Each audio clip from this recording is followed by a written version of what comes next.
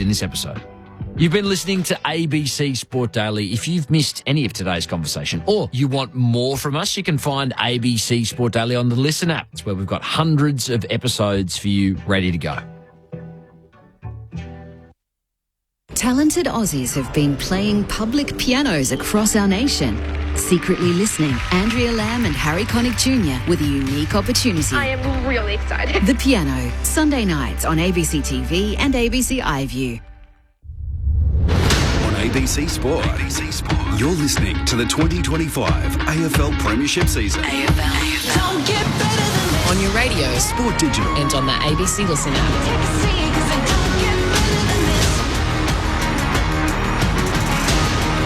Collingwood are in the West, taking on a Fremantle side who were nothing short of deplorable last week under the bright lights of Friday footy. Thrashed by St Kilda by 61 points. Can the Dockers turn it around? Particularly with Collingwood deciding to manage a number of key players. Almost 950 games of experience go out the door for Collingwood for this match. Brody Myercheck couldn't be avoided, out through injury, thanks to the abdominal pain that he's played through for a couple of weeks. But they have left their games record holder and one of the greatest of all time, Scott Pendlebury, back in Melbourne. Braden Maynard and Jordan De Goey also get the week off. It does mean that we get to see a youngster with a big WA connection and a big Fremantle connection. Ed Allen, the son of Ben, who made his debut in this game last year, will be out there tonight for the Collingwood Football Club as they also bring back Jeremy Howe, who was managed, Sullivan and Markov also both returning. And, of course, it would be for Lockie Sullivan an interesting time to come back to Perth Stadium, for it was at this ground last year where he was involved in that controversial umpiring decision, not handing the ball straight back to the umpire, that led to a free kick to Sean Darcy, and that led to a rampaging finish for Fremantle. They could have won it in the dying stages, Jeremy Sharp missing when normally you would back him, and we had a draw here the last time these two sides played. The first and only time in the 37 matches that there's been a draw between Fremantle and Collingwood. Clint Wilden with you. Mitch Turner is with me. Welcome, Mitch.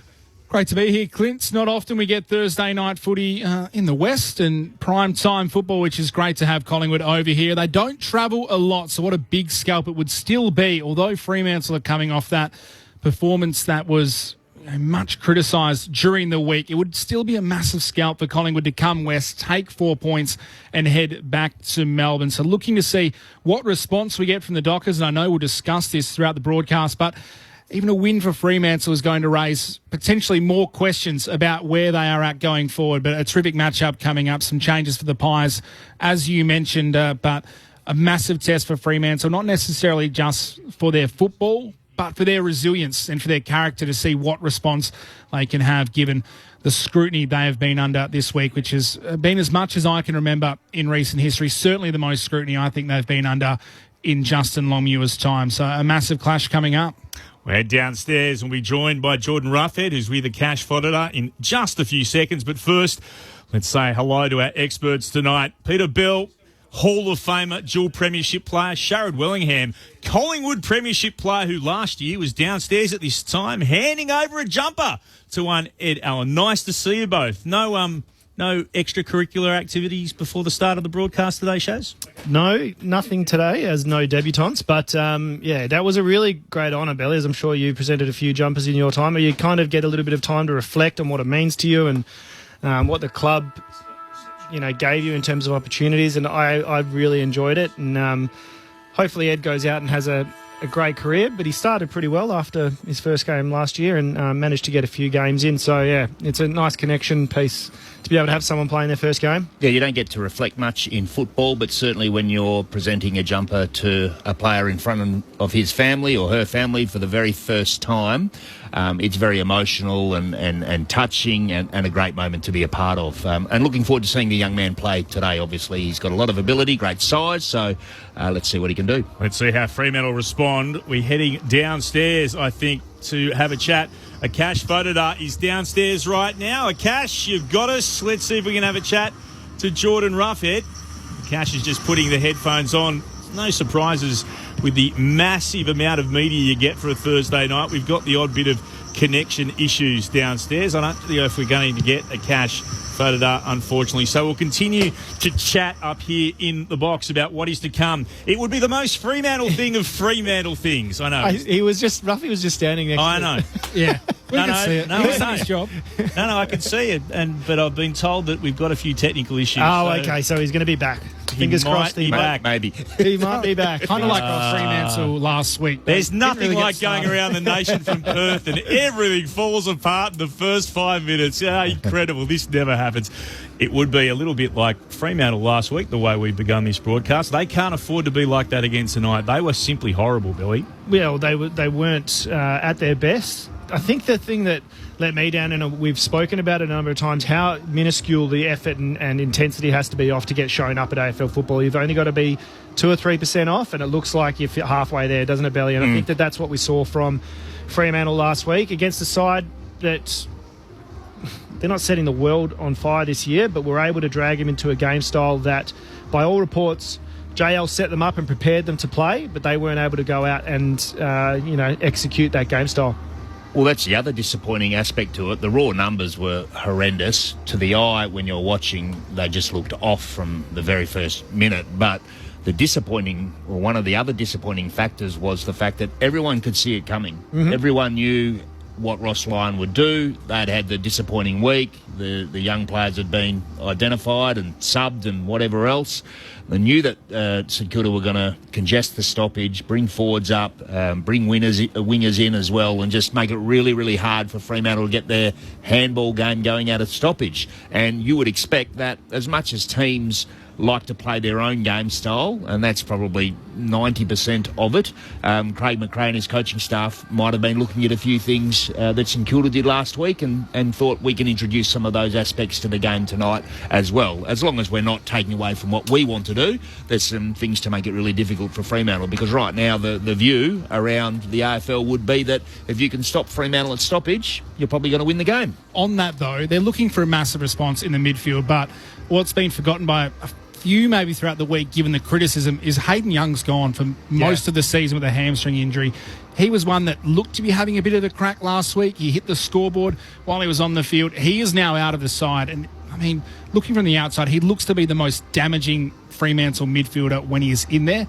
How hard is it going to be to turn around, given they've now lost Hayden Young, and they are missing Jager O'Meara as well, who's had a really good start to the season. He's out for another 5 weeks. Yeah, well, they don't really have a like-for-like replacement for Young, and he is top shelf. Unfortunately for Hayden, he hasn't been able to sort of prove that to the world for sustained periods of time, but in the glimpses that we've seen, the AFL community would be pretty excited about what he can do. He's that player that is a good ball user. You love having a left footer in the midfield as well, and that ability to go forward, and I reckon he's probably Fremantle's second best aerial threat forward besides Tracy when he does go down there and try and sniff out a goal. Do they have to try and strip him back as far as they kind of did with Cyril Rioli 10 years ago and change his running gait and change everything? Do you remember how far back they stripped him to stop the hamstring injuries and stop the soft tissue injuries? Yeah, do you reckon that's something that they should... his running gait, it's not inefficient, but it's kind of like it's not super athletic. He's very flat-footed. He's very flat-footed. He sort of runs on his heels quite a bit. Now, I'm no biomechanist, but I think that all of those... conducive to, like, not tearing your hammy, is it? All of those things would be on the table, and I wouldn't be surprised also. And this is not to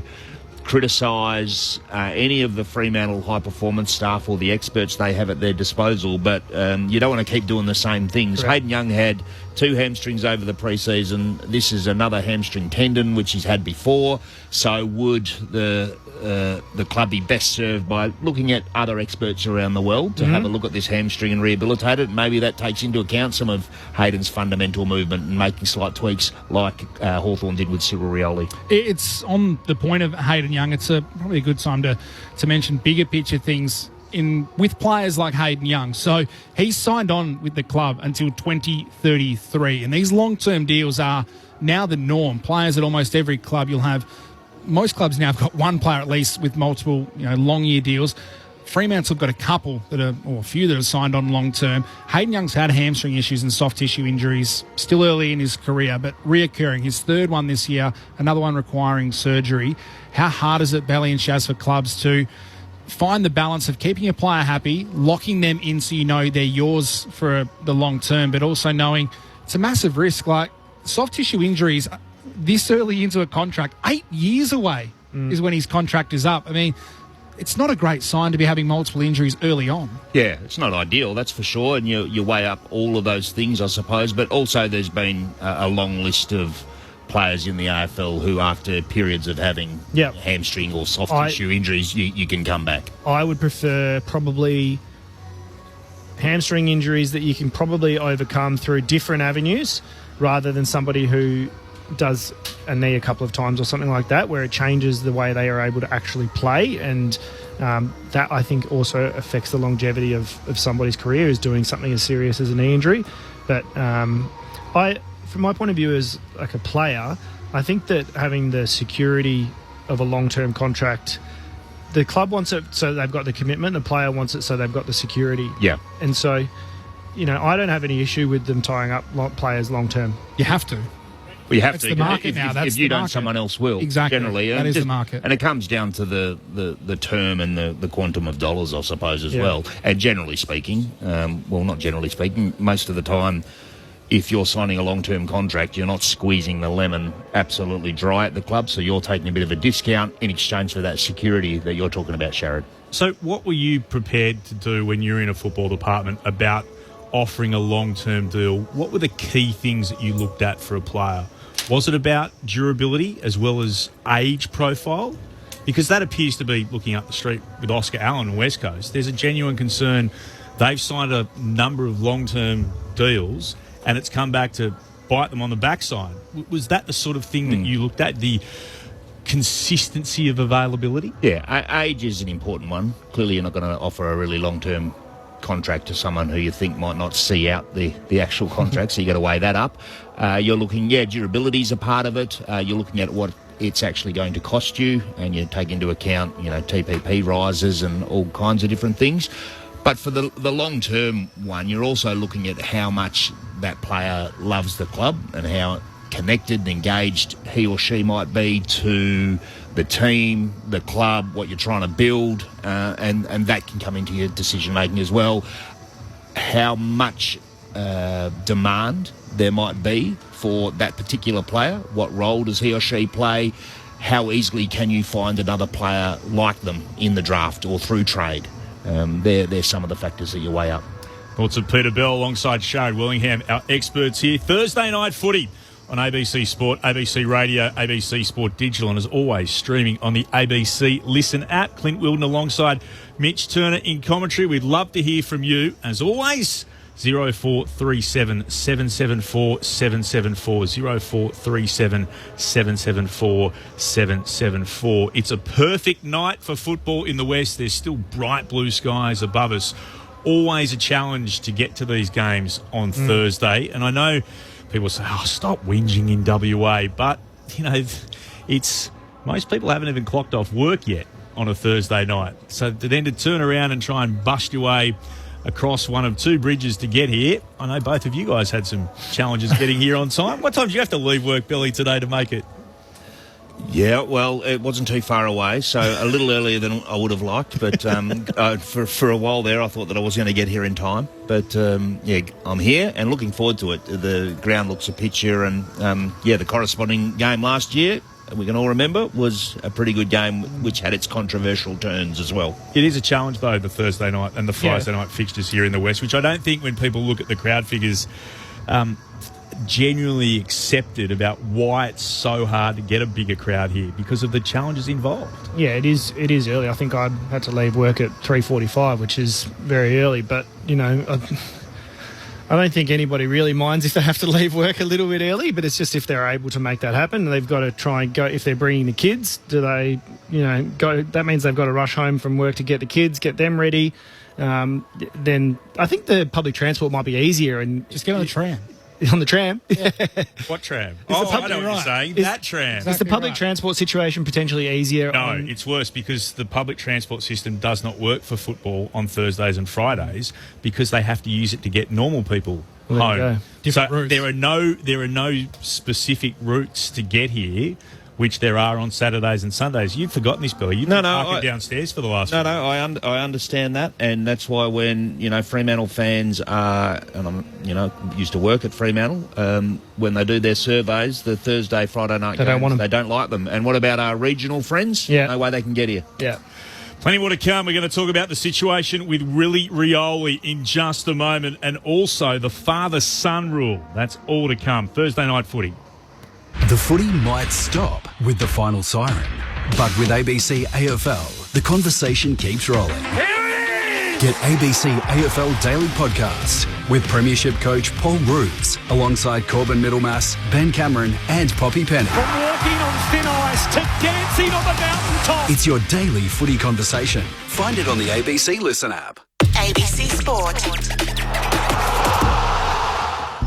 We begin this broadcast by acknowledging the traditional custodians of the land on which this match will be played today and pay our respects to their elders past, present and emerging.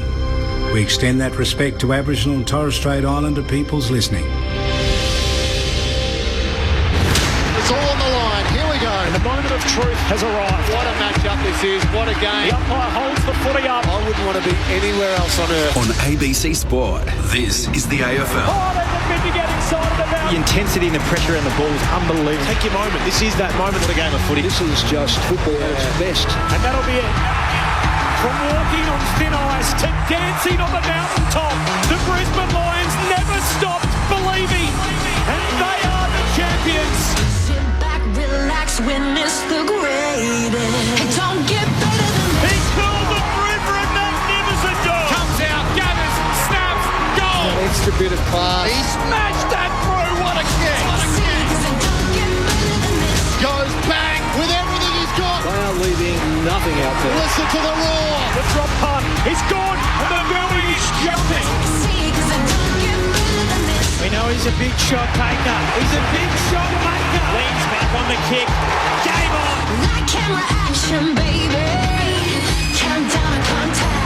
From the right forward on it. Oh, he's a sharpshooter, all right. Step up in the big moment. Points to the man on the mark. Drop punt. He's there. Gathers, snaps, he'll bring the house down. Sit back, relax, witness the greatest. It don't get better than this. He'll put it on the boot. Kick up towards the leg. You take a seat, cause it don't get better than He this. defies the laws of gravity. He runs onto it 50 from goal. He's in Dusty's pocket. He shoots. Oh, he's as bloody good as Dusty. Oh, yeah. Rose snaps goal. The drop punt. It's good. And you can hear that body roar. Walks one way and the next and the snap. There's the finish. 60 out. Oh, my goodness. That's a massive kick. Big time spot. Big time goal kicker. That's why we love football. Brilliant to watch. From the centre wicket, whips it for six, scores level, running past, throws it on the left, could that be the sealer? Seconds ticking down, we're not done yet, what a finish! Welcome to the 2025 AFL Premiership season on ABC Sport. On radio, on digital, and on the ABC Listen app. You take a seat, cause it don't get better than this. It's going to be a cracking night for football in the West. Welcome to Perth Stadium, wherever you are around the great nation. 27 degrees at the moment. It's going to get a little bit cooler over the next hour or so as the sun sets to the right of our broadcast position. The entire ground in shade. Lights starting to take effect as Collingwood rolls into town in second spot. 6-2 on the season, but they do come in after losing last week to Geelong in an absolute epic by 3 points. Fremantle enter this game under slightly different circumstances, losing to St Kilda by 61 and were crushed in about every metric you could think of. It started to raise some serious questions around the coaching future of Justin Longmuir. His sixth season at the moment. They've played just one final so far in the previous five, but they are 4-4. Their percentage, 97.2%. And the Dockers faithful will be rolling into Perth Stadium. The Purple Hordes will expect some level of an answer for what was truly awful last week. Clint Wilden with you. Mitch Turner is alongside me, and it's a Collingwood side without plenty of experience, Mitch. There's a few key players missing. No bigger names than Scott Pendlebury, who has been managed to Goey and Maynard Sue and Myercheck out of this game. Very different looking Collingwood side, even with those three superstars, and they've still got premiership players in every line. But without those sort of guys, it does swing a little bit of favouritism in the way of the Fremantle Dockers. Welcome. Well, it certainly seems that it might, Clint. Great to be here again. As you mentioned, a big disappointment for us in the West sometimes when big superstar names get rested from coming to Perth. They don't get on the plane. And Scott Pendlebury is a player like that who decided, or the club decided, he would not get on the plane and come out west, most experienced player in the AFL competition. It's disappointing for local fans who, I'm sure even Fremantle fans would like to admit, as much as it would help Collingwood's chances, they'd love to see Scott Pendlebury out there. But it's a massive, loss for Collingwood given the experience of over 400 games. Brodie Myercheck, who has been their most reliable target up forward for a number of seasons, he's out with that abdominal strain. It'll possibly change the way they look up front as well. But Craig McRae was pretty adamant during the week, Clint. They are not taking the Dockers lightly. This was always planned regardless of Fremantle's form. It's easy to say that when the Dockers are coming off a 10-goal loss, but I guess we'll have 2 hours of football to figure it out and see whether they made the right call or not. But no Myercheck, no Pendlebury, no Jordan De Goey, no Braden Maynard, 4 of their most senior players. We will hear from Paul Roos, who was very interesting in his comments on the AFL Daily podcast this morning. That's coming up very shortly. I'm keen to get our experts' thoughts on that. And they are Premiership Pie, Sharrod Willingham, alongside him, Hall of Famer Peter Bell. Gentlemen, before we continue on with this game, we do need to talk on one of the big issues of the week. That is, of course, with Willie Rioli. Now, the AFL has released the statement today after completing their investigation, but it came after Willie Rioli had a statement put out by Port Adelaide, and I'll read that out for you now. This morning, this is Willie Rioli, I informed the club I'd withdrawn from Saturday night showdown. With the stress of the week, I feel it's best for me and the team I take a break. I acknowledge my actions after last weekend's game against the Bulldogs were totally unacceptable. I apologised to Bailey Dale on Monday, and I want to publicly apologise again for the stress my actions have caused. I say things from time to time on the footy field in the heat of the moment. I wish I didn't, and I'm continuing to work with the club on managing this moving forward. It's not in my true nature or character to say these things, and I apologise for any distress I caused to individuals or their families, and I want to thank the Port Adelaide Football Club and all of my teammates and coaches for their support. So you won't be playing in the showdown. Now, the AFL statement comes out a little bit later on. They have sanctioned Willie Rioli with a 1-match suspension in connection with his recent conduct and early incidents involving physical threats against other players. So basically, Willie had already said that he's not going to play in the showdown. So does that become 2 games then? Nope, that becomes this game. So to follow through on this circumstance, it means he receives a 1-match suspension and he's not able to play in this weekend's round 9 match against the Adelaide Crows, which he wasn't going to anyway. But they've also said, this is the AFL, that Rioli must participate as soon as possible in education on respectful non-violent language and conduct that will be prescribed by the AFL, and Rioli will also continue to be provided with well-being support. If you didn't catch up with the story, of course, it came through that Willie Rioli had sent a message to a Western Bulldogs player threatening that player's teammate in Bailey Dale. It's a quote that he should be careful if he left the team hotel in Darwin this weekend, as Rioli had lots of friends in Darwin. That sort of got pushed aside by the AFL first time, and let's be honest, the Bulldogs thought that it had been dealt with, Port thought that it had been dealt with, and then further on, thanks to the investigation of the newspapers in Melbourne, there were allegations of 2 further on-field threats of violence against a Geelong player, Brad Close, in round 9 of last season, and an Essendon youngster, Archie Roberts, earlier this season in round 3. So the AFL would have felt, I think, quite embarrassed that they didn't do more of investigation into the situation to start with. But I'm keen for both of you. How do you think that this stacks up as a sanction against Willie Rioli, a 1-match ban for what has happened in the past? It's really, really tough. It's a lot of grey area, and it's no haven't seen anything like it before, so they've got nowhere to kind of lean their, prior knowledge on. But I think that 1 or 2 matches. So I think that maybe it probably lent towards 2 matches. Especially if he said, I'm not going to play this game, then it kind of makes the AFL one look like, we're going to sanction him, but he's already not playing, so it doesn't really count for anything. I think if they wanted to actually make it look like they wanted to have an impact in terms of their sanction, then potentially making it roll on as if there was a suspension with a bye, like if there was a bye. But in terms of what he's done, I don't know what he would be thinking in terms of physical violence off field. Now, on field, I think it's a different kettle of fish. I think that you're talking about something that you might do to somebody, I think it's on the field, white line fever. But if you say you're going to meet someone at a hotel or something like he's kind of alluded to, I've got friends up in Darwin. That's crossing the line, and crossing the line by a fair way. I don't think that somebody should feel unsafe in their work environment. Agree, 100%, Sharad. The interesting bit here was that in the statement, didn't Willie say that on the field in the heat of the moment? Yeah. Well, the message afterwards is not on the field in the heat of the moment. And so I think that's the thing, the issue that most people would have.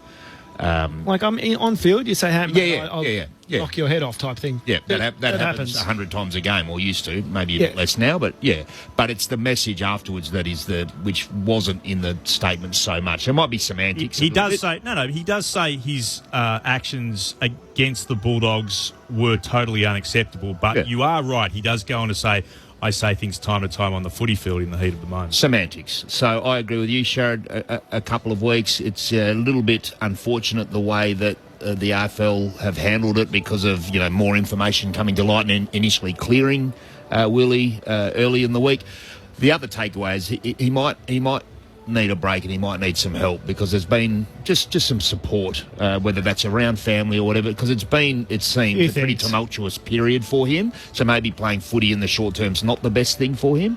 And the other part to just to talk about is that generally these things are discussed and negotiated between clubs and the AFL. So right down to penalty, appropriate courses of action, support for the people involved. They're all sort of negotiated and worked out by the stakeholders. Something that I can't make a comment on, and neither can Mitch, in any way, is everything else that Willie Rioli's been having to deal with. And that's that horrible part of social media that Indigenous players do have to cop. And Willie has copped an awful lot.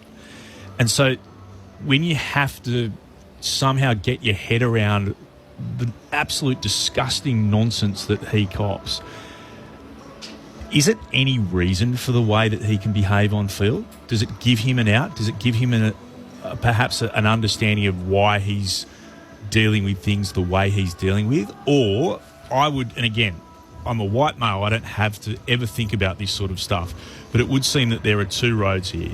If there has been anything racially that's been said your way, then that needs to be reported to the clubs and then to the AFL straight away. Because you have to do that. So therefore, do we have to then go, look, that is one road. The other road is you've gone down this path and done things which we just cannot condone. Do you agree with that most people are never going to be able to understand the headspace that Willie would be in at times because of the abuse that he does cop? And I know Port Adelaide yesterday came out and spoke about some of the rubbish that he does have to deal with constantly on social media. Are you suggesting that something happened on field that wasn't reported? I'm not saying that, but it's just a build-up of things over a long period of time that he has to do. I would say anything that's happened on field, he should speak out about straight away. Yeah. I don't think that's the case because he hasn't. Yeah. But that doesn't mean that he's not carrying the baggage of everything that he's gone through in recent times. Yeah, it's a really, really tough. And that's why, as an Indigenous player, you're the only person that can even give us an insight into this. I personally don't think that you can drag one into the other. They're totally separate. I don't think that Willie should carry himself in a certain way because of how he's being influenced by idiots online. Now, the abuse and crap that he does cop online is inexcusable, but I don't think that gives him an out to go and then misbehave and do the wrong thing on field. If he's not in a good enough headspace to be able to respect the other players out on the field who aren't part of what he's copping, they're completely separate worlds. And so I don't think that, there's enough of a correlation between online abuse and going and abusing somebody yourself online. But you would have had teammates potentially. Have you had teammates that have dealt with this kind of stuff in the past? I know social media was more prevalent towards the mid to back end of your career than it was earlier in your career, but have you seen the frustrations that build up in them when they go onto the field, given the experiences they've had away from the actual football field? And you can see the mindset they do get into. Like, it must be incredibly hard to just walk across the white line and go, everything's fine in my life, I'm going great. Yeah, I definitely have seen it affect players, but that's where they have to have enough of a support network around them, and the club has to be confident in the mindset and mental health. I don't want to throw that out there willy-nilly. The state of mind that a player who's going out is strong enough for them to be able to go and perform their role on game day. Now, there's so much grey area in this conversation that it's really, really tough because, it's obvious that more players cop this kind of abuse than other players. And so I can't really put myself completely in those shoes as someone who cops it as much as, say, a Liam Ryan who cops it constantly, a Willie Rioli who cops it constantly. I think that it's absolutely disgusting the amount of online abuse that they do cop, and that would carry on to on-field. But then it falls on the club to be able to put enough support in place to make them go out and that be their sanctuary. That's what the football field should be for these players who've grown up loving the game. They should be able to go out on the football field and it be a sanctuary for them, that they get to just go out there and play football, not carry the burden of everything else that's going on the other side of the fence. And for the most part, I imagine that on field and within the club, that is a sanctuary for these types of matters. It's the wider experience that has still got so far to go. So within the confines of the club and with your teammates, very, very safe place, but not over the fence and not on social media necessarily. And I would imagine if the commentary and the vilification and those types of things are constant enough and pervasive enough, it has to impact your state of mind eventually, and that could manifest in a whole lot of different ways. But I take Sharon's point that it's not then okay to, if it was the case, to react in a way where you're threatening someone else physically, as an example. I would feel, as bad as this is going to sound, I'd feel more at ease if Willie or someone was to react to somebody who said something on the street. I'd feel that's more justified than him doing something stupid on the field, because that would trigger me more. If some clown on the street said something to me, I'd probably fire up and do something stupid. But there should be no opposition there. Correct. On the street, football is a sport. It's not founded, but it's an opposition thing. So there are games going on, and some of them become things that aren't games. That are unfortunate. But on the street, as you're saying, there should be no opposition on the street. And again, me v you, we should all be together. So there's no need to do anything on the street. And if you have joined this conversation late, we'll just again emphasise that there was no suggestion that the commentary during the game from players was of that nature. No, not at all. Yep. But it is that question about how much bubbling away, and bubble away, and something just triggering. Again, I can understand it, but I like I said, I can understand that could be the cause of his bubble over. But I also think that there needs to be enough steps in place and support before he goes out onto the ground to be able to go out there and play his role and do what's right while he's out on the ground. So what would you be doing if you were in charge of the football department at Port Adelaide, Peter, and you've got this situation where you want to wrap your arms around him? I think that the AFL have done the right thing by allowing him to be around the football club. I think that's absolutely spot on. I do agree that when you read, and we're only reading what he's done, there needed to be some level of sanction. But how do you help Willie from this point onwards, when obviously what they've been doing up to this point hasn't been enough for them? Yeah, well, short term, as a football department, you're there to care for the player and help through this period, the acute period, if you like. And then longer term, and there's already been, by the language, you can see there's contrition there. So longer term, it is around making sure that it doesn't happen again, and that the player, in this case Willie, is being supported and in a headspace where it won't happen again, or it shouldn't happen again. Now, there's a whole lot of other factors that go into the wider community and the responsibility that they need to take, but in a very narrow sense, you're there to support, and you're there to make sure that there's not a repeat of this into the future, and by supporting and educating the player as much as you possibly can. Now, that could be by making sure that he's very much around the club, because that is the safe place, the sanctuary, or it could be that there's a combination of some more family support or whatever the player might need at that particular point. And that'd be the conversations that would be happening between player and club. Peter Bell, Hall of Famer, alongside Jared Wellingham. Collingwood Premiership player, Clint Wilden with you. Mitch Turner will be calling the game alongside me. This is Thursday Night Footy on ABC Sport, right around the country, of course, on ABC Radio, ABC Sport Digital, and streaming on the ABC Listen app. Shortly, we'll head down into the Fremantle Dockers rooms. Joel Corey, one of their assistants, will join us here as part of our build-up towards the game. But first, Paul Roos was interesting. Collingwood resting, as I said, a number of their key players. They're one of their greatest ever, still going around, of course. I speak of Scott Pendlebury, their games record holder. And they also decided to manage De Goey and Maynard with Mychek out injured. Paul Roos had this to say on the AFL Daily podcast earlier today about Collingwood resting players. I'll tell you what the first thing that he would put up on the board, or the first thing I would put up on the board. I can't speak to Justin. Collingwood are not taking us seriously. Collingwood think this is an easy win.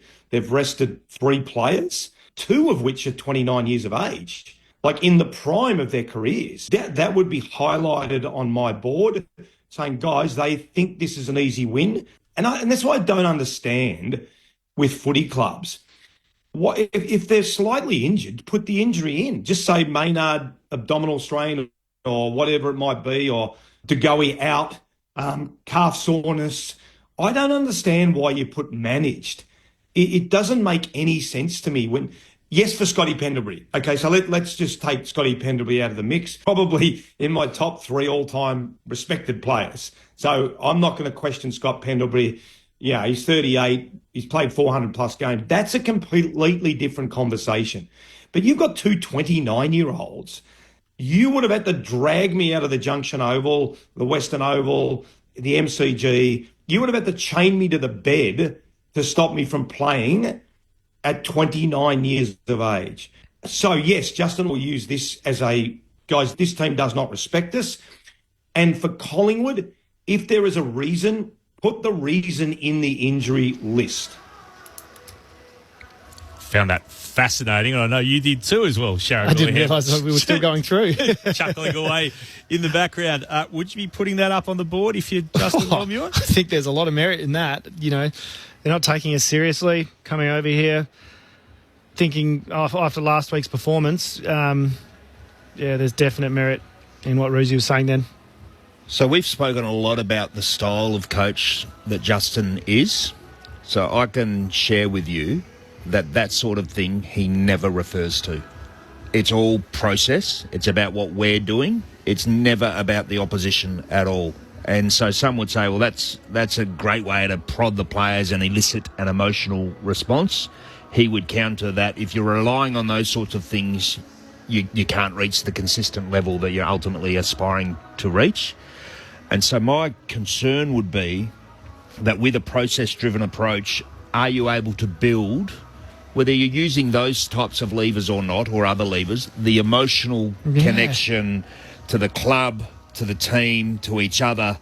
Us against them. Yeah, to what the game is demanding at any point in time. Because theoretically, I get it, that you want the players to drive it themselves and you don't have to rely on outside stimulus to be the best you can be, but it's an emotional game. Correct. You want to elicit some sort of emotional response from each player to each other, and you use whatever lever you can. And if that's going to unify the team and galvanise them, then in amongst all the theory and strategy and training and prep, I think there's a place for it. So that was a long-winded response to say I would use it. Yeah. I'd be happy to use it. The players aren't going out there to play chess. You want to elicit some emotion, and it's not rah-rah. It's not, all nothing. That's a perfect time to use.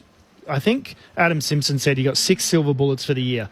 That's one of the times where you can elicit some real emotion in the players to get that us against them mentality happening. It's been happening forever and a day. I mean, how many times did you go into the lecture theatre before a game and then there's all the headlines? The headlines of people taking pot shots at the club after a performance, personal pot shots. And, we know that there were coaches in the past who used to actually get to journalists and wind them up and say this about this one and say this about that one. And then there it is, even in your locker, Sharad. Open it up and there's the article about you in the locker. Now, times have changed, I get it, but yeah, coming back to the point that sometimes you need that prod.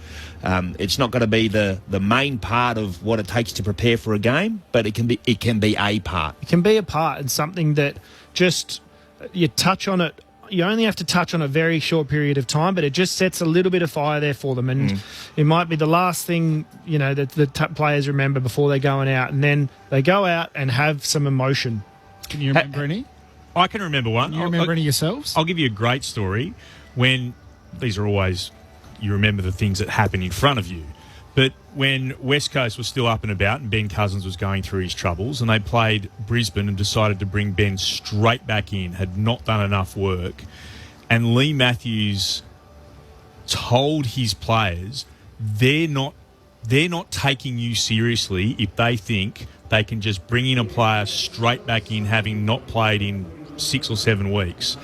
They don't respect you coming over here. Simon Black spoke about it. That Lee was absolutely...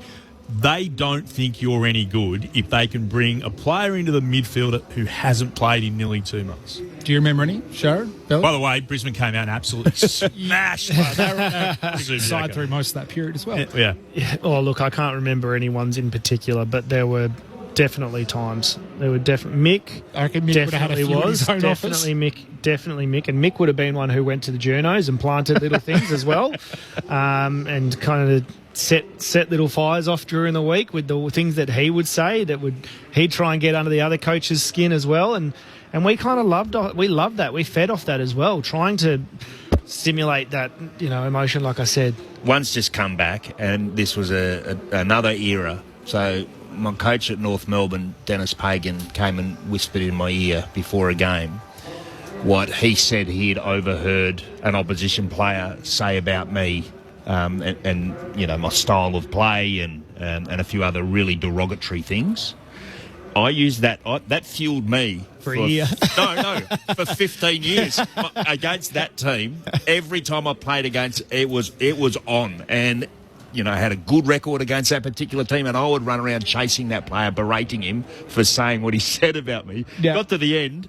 And I when you retired and everything else and you're chatting and he's saying, I don't remember saying anything like that at all. But wait, did Pags admit that he made it up or something? I never actually got to just clarified with Dennis. But so not just a short-term response, and that could say something about how petty I am. A 15-year vendetta.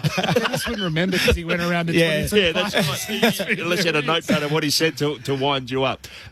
And we should make the point also that this would have been in the calendar for Collingwood for a long period of time. It actually has nothing to do with Fremantle per se, just the short turnaround. And I think for Scott Pendlebury, yes. Maybe, yeah. But to, and potentially to Goey, who has been struggling with a few injuries, but I know that they had penciled in Steele to miss as well, and so he's obviously had to, kind of have 5. But I think it does speak to the performance from last week that they go, we can probably afford to leave a couple of guys home who we might have pushed through if we really thought that we were going to be up against it. And in a strange way, look, and it's all theoretical stuff, but look, I feel that one of the things that Fremantle are not able to handle at the moment is the expectation of winning.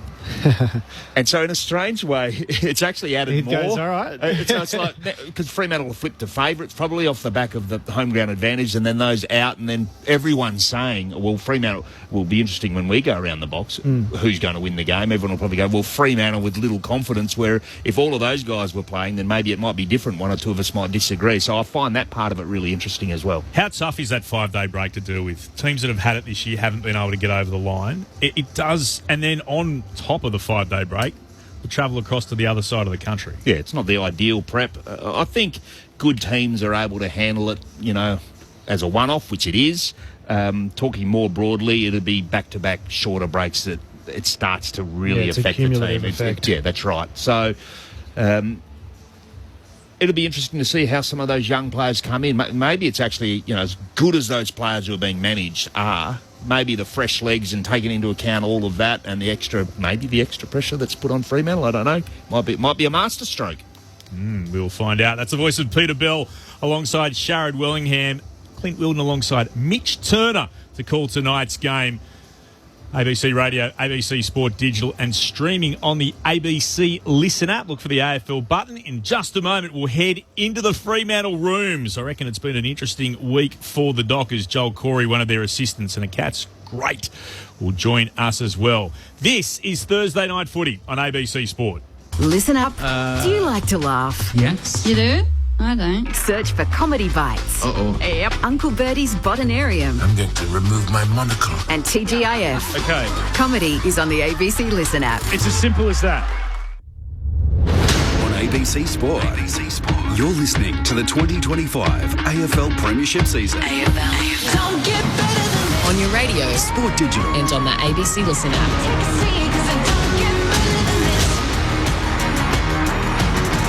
We're at Perth Stadium for Thursday Night Footy. Teams warming up down below as the subs are in. Neil Erasmus for the Fremantle Dockers and Oleg Markov, premiership player with the Pies. They're the two subs. The emergencies, no changes here. Narkle, McDonald and Draper. And missing out, unfortunately for Collingwood, we don't get a chance to have a look at 19-year-old Charlie West. William Hayes, and of course Charlie Dean, the other listed emergencies. So no late changes for subs Erasmus and Markov. Clint Wilden alongside Mitch Turner in commentary. Our experts Peter Bell and Sharad Wellingham. Let's head downstairs, and Akash Fodadar has got one of the Fremantle assistants with him. Akash. Thanks, Clint. I'm joined by Fremantle midfield coach Joel Corey. Joel, thanks for your time before the bounce. Been a big week, I guess, with all the noise after the St Kilda game. What's it been like inside the four walls of the club? Thanks for having me. A little bit of a different week with the travel and playing in Melbourne, not going back till later on a Saturday, but and then playing on a Thursday night, which is not normal for, I guess, us as a Fremantle Football Club. But as we take away from a disappointing game, we went back to trying to review it and from a team level and the line level and the individual. So nothing's different in that respect, and just trying to get the most out of it so we don't walk away and having not learned from it. There's been a lot of noise during the week and a lot of pressure on the senior coach. How do you guys as a coaching group support Justin? Well, we just try to do our jobs as best as possible and prepare the players to actually perform. And part of our job is to actually extract some of those things that the players are thinking in different times. And if we can do that, we can take a little bit of a load off Justin. You talk about the things you had to learn from last week against St Kilda. What are some of those, particularly in the midfield area of the ground? Well, you can't get any game done if you're not willing to be in the contest. And while we've had some really good games in the contest in the past, it wasn't our best last Friday night. So just going, breaking that down, what do we need to do? Do we need to have multiple efforts? You can't drift out of the contest. Just things like that. And once again, explore the mental space with the individual and what's stopping them in that space. And speaking of midfields, what's the plan to stop Nick Dacos tonight? Well, it's extremely hard to stop him. we'll do our best. Okay, we'll try to work as a team to actually slow not only Nick down, but there's another number of different guys in there. Cameron, the ruckman's playing extremely well as well. So, yeah, well, look, I just went back to what I said before. Like, we've got to be in the contest to actually help ourselves win it, and then hopefully take away a bit of their influence. Great. Let's head upstairs. A few more questions from the guys in the box. G'day, Joel. Peter Bell. How you going? Wanted to ask you around the concept of bringing up numbers to a Fremantle stoppage, whether they be half forwards or wingers sort of playing a bit closer, is not new. St Kilda executed it really well last week. What are some of the things that your midfield group has talked about to try and negate that structure that the opposition are applying? Yeah, when the opposition bring up two numbers, it makes it quite a dense stoppage or contest. So we've got to work out, do we want numbers off the back to help support our backs, or do we need to actually bring those numbers in to actually help the contest? And we couldn't quite get it right last week. We wanted to actually bring the numbers up a bit higher to help that contest, but then we couldn't get it done, and then we couldn't get it done behind the ball. So there's another number of different things that end up taking place. We just couldn't execute anything from the strategy that St Kilda were bringing last week. How do you see the Sean Darcy, Luke Jackson role today with Pat Voss also back into the side? You're obviously pretty tall. How do you see that mix working tonight? They look pretty similar in terms of how Sean and Jacko go about it. Sean's still coming back from that long layoff, so we're looking for them to actually gel a little bit more the more that they play together. But Jacko's have an ability to actually play multiple different roles, so we'll try to expose him to that tonight. How's the response been from your midfield group after being soundly beaten, along with the other lines, to be honest, but, you know, the importance of the midfield? How do you think they've responded in their application and learning through the week so far? Yeah, well, they're taking ownership of it. That's the first thing. Accountability to actions and behaviours, and discussing around how they felt in these situations and reviewing how they communicated. So there's some of the things that you can you need to ask them, and they went ahead. Like I said, took full ownership and looking to actually perform off the back of it. Joel, Mitch Turner here. Thank you for your time. Just on that, so how much this week was player-driven and how much was coach-driven in terms of addressing some of the issues that occurred last weekend? Oh, we try to facilitate, so we'd love the players to actually drive everything that they do. So at times we need to step in and actually divert the attention, the conversation in a certain direction. But the players, especially I can talk from the midfield group, are really sound with how they see the game, and they communicate really well with each other during the week. Some of that communication we're trying to drive to get it on field more often than not. And given the changes that Collingwood have made, have you had to dig a little bit deeper tonight, especially up forward? I guess not exactly your department, but no Brody Myercheck, haven't brought another like-for-like straight in. So what does it look like for your side tonight going up against a different-looking Collingwood forward line? Well, they're a bit smaller as a team anyway, and then Myercheck goes out. So then you're thinking that there's a little bit of a run there. So we need to take care of the contest, and hopefully they don't get a kind of run. And I guess from a midfield and the guys up the ground trying to limit their opportunities will go a long way. Clint Wilden here, Joel, and thank you again for your time. Just an insight to what it's like in the rooms. When you get so badly beaten in so many stats, have you ever set players a target of this is what we expect you to achieve tonight? Do you talk about those sorts of things? Well, like I said before, we want the players to drive things, and we need to facilitate the conversation at times. So, yeah, you do need to step in and say, well, this is what's happening. Try to give them a solution to actually help them, but then hand it over to them, because they're the ones that are they do the actions. So support them as much as possible, let them know the situation, and pat them on the back and encourage them. And just one other thing that you said, Joel, exploring the mental space. The criticism has come from Fremantle, and it's come from internally at the club as well, that you're not tough enough when required. When you talk about exploring the mental space, what does that mean? Well, there's a physical part of the game and the mental's part of the game. So, and that takes in everything. It's not just about the contest. It's about dealing with the situation. You're at a ground. Maybe you don't play it very often, or you're away from home.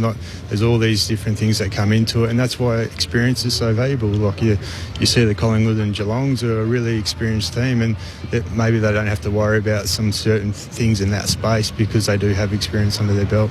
Smithy, Belly again. I just wanted to jump in at this point because there's a really good segue to do so. I was going to ask you at the end, and I know you're a humble bloke, but you've played in some unbelievably good footy teams, and we know that they were more experienced. But can you give us some insights into perhaps some of the attributes or that mental side of the game that successful team or those teams had that we're still trying to build, or you're trying to build at Fremantle? Can you give us any insight on that? Well, one of the things is taking ownership of the moment, and it's not about actually doing something extraordinary. It's actually just being reliable each time moments come up. And if you get a few blokes doing it, it probably doesn't work. But if you get a collective being really reliable in moments, then it tends to push your way more often than not.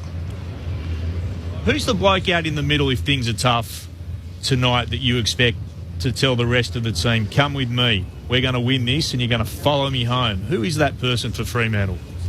Well, like I said before, it's not just one individual. It can't be just one individual. At times it may seem that way, but as a collective you need to have more than one to actually push it in your direction. So I'm expecting them all to have understand what the game needs. Don't go outside what is actually needed, and work together to achieve the common goal. Good luck, Joel. Thanks for chatting to us. Thank you. Joel Corey downstairs for the Fremantle Dockers, one of their assistant coaches. On that last point that was raised about the collective, yes, there is an element of that, Belly, but there is also an element of the players, from my experience, looking to the right people to do the right thing at the right time, isn't there? And do you think that Freo at the moment have those players, or are too heavily reliant on too few? It's a great question. Off the back of the sample of last week, you'd say reliant on too few, because Ross Lyon and his coaching team dismantled Andy Brayshaw and Caleb Sarong, and then they were aided by the injury to Hayden Young, but the game wasn't looking good for Fremantle even before that anyway. Yeah. So let's say tonight it's neck and neck with 3 minutes to go. I know that it is the collective, but when I think Joel is talking about the collective, it's about everyone playing their role. It's not about somebody going outside and doing something that's outside of their role, which is what I think coaches are talking about and players want. But who at the moment... I've got a couple of players that I would think of that should be the ones that are go-to. Yep. So are they going to be able to be relied upon to do that thing at the right time? Oh, look, I think Alex Pearce, Caleb Sarong, Andy Brayshaw and Josh Tracy, I think generally speaking you can trust them enough. I would question whether there's enough depth of those types of players who are not stepping outside their role, but who are doing understanding what the game needs at a particular moment. Correct. And delivering it for the team. Correct. And almost pleading through your action, or demanding through your action, the other teammates to get on board. We're going to grab this game by the scruff of the neck. Yeah. And it's not taking something outside of the structure or individual heroics, although that helps. It's just by physicality, by an unbelievable physical effort, by communication, those types of things that can drag players along with you. So they're the players at Fremantle who spring to mind who can do that. And I think that that's the really important point, for listeners as well, is that it's not somebody who wouldn't do something they usually do. It's about everybody doing their role at that time and executing it. So it is those players that you mentioned who may be able to get a clearance or take a mark, but it's about who's putting on the block that might be able to put Tracy in a position to take a mark. It's those small things that go to the person doing the thing that's going to be seen, being able to do it. What about the lift emotionally that Bobby Hill's run-down tackle at Collingwood? I mean, he's athletically gifted enough to be able to do that, but that's the sort of thing that just drives the whole team towards, trying to grab those matches by the scruff of the neck. Helps when they don't ping it for tripping, though. Sorry. Well, you mean give away a free kick, Belly? That's a very questionable going back act to over make. old dirty ground that we were watching here during our game, West Coast versus Melbourne, last week, and the whole box went up in absolute shock. We've got some interesting news coming through with the teams. I'll tell you about that in just a second, but a few texts that I wanted to go through. B from Mount Gambier, will Rioli be eligible for the Brownlow, please? Well, I'm not sure he was in the mix anyway, but no, if you're suspended during the season, for whatever reason, you are not eligible for the Brownlow. So no, he is simply not. Pete from Ballarat is fired up. Oh, grey area. Garbage. A kid throws a bit of paper at a leer and gets banned from the footy for 2 years. That was over the top, but again, that's spectator interaction with players, but I take your point. Wasn't the AFL either. No, it was the SCG.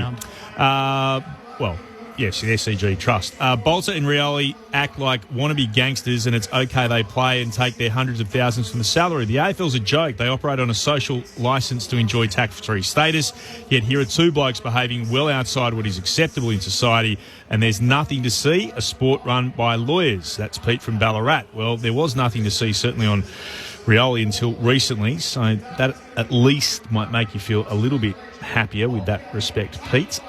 Jeremy says, my daughter's junior girls footy team has Indigenous players in it from Melbourne, and they have to cop racist remarks in games from opposition players. They're just kids, so it starts early for Aboriginal people, and I feel for them. That's Jeremy. And that was, again, not trying to make excuses for Willie Rioli, but something that I was keen to explore, because as a white person, we just don't get it. I still think Willie Rioli deserved to be sanctioned for what he did, but there's often stuff going on in the background. I love this from Jeremy. Please do some homework. Firstly, the AFL fixture sees the Pies coming off a 5-day break. That is correct. Mycheck, Maynard, both injured. Fly explained that at his presser. Go watch it, which we did on Tuesday, Mitch, in the office. We did. He also said De Goey is unfit and in poor form, and they're putting him on a 10-day fitness program. Pendles is old, and flying is known as a hammy trap. Regards, Jeremy. I actually understand completely what Craig McRae had to say, but the points were made by Paul Roos about what are you doing if you're Fremantle? And as we know, for a number of reasons, good reasons to rest players for one side can be used as motivation for the other. So, Jeremy, we actually knew what you were talking about. That doesn't mean that Fremantle might not have thought about pumping this up, about that you're not taking it seriously. Well, just on that one, I did some numbers and I spoke about this on Sports Talk. So Geelong, who are renowned for the management of players, managed 40 players, I reckon, through the home and away season in 2024. So, look, some of those are probably injuries that they called managed for whatever reason, but that's significant. And Fremantle significantly less than that. So Geelong are right up the top end. So it's very much a part of their planning. And when you think about it, we have the amount of games in a season. It's an arbitrary number that we've all just agreed upon. So who's to say that your peak performance might be 20 games in a season rather than 23? I'm sure there's lots of sports scientists who would actually back that up. Just give up on the word managed and just say sore. Finger, hamstring, calf. Just say, even if it's small, just get rid of managed and you'll avoid the criticism. Phil from Victoria says the same stuff. Go Pies. Roosie is absolutely wrong. Come on, McRae's way more professional than that. What he's alluding to is absurd. The Outs were not wanting to, but having to. Shawnee Mount Gambier, why pussyfoot around this? I like this. It's good stuff, Sean. Pussyfoot. What a great term. Can we drop that in the commentary tonight? Collingwood are a far better unit. I don't support them, but wow. I think not in regards to Fremantle. So I think they're all very, very fair calls. G'day, team. Fran from Melbourne here. Hello, Fran. Lovely you to touch base. One of our regular correspondents. Looking forward to the game and the call. I believe it will be a hard slog for the Pies, though hoping not. Fremantle have a good track record against us. And a shout out to Sharad. Go Pies from one of the Collingwood supporters. Thank you, Fran. I wonder how many people can accuse us of being biased tonight with you in the box. Happens. I will be biased. No, normally we're accused of it. I've got a selection on the wall now at work about the number of times we get accused of being biased. That's why you're here, just to balance things out, of course. The teams are interesting, Mitch, for one particular reason. Tell us about it. Well, I'll go through a few of the teams, but the biggest one that's caught my eye here in the box is from the Melbourne and Hawthorn game at the MCG on Saturday afternoon. The ins for Melbourne, Van Rooyen's back, Clayton Oliver is back into the side, and so is Jefferson. But the outs, Melksham's been managed, Petty has concussion, but Jack Viney, the club has said, has delayed concussion from the West Coast Eagles game. Now, if you cast your mind back to the weekend and earlier in the week, Eagles debutant Beau Allen was suspended for a swinging arm in a marking contest that collected Jack Viney in the head. He was given 1 week. Now, Melbourne hasn't directly said it is from that incident, but Viney was down for about 5 to 10 seconds holding his head, and he was whacked in the head. Now, the delayed concussion changes potentially the outcome of that incident. But at the time that the MRO handed down and offered a week to Beau Allen, there was no concussion for Jack Viney. Beau Allen accepted it. There was no challenge. But now, a few days later, we have a concussion. So the outcome of Beau Allen's hit, if that is exactly the moment in the game that caused the delayed concussion, is far worse than what it was at the time. He has concussed a player with a swinging arm. And we've seen we saw Lewis Melican get Toby Bedford in the eye and cause blurred vision. He got 3 weeks. And we all said at the start of the week, well, Beau Allen, he didn't concuss him, so he won't get as much as Melican. But that's changed now. So it shows, for mine, how broken the system is, because it's outcome-based. We all know that. It's not action-based. It's outcome-based. And the outcome is not the same. But you can't go back on it. He's been offered it. It's accepted. And the Eagles might think they've gotten away with one. Right. So if it was in that incident, are you lobbying for a retrospective increase to the penalty? Not I remind you live in this city. Just noting that the system is flawed in the way that it is. And I get it. I'm not going to ignore the fact that Beau Allen's one of your young players you work with, Sharon, so I would never say that. What I'm saying is a lot of the debate has been around action v outcome, and regardless of what is said by the MRO and the AFL, we all know outcome has basically become the biggest factor in suspensions and tribunal and MRO decisions. But you have to give the AFL an out on this. Oh, no, it's an out. You can't be waiting until... But does his action become worse now? Well, it is. But so don't ever give me action, AFL, because the action has not changed. Yes, but the outcome has. But you cannot wait. You cannot wait until this late in the week because someone might get delayed concussion. I 100%. I just think it's also an element of chain of possession. If it was, if there was a crime committed, there's chain of possession. And, something might have happened at training on Tuesday. No, they said it was Melbourne, the West Coast incident, and I'm going to say statute of limitations applies, double jeopardy applies. He's been found guilty. It just does. It does go to show that force, when it gets graded, the force hasn't changed. The incident happened. You graded the force. You graded the contact. But you got it wrong, technically, because he has had concussions. So you got it right. No, you got it right at the time. At the time, you got it right. Well, you thought so. The action hasn't changed. The force didn't increase in the last 3 days. It was exactly what it was. So just an interesting one that kind of came across. It, might fly under the radar. The big thing is Melbourne is without Jack Viney for a big game against Hawthorn. I'll run through a couple of the other big changes. Friday night, tomorrow night, Matthias Philippou is obviously in for the Saints. He was almost back and then was a laid out, so he is in. Just tell us all the managed players as well. None here. He's in for Toby Travalia. Jack Silvani is back for Carlton with Binns and Evans. Sam Doherty has been omitted. He's been left out of the side. Fogarty with a hamstring. Matt Carroll omitted. So that is tomorrow night's fixture. And then some other big ones to go through for the rest of the weekend with players that are back. Also, Charlie Curnow has been named, despite reports that he's been a little sore. So no management for Charlie Curnow. He will play Sydney v Essendon. Jordan Ridley's out with that hamstring. Gresham's out with an adductor. Menzies has been Menzie omitted. Harrison Jones, of course, out with the ankle, and so too Sardis. But Dylan Shield is back, and so is Caldwell. Malikan out for Sydney. Ben Patton is into the side. Gold Coast taking on the Dogs up in the top end. Adam Treloar is out with calf tightness. Jed Buslinger has been dropped. Gallagher and Poulter are in for them. There is a managed. I found a couple managed just for you. The Suns have managed Ethan Reid and managed, this one's fair enough, David Swallow, who's out of the side. Fiorini, Long, Closey and Roses are in. Wasn't David Swallow for them sub last week? No, he started. He kicked the first goal of the game in the Q Clash. This is another one. Tom Barras has also been managed, so he will not play against Melbourne. Carl Amon, though, is back in, which is a really big in for the Hawks. So there's some of the key changes to the sides this week. Brodie Smith dropped by Adelaide. Mitch Hinge is back in for their clash. I'm very interested in that game up in Darwin. Gold Coast defending the perfect record up there. What are they, 6 from 6? So that'll be... And the Bulldogs in great form, so really looking forward to that one. And GWS not going that well of late. They take on the Cats. They'll be without Darcy Jones, who's been a big player. He's been left out. These are just squads for Sunday. He's got a knee issue, so Darcy Jones is out of the side for GWS. He's been a big factor. The Cats are missing Lawson Humphries through concussion and Reece Stanley. It's a tough game to pick on Saturday night because that's going to be a beauty, Gold Coast and the Bulldogs. And then you've got the showdown, which is always a ripper. It's the best rivalry in AFL football. Yep, agreed. Sorry, Collingwood Carlton fans will come over the top, but from someone who's not from... I would rather watch a showdown than a derby. Doesn't matter where they are on the table, there's something going on, they're always close, they're fiercely contested, and I'm just going to have to find a way to set myself up with TVs. How do they manage to keep enough... ferocity in that game without it turning into a boil over and unnecessary. You know how over here it's really kind of dampened down. They keep enough into it without it turning into a massive... There's a guy wearing number 9 for Collingwood right now who maybe caused a bit of a boil over in his last showdown when he ran through one of the Adelaide Crows players named Dan Houston. So it still does boil over at times. But they still try and build it up, and they do a good enough job. Whereas here, it's always played down.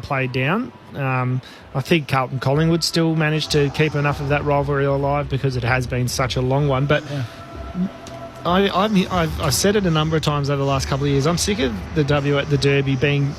Have there been enough derbies where both teams have been pretty good? Yeah, that's what I was just thinking. And there also hasn't been enough derbies that they've been close because even when Port or Adelaide are not in the mix on the ladder, for whatever reason, when they come back together, they're cracking contests every time.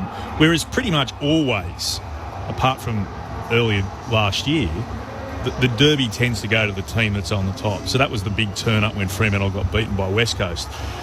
We're about to see the Collingwood Football Club make their way out onto Perth Stadium. A 5-day break after losing to Geelong last week. And they've made a couple of changes for this one, managing one of their all-time greats in Pendlebury, no Degoe, no Maynard.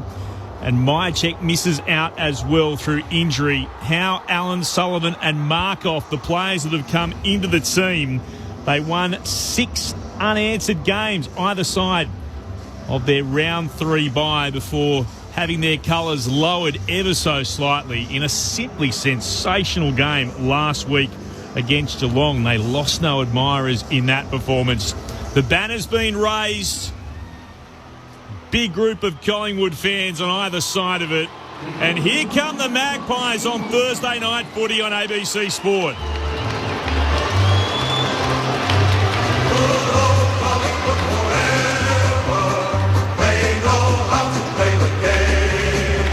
Side by side they stick together to uphold the Magpies' name. See the barricades are shouting as all barricades shout. Oh, the premiership's a cakewalk, what a good old Collingwood. The Magpies on the ground, running through the banner that wishes all Magpie mums a happy Mother's Day. And indeed, a happy Mother's Day coming up to all you mums around the nation. They're in their away uniform, predominantly white, the white back with the white shorts and, of course, those famous black stripes down the front. The Magpies heading to the left of our broadcast position. And they're about to warm up as we await the Fremantle Dockers. Thursday night footy on ABC Sport, thanks to ABC Radio, ABC Sport Digital, and as always, streaming on the ABC Listen app. Look out for the AFL button. Our text line, if you'd like to get involved, 0437 774 774. The number to have a chat with is 0437 774 774. The Dockers have made a couple of changes as well. The big one, that terrible hamstring injury to Hayden Young, expecting to miss the next 12 weeks. He's had surgery on it as well. Draper and Narkle, the omissions. So despite their performance last week, Coach Justin Longmuir staying pretty true to his team. Hand in hand, hearts aligned, so no one is left behind is the message on the banner. It's a big game for the Dockers, this one. Their Purple Hand Foundation game, the 4th annual one. aims to make an impact off and on the field. The WA community raising funds for Fremantle's charitable arm. It's about helping young people overcoming barriers, instilling important life skills using the power of sport. Last year, they were able to raise an incredible $63,000, looking for a target of $85,000 tonight. But for the Purple fans, as they make their way in, what they're much more interested in, despite the best efforts of the club in a social sense, is can they get 4 points and go back ahead of the ledger? They sit in ninth. They're facing a Magpies team in second. Voss returns from suspension. Erasmus and Simpson into the team, with Erasmus the sub for the Dockers. The Pyrotechnics explode in front of us.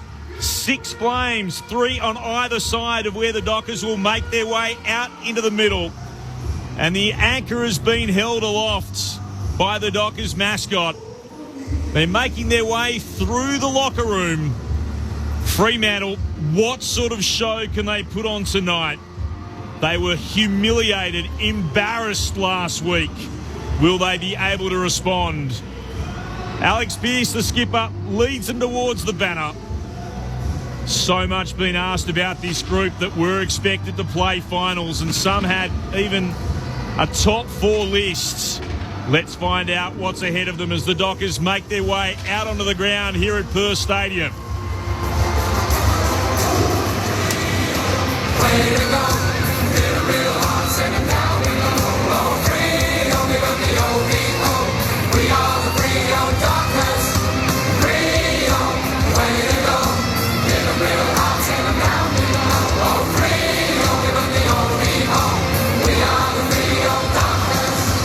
Our experts tonight in the West, they know what it's required to reach the very pinnacle of this competition. Peter Bell, dual premiership player with North Melbourne, alongside him, Sharrod Wellingham, Collingwood's first Indigenous player to win a premiership. Let's hear what they expect to happen tonight on ABC Sports coverage of Thursday night footy. Gents, take it away. Yeah, really looking forward to this one. And Collingwood have been in exceptional form, notwithstanding that narrow loss to Geelong last week. Really interested, Sharrod, that Craig McRae showed his team the Fremantle press conference, the post-match press conference from the senior coach Justin Longmuir, to just paint the picture of what kind of response he was expecting from Fremantle, and you would expect there will be a response after such a dismal showing against St Kilda. But just to give you some context, last week against St Kilda, Fremantle scored 33 points in total. That's the same amount that Collingwood scored from the defensive mid area of the ground. And I raise that because that is an area that they are so dangerous in. And you can picture that, winning possession of the ball at half-back and then slingshotting hard and direct at goal. Collingwood have perfected that play. They own the corridor, and they're just so dangerous. That'll be something that Fremantle will really have to manage. I'm really excited to see. I don't think that Collingwood will try and look at what St Kilda did and emulate that and copy what St Kilda did. I think that they've got really strong belief in their own game style, which is not that style that Ross was able to employ to get over the line and really take apart Fremantle last week. So I'm interested to see a little bit more of a head-to-head midfield battle. They'll still try and keep it open, and that slingshot, mentality that you're talking about. So does that fuel a little bit more of what Fremantle kind of rely on with that clearance to inside forward 50? But that's what I'm most excited for, is saying Collingwood still continue to take the game on. They won't drag them in the trenches. They won't block up the stoppages. They won't take 2 extra numbers up in there like we saw last week. But like we said during the pre-game already, what kind of response are we going to see from Fremantle? I really hope that we see some ferocious tackles and we see some intensity and some real emotion in the game. And how is Justin going to draw that out of the players and make them really want to go and smash the opposition tonight? How is he going to draw that out of them? And they're in a really awkward situation, Fremantle, because look, the win is the important thing for them tonight, but the statement is as well. That's right. And then even if they were to win tonight against a more inexperienced team than Collingwood could have played, the real test will be how they back that up. Yeah, really, exactly. Because given the month they've got ahead. That's right. And given the outs, Pendlebury, De Goey, Maynard, Myercheck with the abdominal strain, with all that said, Collingwood are still 4 years per player more experienced than Fremantle, so they can draw on that experience. Their travel records have been pretty good in recent times, and this corresponding game ended in a draw last year, so I really can't wait for it. And particularly the response that Fremantle will be hoping to make after last week's performance. Two players that I hope Justin Longmuir and his assistant coaches went to with the ruckman. I think that we spoke to Joel Corey in the pre-game there, but although Cameron at the moment, if Max Gawn wasn't having as good a year as he is, I think would be up there in all Australian discussions when you're talking about ruckman. The year that he's putting together is absolutely incredible. How are those two really going to capitalise on what I see as a dominant setup? How are they going to capitalise on their size? And then Jackson's ability to get around the ground. We know that Darcy likes to plonk himself behind the ball, take those intercept marks, and then they'll start up off of him, turning the ball over. I think they've really got to capitalise on that matchup, those two against Cameron. Yeah, and it's a huge investment that Fremantle have made in their ruckman. And last week they were absolutely obliterated at clearance, at contested possession, and it does start with the rucks. So I would envisage, and Joel Corey hinted at this, that they will have some different uses for the pairing. They're looking to maximise their output, clearly, but I wouldn't be surprised if Luke does his fair share of ruck work, but also spends some time midfield as well, given also that Fremantle have Pat Voss back into the team, which means that they have Tracy Amos and Voss, and potentially they could use both of the rucks in the centre square at points in this contest. The other big question for me, which is a constant question you have to ask when you're playing against Collingwood, is, what is the plan for Nick Dacos? Yep. And also Joel Corey hinted on that. Fremantle don't necessarily run a tag. They rely on their team defence, but we know that Nick Dacos can absolutely torch teams if he's allowed too much space and time. Do we think that the style that Nick Dacos plays, that burst speed, the finding space at stoppage where there isn't any, do we think that there is a player who will be able to stay with him? Or, like has been alluded to, they just let him do his own thing and stop him getting the ball in his hand by cutting away the feeders? Yeah, they'll have some structures in place and a sort of team ethos to try and minimise Nick's influence. Matthew Johnson might be assigned some role. Mm-hmm. We saw him do that on Harley Reid earlier in the year, so he might be putting some time in, but it'll just be generally aware at stoppage of where Nick is and providing some barriers to just make it a little bit harder for him. But we know he's so talented, and Collingwood are so in tune as to how to give him opportunity and access to the ball that he's incredibly hard to stop. Corey Wagner once again in the midfield group, so it looks like he'll continue to just play some midfield minutes. Had a club record 16 tackles last week against St Kilda, so probably can't question him too much on his application. No one's ever had more in a Freo Guernsey, but they didn't have the ball a lot, so easy to tackle. The old tackle stat. It's easy to build up when you're chasing tail the entire night. That's exactly what I thought just then. I once said that to a player. I said, you had 8 tackles. He said, yeah. Should have had 8 more touches, seconded the ball 8 times. I thought, I'm not sure that's the way you look at it, but good for you.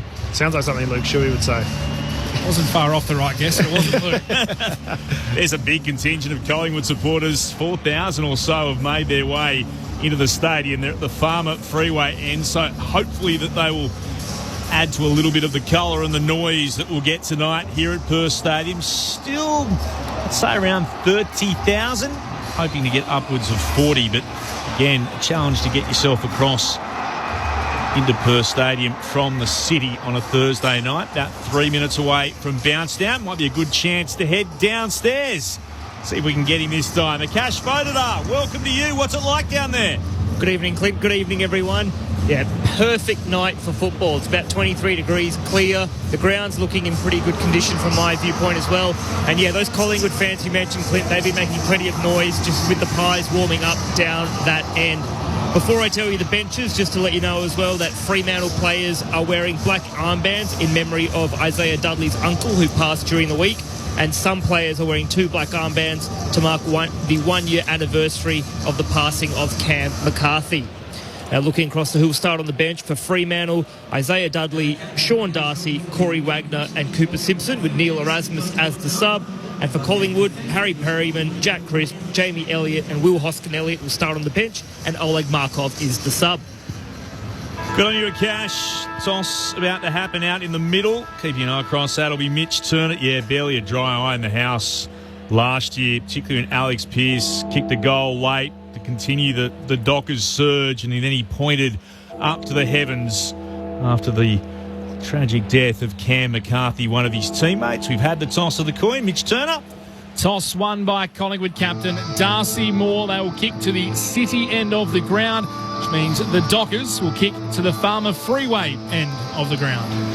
For our guitarist up on the roof, the very top deck, 7 floors up.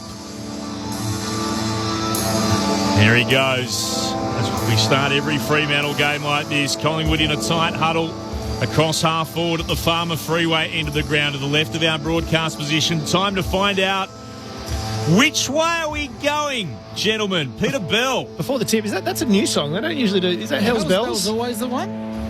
It's not usually Hell's Bells. Yeah, they've changed it. I'm going with Pies. I think that they will still be too strong. Fremantle with not a lot of confidence. With not a lot of confidence. Not a lot of confidence. What about you, Mitch Turner? I'll go Fremantle. They made a change. Hell's Bells in, I think. So that's a big change. Fans called for change. They called for change. That's what St. Pauli walk out to in the Bundesliga, have done for many years, walk out to Hell's Bells. Interesting, Sean Darcy starting on the bench. Yeah. Last time a senior player out of the usual routine, if you like, was Luke Ryan earlier in the year, and he had been playing poorly, so you can read into that what you will. So he will start downstairs. Always interesting to get the benches at the start of proceedings, exactly for little changes like that. So that will put a little bit of extra spotlight, of course, on Luke Jackson, who's going to have to stride out into the middle and face one of the in-form ruckmen in the competition. West Australian Darcy Cameron, who by all reports is absolutely loving his time. But it's going to be Mason Cox who'll start. Big test for Jackson against the American. Big test for Fremantle. How do they respond? Let's get started. Mitch Turner. First bounce underway. Thursday night footy on ABC Sport. Cox tried to soccer it off the deck once it came to ground. Couldn't for Collingwood. Long's handball was chopped off. Falls though to Houston. His handball cut off by Bolton of the Dockers. Off to Clark by hand. Tumbling kick towards half forward. Bounces past Tracy. Unable to gather in there for Collingwood was Josh Dacos. Gathered by Jackson for Fremantle. To Brayshaw. To Josh Tracy. Kicks towards goal. It's bouncing. It's bouncing. It's through. Fremantle strike in the first 30 seconds for Thursday night footy. You wanted a response. That's a pretty quick one for the Dockers. Josh Tracy gets his first. 1 straight 6 Fremantle. Collingwood yet to score. 30 seconds played in the opening term. Mitch Turner here alongside Clint Wilden for ABC Sport, our experts, Sharad Wellingham and Peter Bell. If I remember rightly, a couple of weeks ago, was it Josh Tracy who got the first goal against Adelaide, and he was the fire starter for Fremantle. Bolton involved. He started in the centre square, and Luke Jackson had an influence. Great ground ball from Luke, so ideal start for Fremantle. Ideal start for Fremantle, and it was off the back of a bit of ball watching from Frampton from the Pies. Just caught. He thought he was goal side, but the work rate of Tracy just to work over and chase the footy. And a really smart kick too. Saw the goal square had been emptied out and just skidded it along the ground. Not a great bounce. That's got to come back from the umpire. We wondered which of the 35s would have the biggest impact. Would it be Nick Dacos or Josh Tracy? Early start for Tracy. Different players, but both keys tonight for their respective teams. Jackson wins it down. Sarong's out after it. Gets a kick away too. Inside forward 50. Tracy crashes into the pack. Moore stood underneath it. Switkowski has it. Tackled by Sidebottom. This will be holding the ball. Sidebottom will get the free kick. Inside his defensive 50 and moves it to Houston, who marks at centre half back. 2 minutes gone opening term. The Dockers with the only score of the game. They're up by 6 points. With a stop-start season in his first year in black and white, Dan Houston. And out of the side a couple of times. Goes to Frampton, who goes further left. To left half back, and Josh Dacos, who sounds like got a couple of boos there for some reason. Because he's good. Decides to play on, kicks into the middle of the ground. Mark taken by Houston. Plays on quickly. His kick further into the middle of the centre square is chopped off by Clark of the Dockers. Clark short. Made Switkowski work for it, but he took the mark.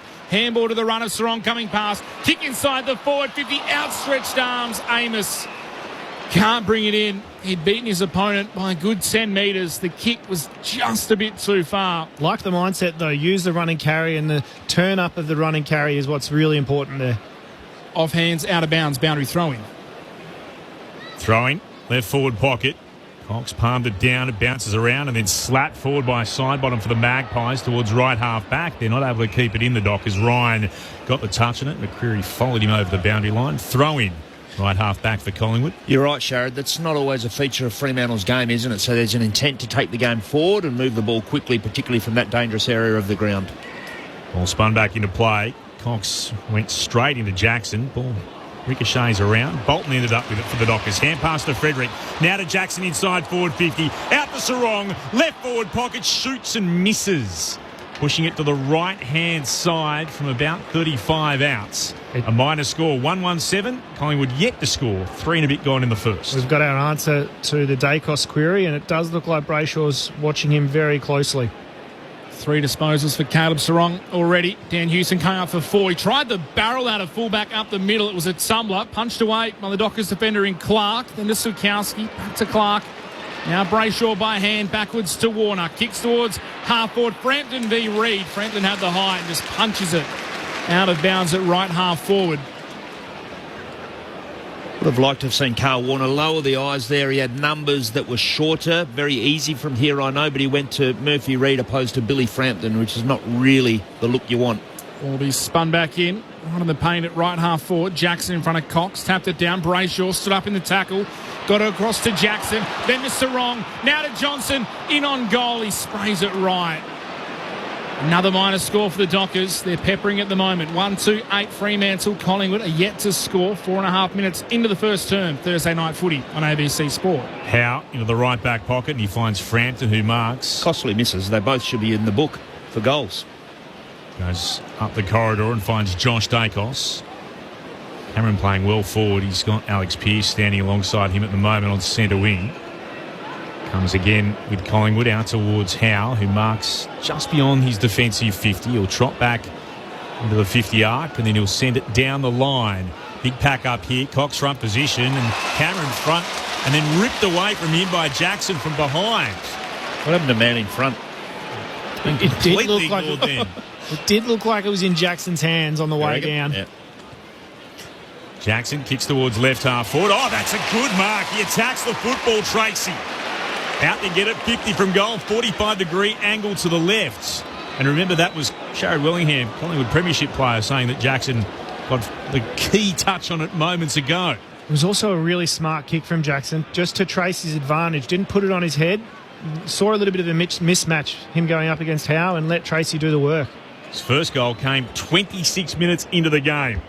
Now from about 53 out. This is a thumping kick. That's incredible. Josh Tracy's got 2 and he punches the air with the right arm. And Freo players come from everywhere to say, well done, Josh. The big kahuna's making a big early impact. 2 goals. They both of Freo's, who are 2-2-14. Collingwood yet to score. 6 and a bit gone in the opening term. Thursday night footy on ABC Sport, ABC Radio, Sport Digital and streaming on the ABC Listen app. Our experts, Peter Bell and Sharad Willingham. I loved so much about that was he went back and looked to his teammates and all of them were just pointing at the goals. Yeah. So it gave him a lot of confidence. And then the other thing on the line, Vossi celebrating. I just saw that. And interesting here, Sean Darcy into the ruck, Luke Jackson as the midfielder in the centre bounce. Let's see how this works. You called it before the game, Peter Bell. Jackson standing next to Ned Long. Circling the circle. Cox and Darcy to go at it. Darcy got a hand to it, but he blocked out Mason Cox, who didn't realise it was his free kick. He's about to run defensively. Will go to the big pie, who goes wide to Crisp. Slightly on the attacking edge of the centre square, kicking towards the city end. Crisp sends it inside the forward 50. Big pack of players flies off hands, out of bounds in the left forward pocket. Game 246 in a row for Jack Crisp. He breaks the record and now continues to expand it. Could be looking for a big night after that miss late last week. The Dockers still lead by 14, 7.5 played in the first. Ball thrown in, left full forward for Collingwood. Darcy worked his opponent out from underneath it, got a hand pass away to Johnson. Almost turns it over immediately. Here's Schultz. Hand pass back in the direction of Nick Dacos. Couldn't gather. Sharp got it for the Dockers. Dangerous hand pass over the top of Warner. He's able to hand it out, and it's been locked in here. Ryan last disposal. Tackled before he got the ball away, though, by Nick Dacos. Throw up left forward pocket for Collingwood. Darcy palmed it down for the Dockers. And takes it cleanly. Eventually Sarong scoops it up, went back to Cox. Kick beyond defensive 50 to right half back. No mark taken. Trying to put his head over the football and battling away. Might be in a bit of strife here. Dudley is. Tackled by Perryman, who's got it at left half forward for the Magpies. Freo lead by 14 points. 9 gone in the first. Perryman goes laterally in the middle of the centre square. Howe takes the mark. Spearing kick. He's looking for Sullivan. Couldn't find him. McCreary good. Took it on the bounce. Handball across to Houston. Sullivan kept running. Found space in the right forward pocket. And Houston, he's a terrific kick of the ball. That was an easy target for him to find. Yeah, he missed one early in the game, a turnover to Jordan Clark, which is very unusual, such as the artistry of Dan Houston and the skill. He didn't make the same mistake there with a beautiful weighted kick inside 50. Well, he was somewhat of a villain last year when he gave away the late free kick against the Dockers. That game resulting in a deadlock, a draw. Lockie Sullivan for his first real chance tonight. He hangs it out right. He can't bring it back. First score for Collingwood is a behind. 0-1.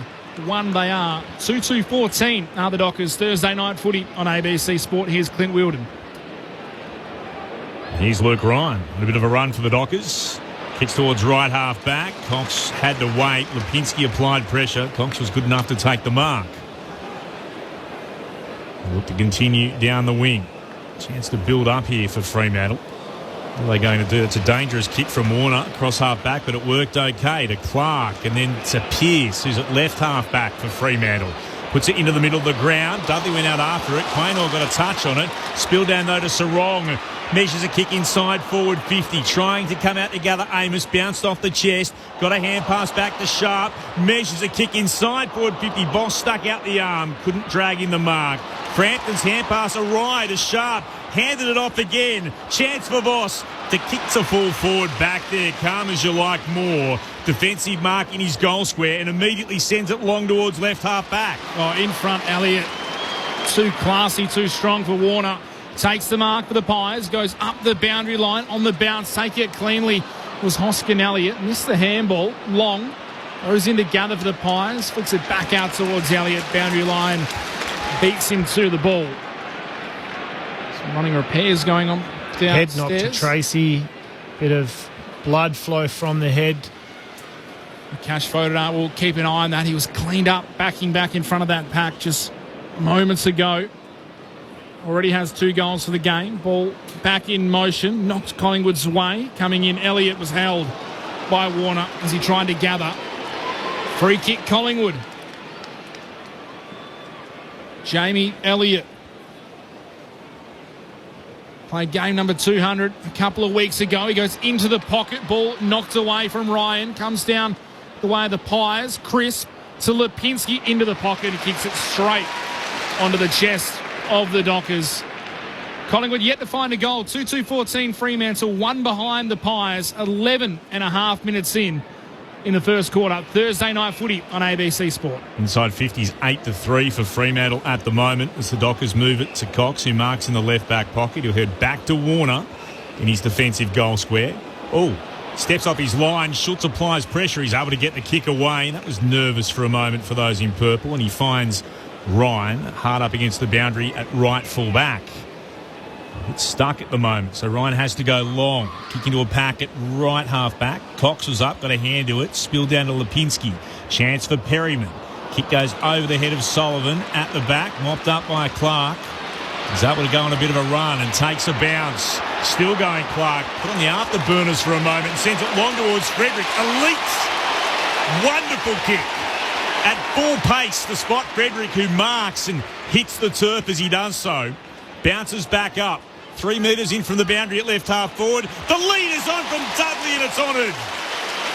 That was very impressive from those in purple, and Dudley can go back and have a shot from about 45 metres out, though it's a tight position in the left forward pocket. Great intent from Jordan Clark, and the execution of that kick, which you called, Clint, at full speed, there was a high degree of difficulty, perfectly weighted.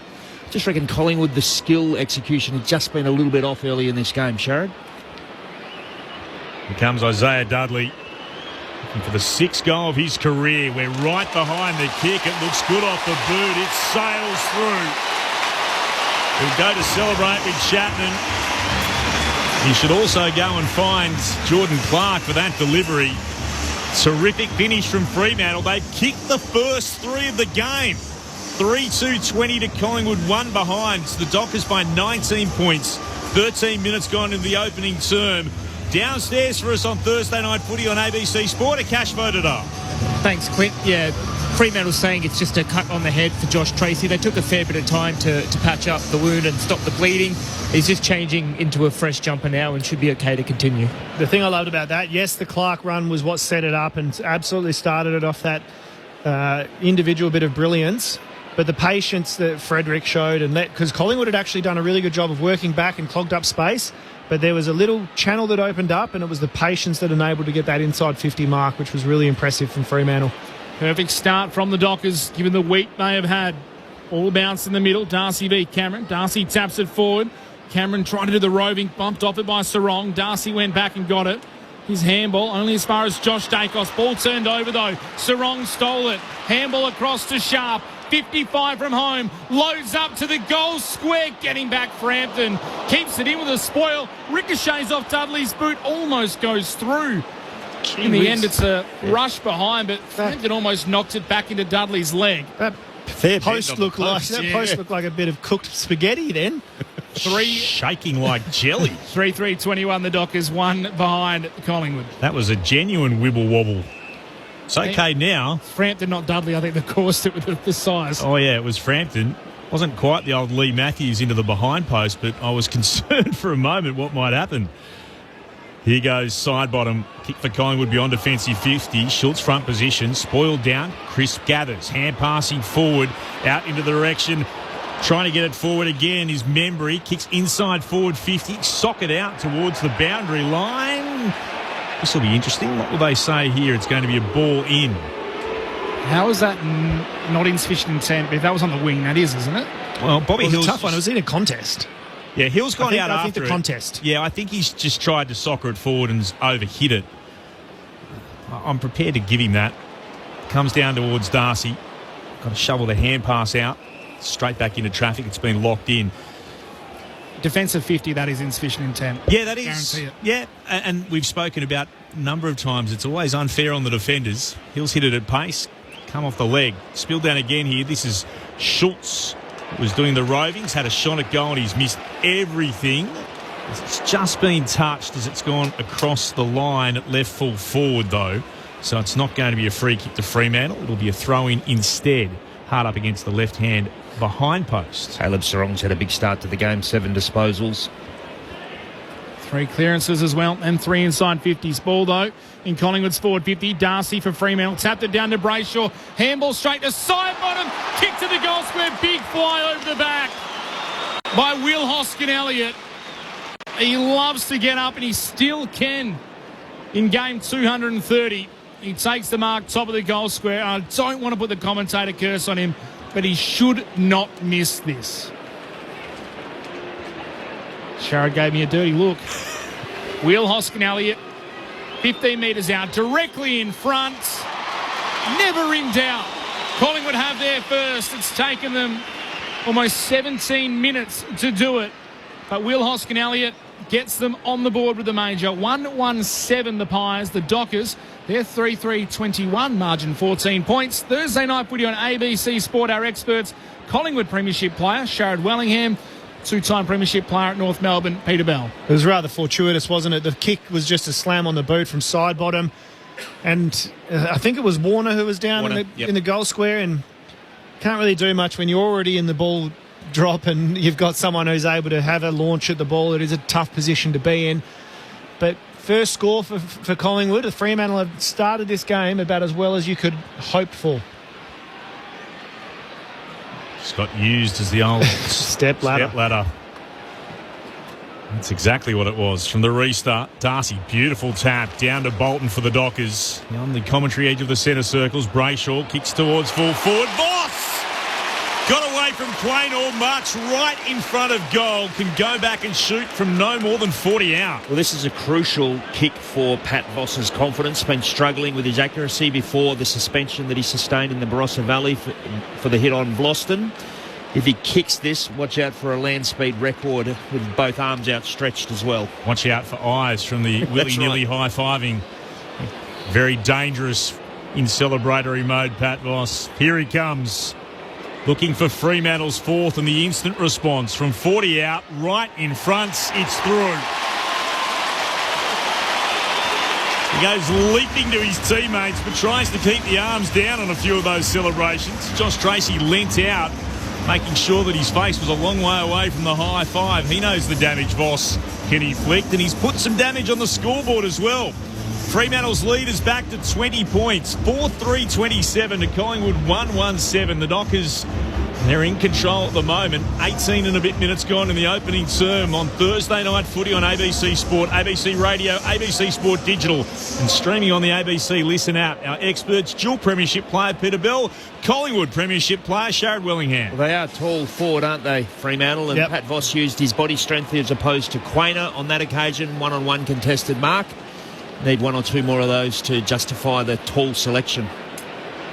Darcy Cameron v Luke Jackson in the ruck. Cameron gets the tap down, coming through long, handball stolen by Jackson, who then dropped it. Long on hands and knees for the Pies. He's trying to knock it forward. Crisp just goes in, the veteran, extracts it, tumbles the ball inside the forward 50. Oh, it bounces past Ryan, spills to Jamie Elliott.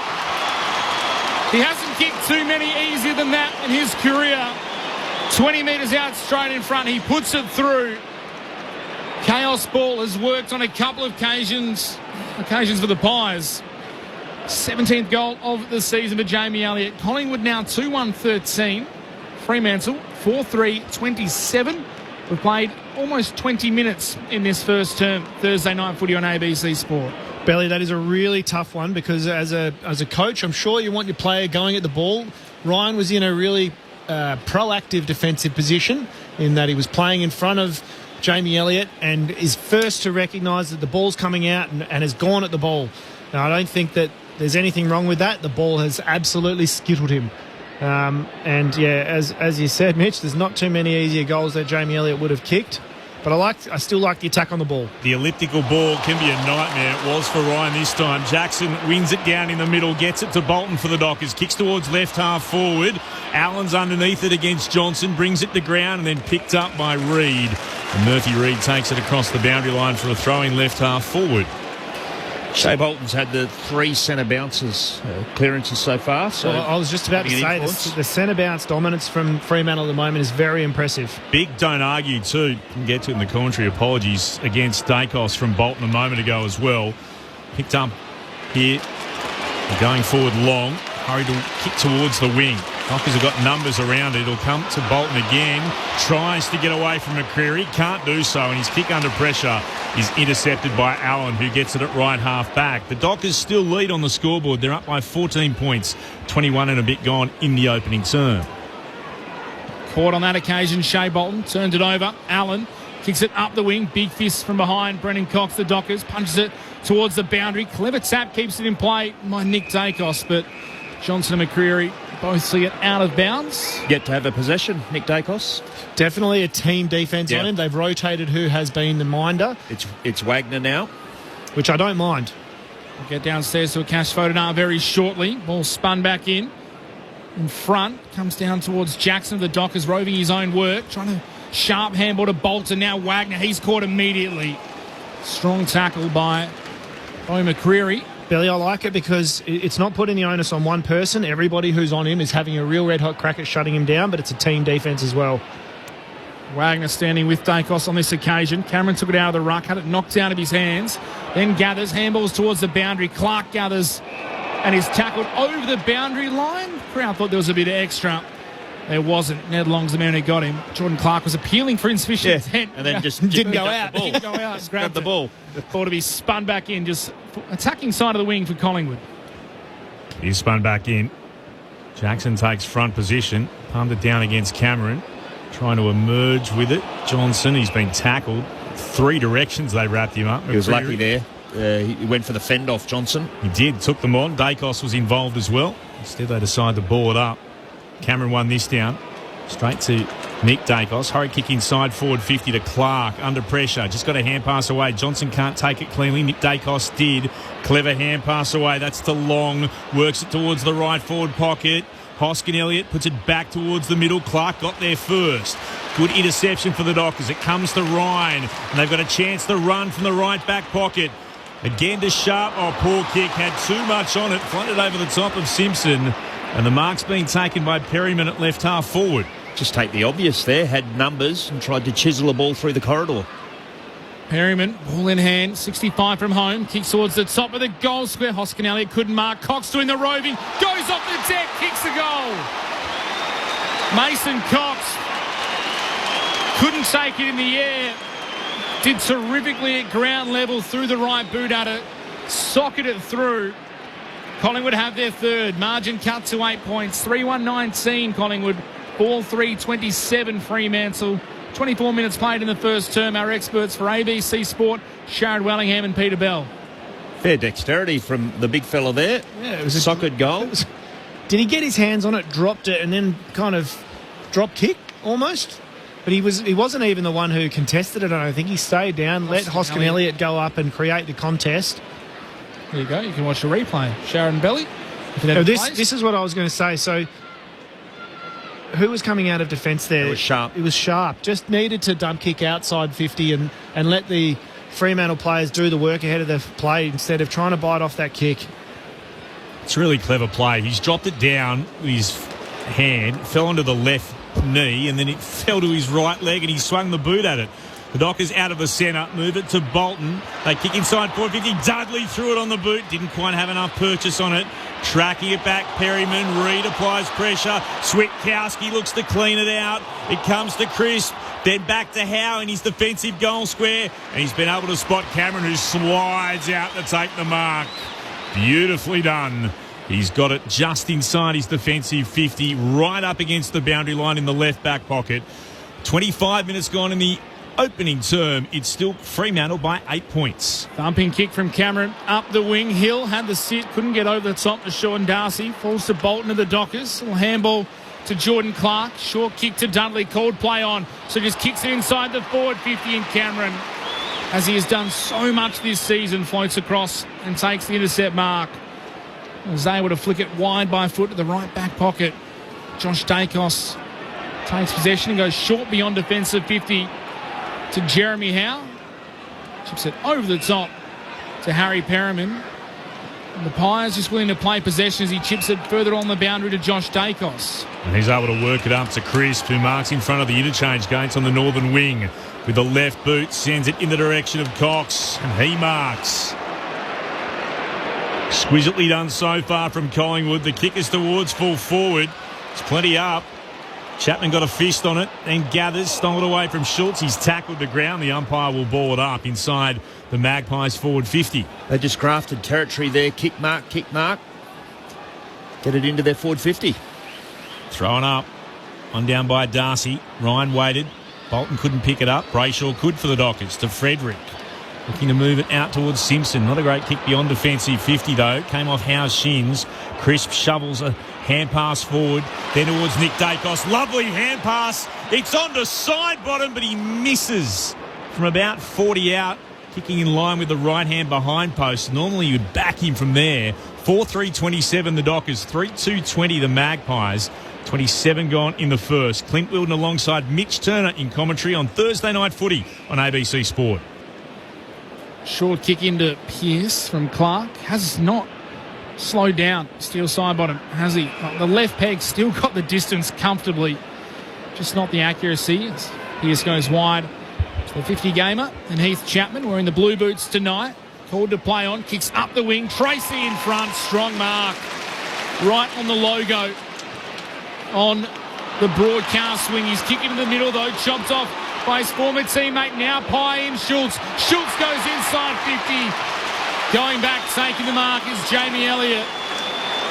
And from pretty much the same spot he kicked his last goal, except this time it'll be a set shot from directly in front, about 20 metres out. Can't defend that kind of kick from Josh Tracy. Lockie Schultz got a fist in, and Jamie Elliott gets a chance to bring up his second, and Collingwood have just grafted their way back into this contest beautifully.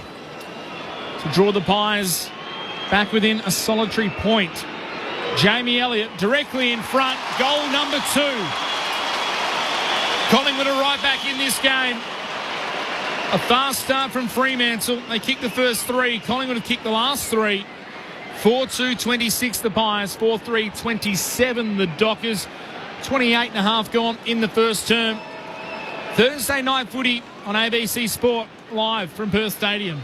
It was really smart defensive forward craft, wasn't it? Just recognised where the Fremantle spare was through the middle, picked it off, and it was a haphazard kick into the forward 50. But as all forwards are, they're ready for those kicks to come in. That boss that kick dashed off the ground and he's gone straight up the rooms, by the way. Ball back in the middle. Darcy against Cameron. Great fight back from Collingwood in this quarter. Darcy's got the tap. Spills then, though, in a hurry kick around the body to Sullivan, but it doesn't make it past Clark, who marks just in front of the defensive edge of the centre square for the Dockers. Excellent first quarter for Clark Clint, 10 possessions. He's got Simpson on and he finds him with a kick that goes in the direction of left half back. Heading up towards quarter time. Simpson gets told to move it on. Will kick high and long towards left half forward. Moore floats in from the side. Good mark for the Magpies. Hands it on immediately to Crisp and then fires the ball into the chest of Schultz, who marks. The former Dockers let their ex-teammate know all about it. Plays on by hand to Dacos, who kicks to half forward, and the man that Peter Bell highlighted a moment ago, Jordan Clark, terrific intercept mark and a hot little kick into the centre square, just beyond centre half back for Sarong. That's another lead inside the square. Johnson chips it forward now to Brayshaw. The Dockers moving forward, kicking a half from home. Johnson kept running. Offside steps past Chris, takes the bounce, almost run down. Handballs in front of Murphy Reid. Just needs to gather under pressure. He does, but he missed. Switkowski with a handball. Frampton cleans it up for Collingwood. Little handball to Sullivan and a measured kick around the body. Finds Jack Crisp, and they were almost through the Dockers, but Collingwood defend and keep them away from the scoreboard for now. Heads back towards the northern wing. Oh, that's well worked from McCreary. Got Simpson out from underneath it. Took the mark, turned, played on. Kicks inside forward 50. Pearce put a hand up. Couldn't quite get to it. Down to Membry. Might be holding the ball. Yes. Great second effort from Chapman. Made sure Membry couldn't dispose of it. Free kick for holding the ball for Fremantle. Score-saving tackle, that one from Heath Chapman. Chapman towards left half back. There's a big pack here. Frederick from the side, got a hand to it, spills back to him, hands it straight off to Lockie Schultz. Schultz goes long and deep over the top. Hill marks, wheels around, and he'll put it into the second tier.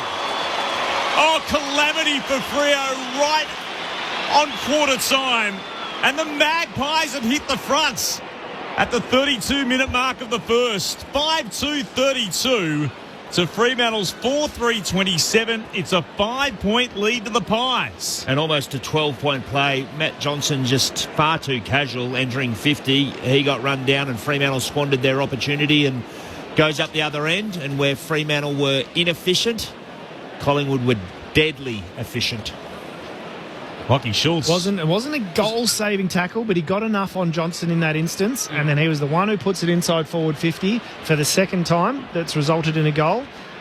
Some great efforts from Shooter. He's only had 5 touches, but he's having a big influence. He's having an influence, yeah. Do you reckon Lockie Schultz knew something to say to Frederick to get the ball back as a former teammate? knew the nickname, the shout? Maybe.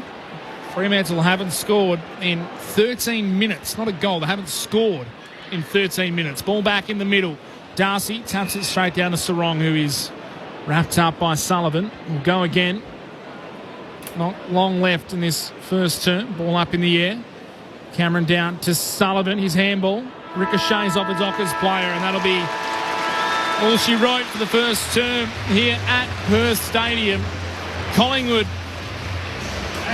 they counter the Dockers' fast start. Fremantle kick the first three. Collingwood roaring back. They take a 5-point lead into quarter time. 5-2-32 the Pies, 4-3-27 the Dockers. So they kicked the 4 goals going into the first change. The Magpies, great fight back. At one stage, Fremantle led by 20 points. Collingwood, that was at the 19-minute mark, by the way, of the first. Collingwood now, as Mitch Turner told you, up by 5. 2 goals to Jamie Elliott and goals to Bobby Hill, Will Hoskin Elliott and to Mason Cox. While Fremantle, 2 to Josh Tracy and singles to Patrick Voss and Isaiah Dudley. Collingwood 5-2-32, Fremantle 4-3-27. Wherever you're listening on ABC Radio, ABC Sport Digital and streaming on the ABC Listen app, look for the AFL button. This is Thursday Night Footy on ABC Sport. Hi, I'm Becky Cole. Join me every Saturday night for Saturday Night Country. Saturday Night Country, your home of country music. Listen big on the ABC Listen app. This is the 2025 AFL Premiership season on ABC Sport. Off to Clark by hand. Stumbling kick towards half forward. Bounces past Tracy. Unable to gather in there for Collingwood was Josh Dacos. Gathered by Jackson for Fremantle. To Brayshaw. To Josh Tracy. Kicks towards goal. It's bouncing. It's bouncing. It's through. Fremantle strike in the first 30 seconds for Thursday Night Footy. You wanted a response. That's a pretty quick one for the Dockers. Jackson kicks towards left half forward. Oh, that's a good mark. He attacks the football, Tracy.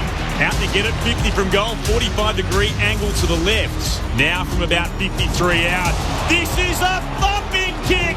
That's incredible. Josh Tracy's got 2 and he punches the air with the right arm. And Freo players come from everywhere to say, well done, Josh. The big kahuna's making a big early impact. Clark is able to go on a bit of a run and takes a bounce. Still going, Clark. On the afterburners for a moment. Sends it long towards Frederick. Elite. Wonderful kick. 3 metres in from the boundary at left half forward. The lead is on from Dudley and it's honoured.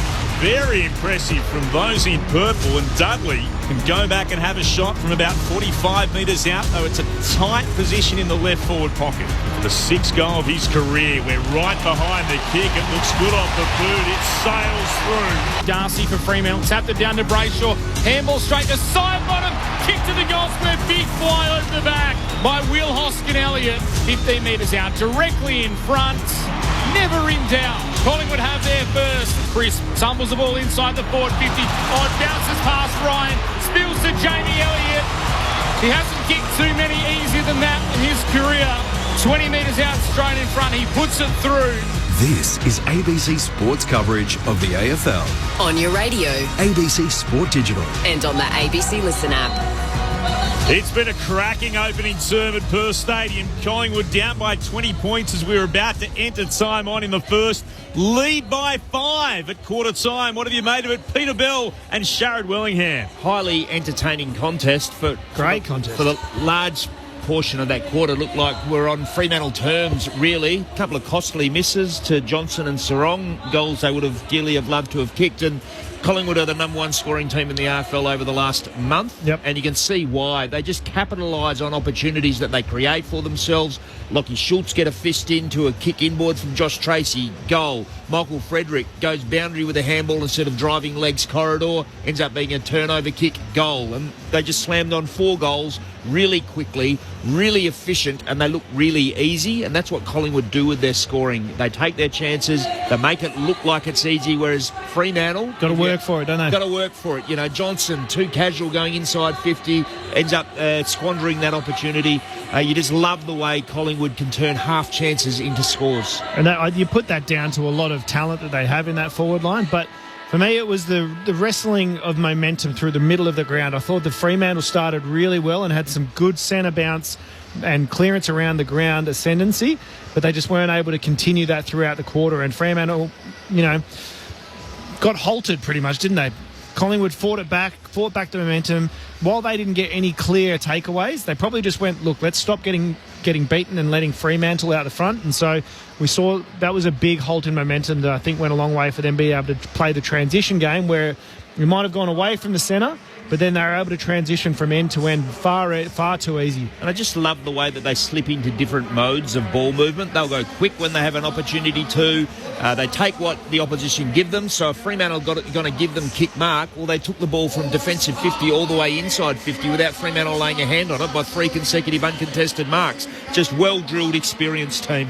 If you thought Scott Penderbury was having a complete night off, he's been active on social media. He's been tweeting throughout the first quarter. He said, "Shooter, how good was that?" Finished off well by Billy Elliott and said, "Retweet that again." What a term of the little bits. So the Collingwood veteran is watching on us. Some stats very quickly. Jordan Clark, 11 touches, leads all comers on the ground. And for the Dockers, Bolton and Sarong and Brayshaw have 8 apiece. Jack Crisp, 246th game straight, has 10 disposals.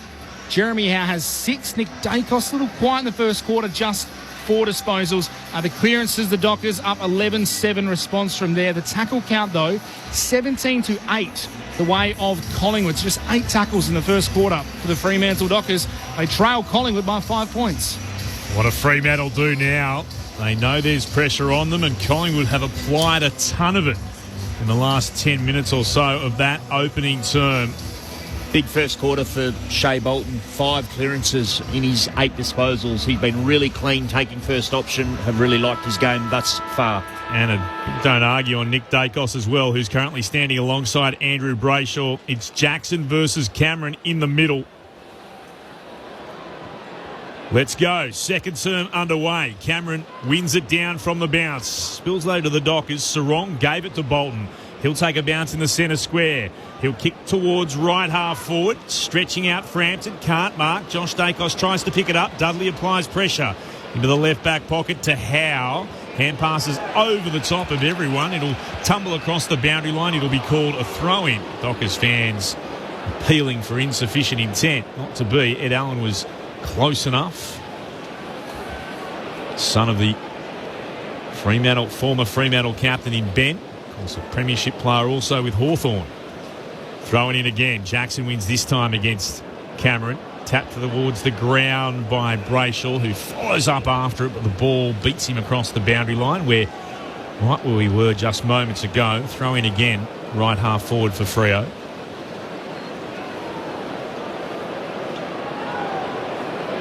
Was Tracy back on the ground? He's okay for the Dockers. Stands in the forward line as Jackson palms it down. Hacked out of trouble by Dacos. It'll bounce towards the commentary wing. Met solidly by Membry. Going to hand pass backwards, and then it's taken over the boundary line. A bit of extra push and shove in this. Johnson was involved with Dacos, and then Cox has got a bit to say to Allen. Membry continues that on, so Bolton has to go in just to square the numbers, and eventually we'll all calm down. The ball to be thrown in just shy of centre wing for the Collingwood Magpies. Darcy Cameron to the front. Nice tap down to Crisp, who was tackled by Sarong. Still got a kick forward for the Pies. Cox was there for the Dockers to knock it down to Johnson. Little handball back to Jordan Clark, and a nice little chip kick over the top to Luke Ryan. Stands right in front of the Collingwood interchange. Kicks up towards half forward. Howe flew high. Couldn't take the mark. Came down awkwardly. Bounced to his feet, though. Coming through, Brayshaw. He was tackled. Set himself, Jeremy Howe. Almost thought we were going to see a bit of Howe magic. Ball up. 60 out from the Dockers attacking goal. Jackson tapped it down. Bolton overran it. Allen tried to clear it for Collingwood. Over the top now is Schultz. He's tackled, and the umpire said he dived on it. Matthew Johnson wins the free kick. So a kick and a half from home. He's just forward of centre wing on the broadcast side. Kicks up towards the top of the goal square, floating across. The best in the business out of the ruckman is Darcy Cameron. Intercept mark again. And he'll flick it by boot across the face of goal. And he'll find Perryman. And Perryman immediately kicks towards right half back. Hoskin Elliott flew into the back of Pearce. No genuine attempts. So the umpires decided it's going to be a free kick that'll go the way of the Dockers. Simpson will take it for them. Immediately puts it back into the left forward pocket. They all fly. Tracy crashed the pack, spilled to ground. He tried to follow it up. He's tackled to ground by Howe. Ball up. Well set up on that last D50 exit of Collingwood's Fremantle. They were in good position and got a turnover. Just between left forward pocket in the middle of the forward 50. One down by Collingwood. Lipinski tried to work it away. Amos got there, though. Up against the boundary, goes back to Frederick, to Simpson, to Sarong. Now it's on to Alex Pearce. The skipper kicks a goal. And he celebrates with the crowd, the double-fisted pup in the air, his second of the season. And it's given the Dockers back the lead at the 4-minute mark of the second term. 5-3-33 to Collingwood's 5-2-32. The Dockers up by a point, and it's the captain who showed the way. And just, there's handballs in the AFL, and good AFL players are able to put it to advantage. The difference with elite players, with what Caleb Sarong did then, it was a right handball that was a tracer bullet. Alex Pearce didn't have to break stride. Without that handball, there's no way Pearce gets that goal away under no pressure. It was a fast handball by Sarong. Just one of the old violins, but it had some power on it. And he hits it hard, Alex Pearce. He does love running in a straight line, and on that occasion it wasn't bursting out of defence. He was bursting in on goal. He kicked a big goal in this fixture last year. All back in the middle.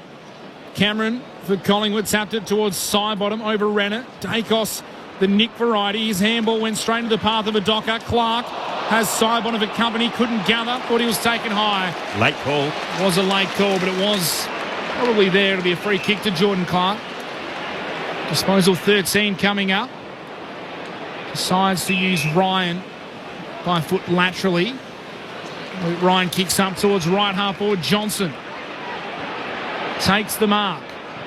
Now kicks inside the 450, looking for Tracy, but dropping in the hole with courage was Howe. Tracy's the new Barry Hall. Collingwood win the ball back, and Howe goes wide. It's a Quainer who almost turns it over. The Dockers have won it back. Luke Ryan, clever underground handball to Johnson. Now to Frederick, misses the handball. Sidebottom first there for Collingwood, lays on top. Umpire says okay. It'll be a ball up right half forward with the Fremantle Dockers. They lead the Pies by 1 point. Just his physical presence for me. Yeah, you just don't want to get in his way, do you? Well, he attacked that pack about 3 or 4 minutes ago. Cameron won it down against Jackson. Bolton's out after it. Sidebottom got there first, though. The hand pass. Oh, intercepted. He wanted to get Nick Dacos. Instead, he found Brayshaw. Kicks immediately to full forward. Here's Tracy again. Attacking the football. Hand pass, not a great one out to Amos. Had a bit more float on it than he'd like. Spills back to Simpson. The hand pass from Amos. Simpson kicks towards goal. It's off hands and over the boundary line. It'll be a throw-in. It's actually, I reckon it was Moore, just not quite sure who else was around, and was happy enough to sort of shepherd it across the line. So a throw-in right next to the right-hand behind post at right full forward for Fremantle. Throwing in. Jackson palmed it down. Here's Frederick. He couldn't quite gather before it tumbled across the behind line for a minor score. Dockers double their lead. 5-4-34 to 5-2-32. That's Collingwood. 6 and a bit minutes into the second term. Thursday night footy on ABC Sport. Clint Wilden, Mitch Turner, our experts, Peter Bell and Sharad Wellingham. Akash Fodadar is downstairs. Here's Akash. No, he's Mitch. Here's me. Josh Dacos with kick-out duties, comes wide to the wing. Johnson of the Dockers stood in front, couldn't take the mark. Cameron was ripped off it for Collingwood. Fell though to Ed Allen. Handball to Schultz, caught, spun alongside the tackle. Free kick awarded. Cameron kicks the ball away. Umpire with a late whistle, benefit of the doubt. No 50-metre penalty. Free kick to Brennan Cox. Looking inside the forward 50, attacking side of the broadcast wing. Now kicks up in the Tracy direction. Jackson there too. Moore dropped the mark for Collingwood. It spills to Jackson, who's tackled by Howe and Crisp. Collingwood yet to have an inside 50 in this second quarter. Fremantle have to capitalise on this momentum. Ball up 20 metres from the Dockers' goal. Tap down, Bolton coming through. Dispossessed Cameron on hands and knees. Handballs it straight into the path of Matthew Johnson, who sprays it right.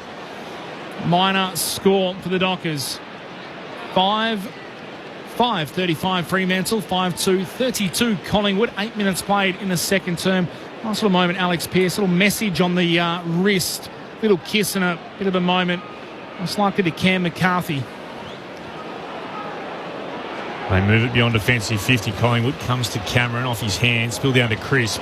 Kicks long down the line. Beautifully weighted for Membry to run onto and mark. He immediately sends it over the top. One-on-one. Elliott's got the advantage. Thought about soccering it. Pearce came in from the side. Knocked the ball and the player to the ground. And the ball tumbled across the boundary line for a throw-in. Goodness me. It was a real battle on them between Elliott and alongside him.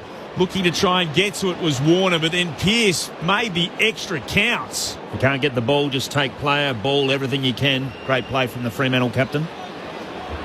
Ball spun back in over the back of Cox and Jackson. Side bottom, trying to spin through traffic. Is tackled by Bolton. Didn't have a lot of prior. Must have had an Didn't arm have prior, free. but had the arm free. So There you go. bonus on them to try and dispose. Holding the ball. Thoughts of Collingwood Premiership player from 2010, Sharad Wellingham. Well set up down the line here, Collingwood. And that's dual Premiership player at North Melbourne, Peter Bell. The experts in the box with us here on ABC Sport. Ryan, ball in hand for the Dockers. Kicks up the wing, looking for a marking target. Howard rose high above the pack, as he so often does, and just punches it out of bounds in front of the interchange gates where Fremantle swing a few changes. 3-point lead to the Dockers, 9.5 played in the second term. Thursday night footy on ABC Sport. Ball spun back in. Darcy takes front position. Got it cleanly, then got tackled. Needs to just get a ball away to Brayshaw. Comes back to Clark on the wing. Short hand pass to Ryan. Just is able to break the tackle under genuine pressure from Sullivan. Worked it out well to Brayshaw. He's in space and he finds Bolton in more space at right half forward. Bolton wanted someone to come towards him. He'll put it into the right forward pocket. Amos coming out. Can't mark under pressure from Frampton. The ball's off hands and over for a boundary throw-in. 40 out from Freo's attacking goal. They're heading to the city end of Perth Stadium in this, the second term. Akash Fodadar is downstairs. Akash. Pat Voss has come off and just having his forehead looked at. Looks like he's got a little cut there that they're trying to patch up. Ball inside the Dockers, forward 50. Sean Darcy beat Darcy Cameron. Both got a hand to it. Comes down in the way of Josh Dacos. Can't reel it in before the boundary line comes. So it'll be another boundary throw in right at the 450 junction. Right half forward. Pretty solid crowd in by the looks tonight. Plenty of purple, but plenty of black and white as well. Sean Darcy in front of Darcy Cameron. Darcy Cameron tapped it down. Stolen though by Matthew Johnson, the Dockers. Taps it to Brayshaw. Weaves through traffic. Kicks the goal. Arms outstretched to the pocket.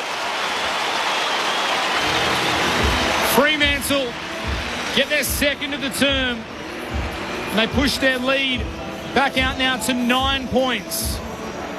6-5-41 Fremantle, 5-2-32 Collingwood. 9-point margin, 11 and a bit played in the third term. Sharad Wellingham and Peter Bell are our experts for Thursday night footy on ABC Sport. Bit of individual brilliance there, wasn't it? Fourth goal from stoppage. We know Fremantle are a very good stoppage team, and they're capitalising. Fourth in the match, 2 from centre bounce. They're able to, I think, capitalise at the moment because there's a bit more space for them to work in.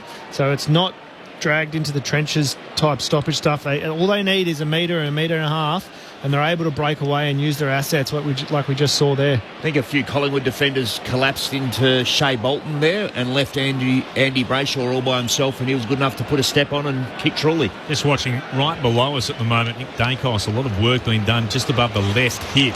Dockers win it out of the middle. Johnson hands it off to Switkowski, trying to get a hand pass away to Bolton. There's a holding decision. It'll go the way of the Magpies. Being held out of the contest is side bottom. We'll have it between centre half back and right half back. So that's a worry for Dacos. He's been in the hands of the physios for a good 2 or 3 minutes now. The kick is down the line at the back. Cox couldn't quite take it. Spills further back to Ryan. Put his head over the football, gathered. Short hand pass to Chapman. He couldn't take it. Elliott tried to knock it forward. Ryan goes in to lend some support. Schultz is holding it in. Schultz running in to Ryan, who just puts his arms around him and holds the ball, and the player will have a ball up just inside Collingwood's forward 50 in the right forward pocket, about 47 out from their attacking goal. One down by Darcy, got it straight to Wagner, kicked up in the air towards centre wing, out of side. 2-on-2 battle. Cox brought it to the ground. Frampton's hand pass to no one in particular. Murphy Reid went out after it, tapped it to Switkowski, shoveled the hand pass out to Johnson, just shy of the wing. Southern part of the ground. It came again to Chapman, to Brayshaw. Now to Bolton, who spots Simpson, centre-half back, and he marks for Fremantle. Wearing the number 29 on his back, famous number at the Dockers, worn by their greats, Matthew Pavlich. He goes short, Simpson to the wing, mark taken by Wagner. Good to see 29 and 16 out there tonight. First time in a long time. Is that right? Almost a decade since we've seen that. The numbers of Mundy and Pavlich now worn by Reid and Simpson. Wagner has the ball on the southern side of the ground. Numbers flooding back for the Pies. He goes short, finds the lead of Johnson. Disposal number 12 coming up for him.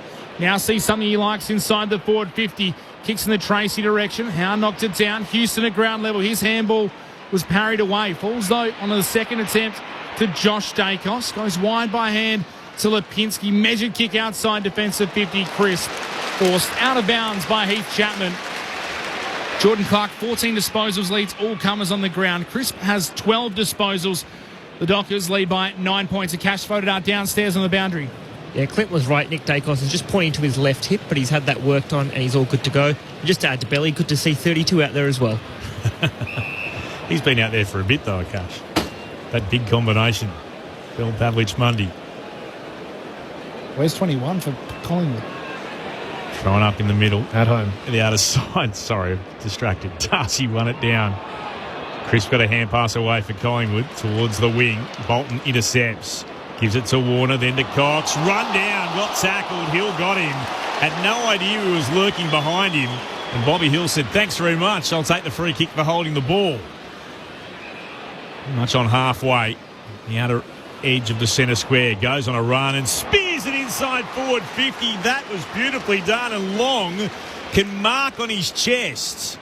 And the Fremantle mistake has led to an opportunity for Collingwood to have a shot on goal. Ned Long looking for what would be his fourth of the season. The former Fitzroy Jr. through Hawthorn.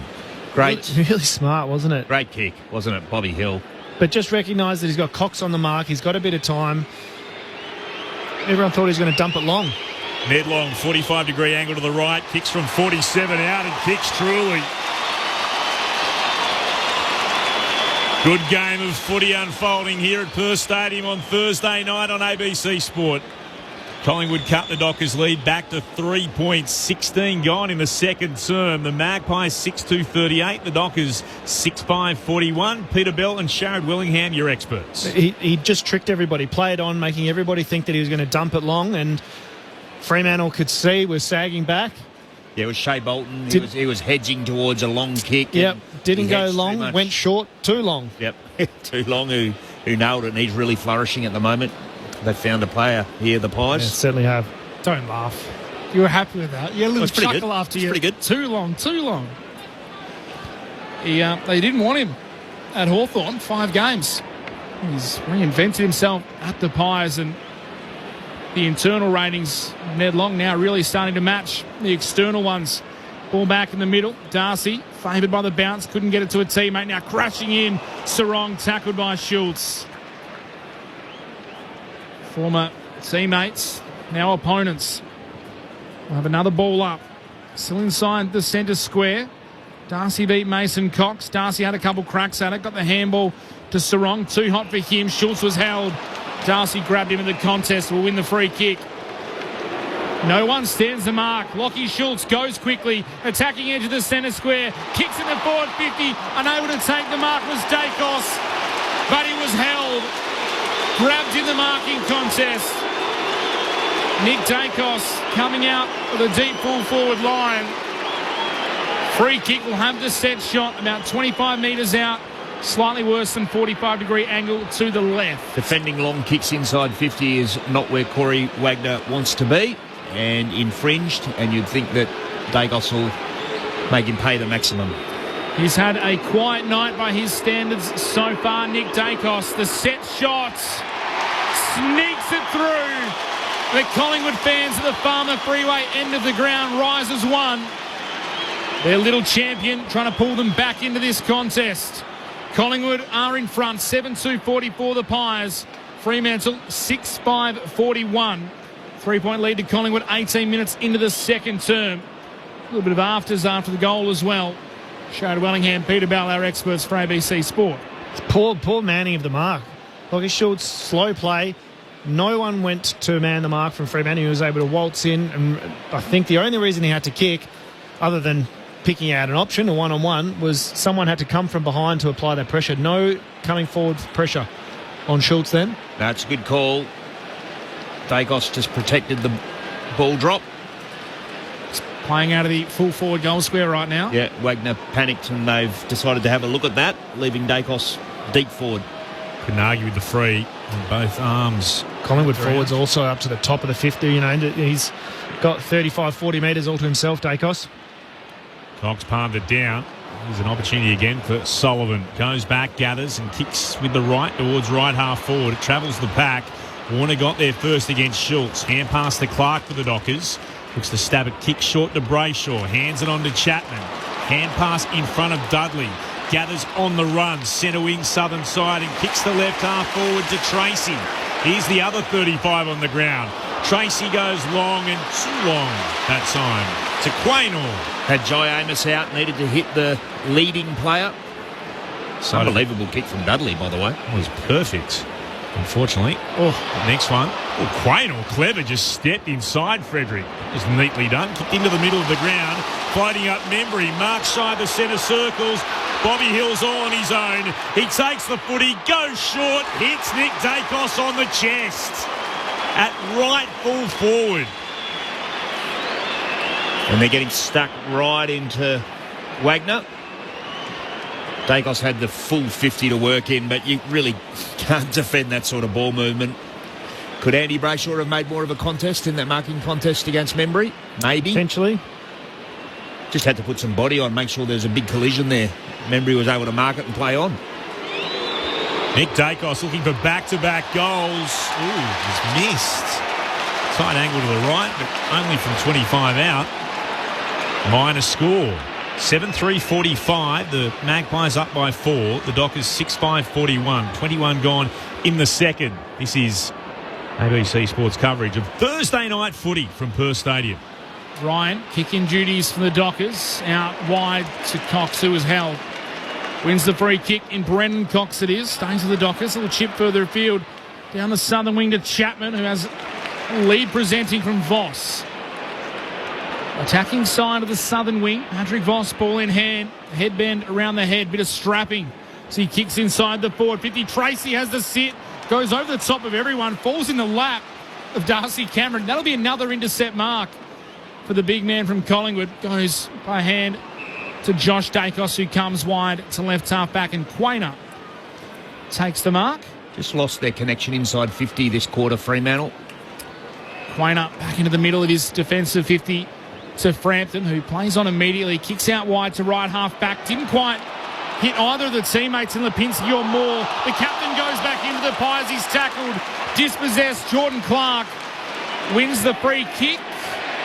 Darcy Moore is well over the mark, and he's getting a fair few warnings by the umpire to come back. Pick your day, I guess, with umpire. 11 inside 50s in the second quarter for Fremantle for 0 marks inside 50. Jordan Clark has the ball at left half forward. Darcy Moore stands on the mark, right on the paint. He is having a cracking night. Is Jordan Clark. He sinks slipper into the ball, kicks it towards the goal line. Mark taken, no. Ball comes to ground. Voss almost had it. Tries to snap over his shoulder, ricochets off bodies and falls to Hoskin Elliott. Ball up deep inside Fremantle's attacking 50. They trail by 4. Had a good piece of it. Just couldn't bring it down, Voss. Throwing up, Darcy palmed it down, but straight to Josh Dacos. Hand pass away to Allen. Can't take possession. Cleverly slaps it beyond defensive 50. Warner harassed out of it. McCreary was there. Allen picks it up. Now Solomon will kick down the line, and Elliott suddenly knew that Membry was coming the other way. Couldn't mark. Worked it to McCreary, though. Hand pass along the ground. Scooped up by Schultz.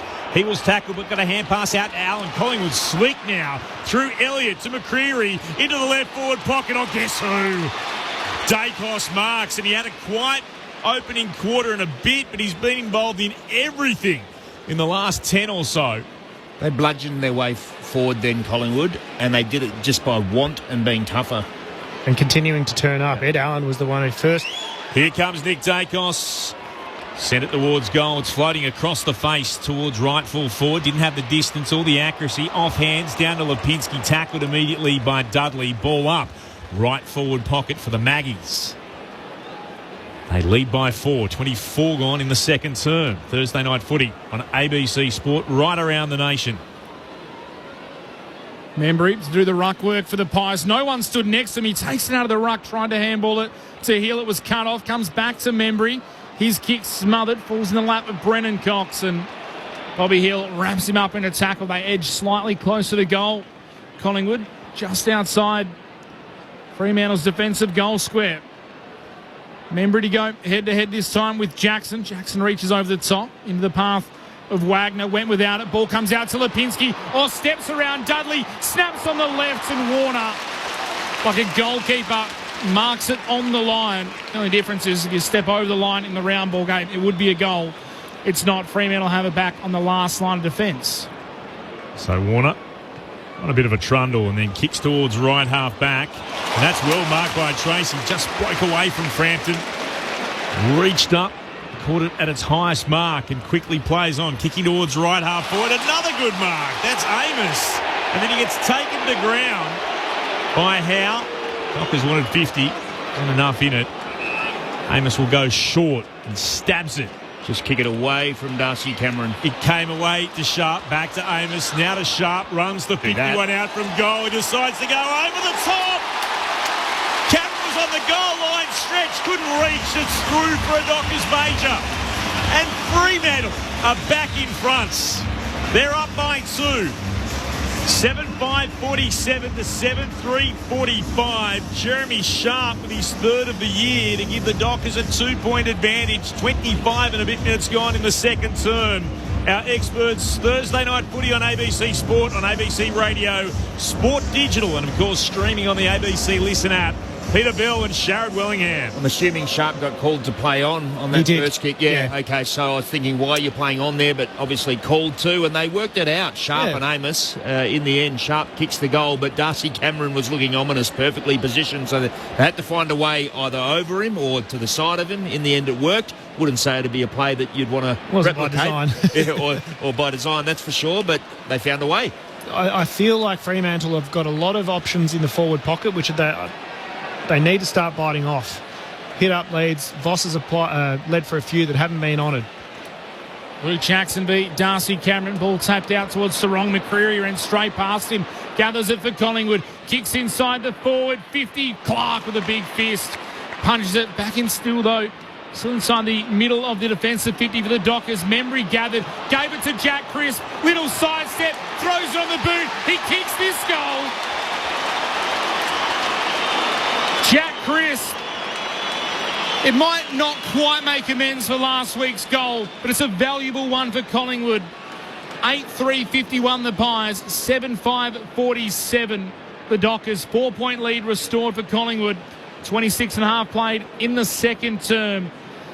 It's not quite as good as what it would have been last week if he kicked it, but I reckon he'll take it anyway. It was a good goal, and the value of players like Bo McCreary, who can just come in with power. Win a stoppage is one thing, but just power out through the front. It was a good ruck knock too. Yeah, it was.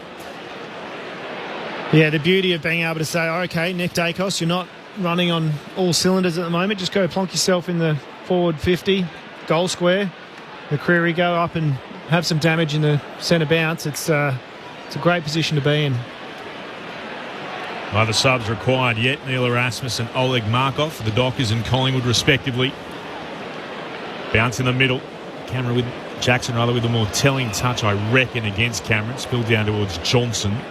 Just locked in immediately. Another ball up, still in the centre circles. This one is one down by Cameron, but it's stolen away by Jackson. Hands it off to Switkowski. Kicks the Dockers inside forward 50. That's courageous. Frampton took the mark and he would have heard the footsteps of Bolton coming behind him. Stood his ground, accepted the football, felt the contacts, got the mark, and he moves it short to Perryman. And Perryman out towards Moore, and the skipper for Collingwood marks at left half back. They lead by 4 points, the Magpies, 28 gone in the second. White headband on, as per usual, for the captain, Darcy Moore. High ball up the wing, big pack forms. In the middle of it all was Darcy Cameron. Paid the mark, and I reckon he had enough of it for mine.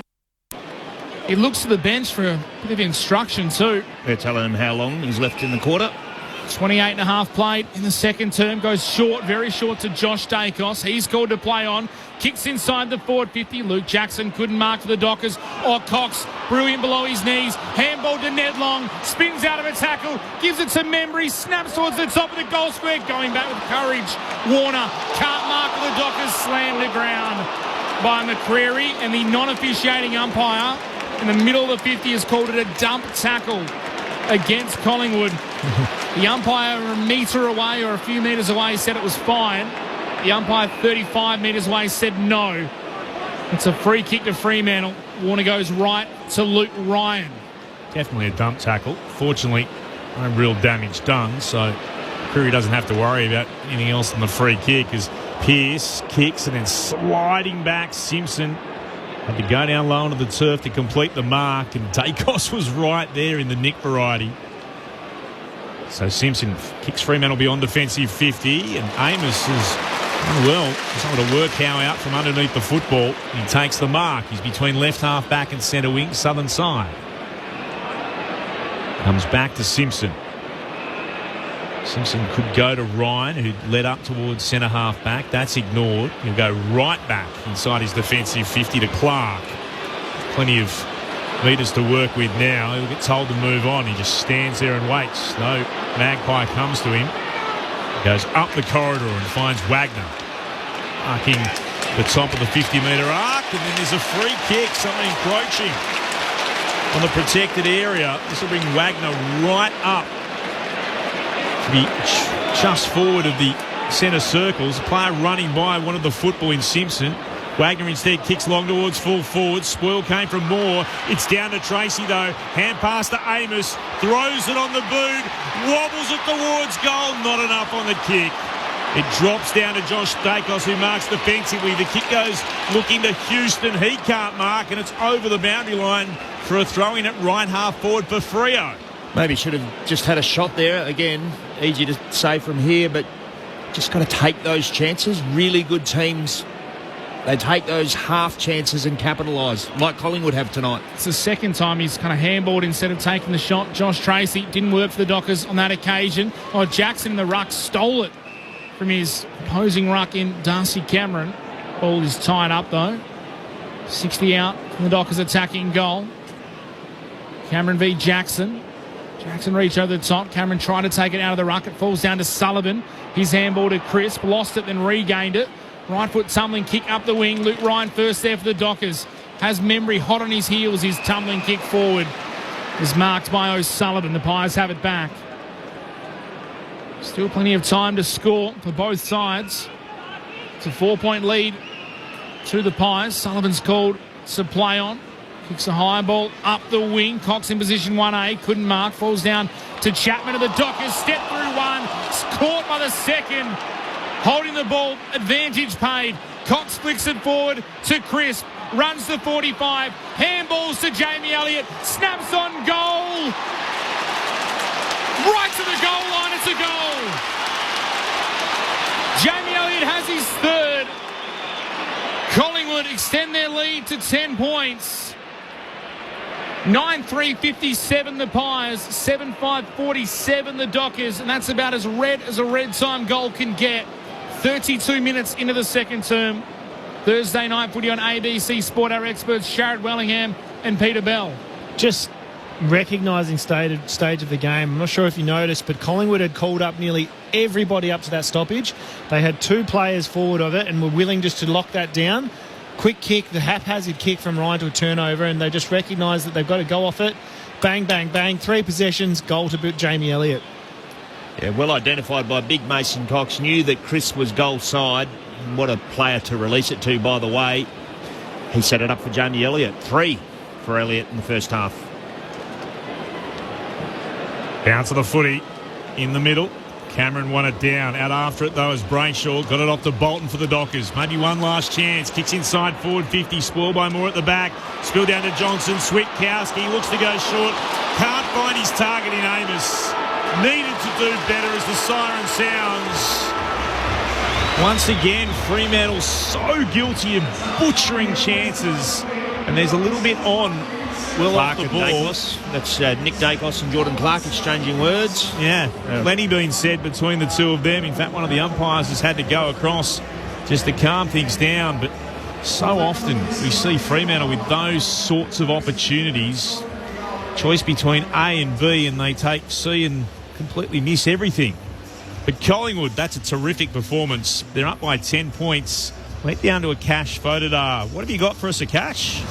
Just before the halftime siren, Murphy Reid spent a fair bit of time on the bench, about 8 minutes or so, all on the exercise bike, just trying to work out that cork he came into the game with from the St Kilda match. So it's been giving him a bit of trouble, and he spent a lot of time on the bike trying to get some blood flow and warmth through that thigh again before the halftime siren. Thanks, Akash. Downstairs on the boundary for us, Akash Fodedar tonight on Thursday Night Footy on ABC Sport.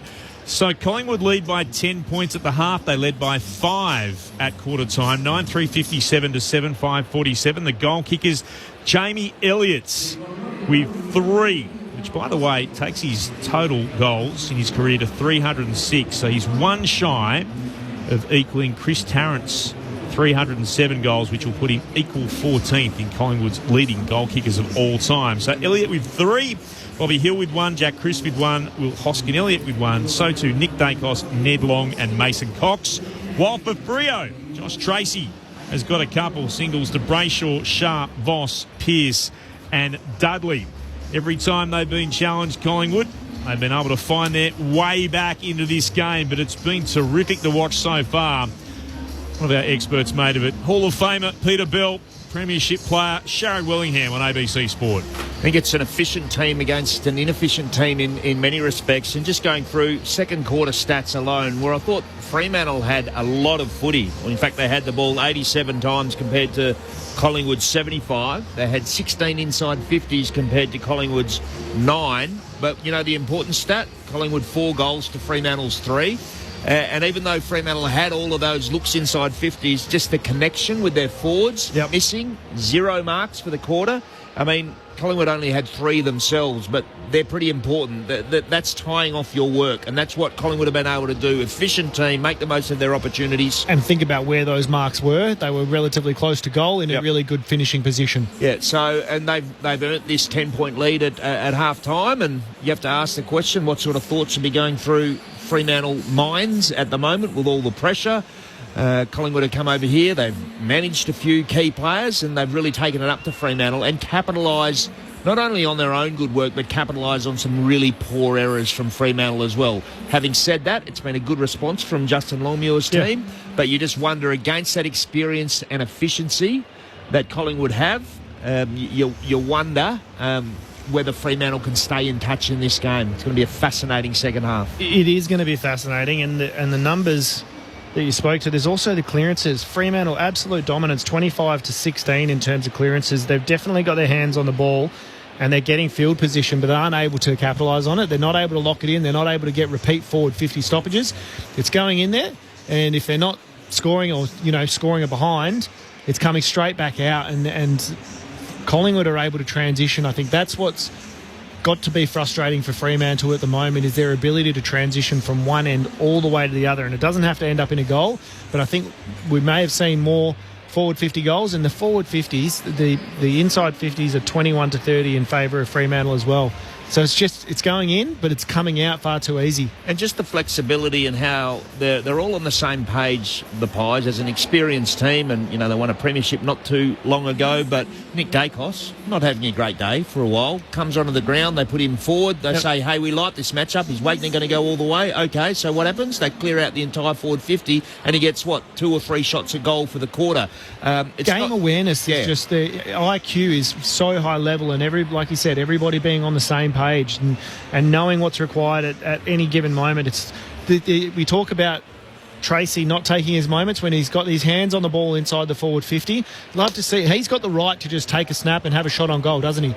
Yeah, and you can see you don't want to be too critical on this, even though we'll end up being critical, but you can see they're trying to be really selfless down there. But it's about what we spoke about pre-match too. When the game demands it, as the leader of the forward line, you're entitled to have a go at it. You're not being selfish. No, sometimes the team wants someone to take the responsibility and just do it. And I thought Josh had a few times to do that. He's having a reasonable game, by the way. He's been a great focal point, great presence. Kicked the 2 goals in the first quarter, a bit quieter in the second. But sometimes that's what you're looking for as a team, where up the other end, the comparison is there. Jamie Elliott has his opportunities and just takes them. Bobby Hill has an opportunity and he'll set up the play. Lockie Schultz has an opportunity and he'll put his team into a really dangerous position. So from mine, I 100% agree that Collingwood are finding a way to be really efficient and aren't reliant on too many clearances. They aren't relying on having more inside 50s, but they're capitalising when they do manage to get it in there, and efficiency is the absolute key. What are we going to see if Fremantle manage to get their efficiency up? Are we going to see a bit of a rollover from, I don't think we're going to see a rollover from Collingwood, but are we going to see the match tighten up and it be a really hard-fought shootout? I just love the different modes that Collingwood have. Yeah. And that's more broadly, like what they did with Nick Dacos, but sometimes it's fast play, sometimes it's just chip, and other times it's just bludgeon the ball forward at all costs. And each one of those modes has been successful at different stages, but it is how seamlessly they slot into those that give you an indication of how well Craig McRae has this group drilled. Very well rounded.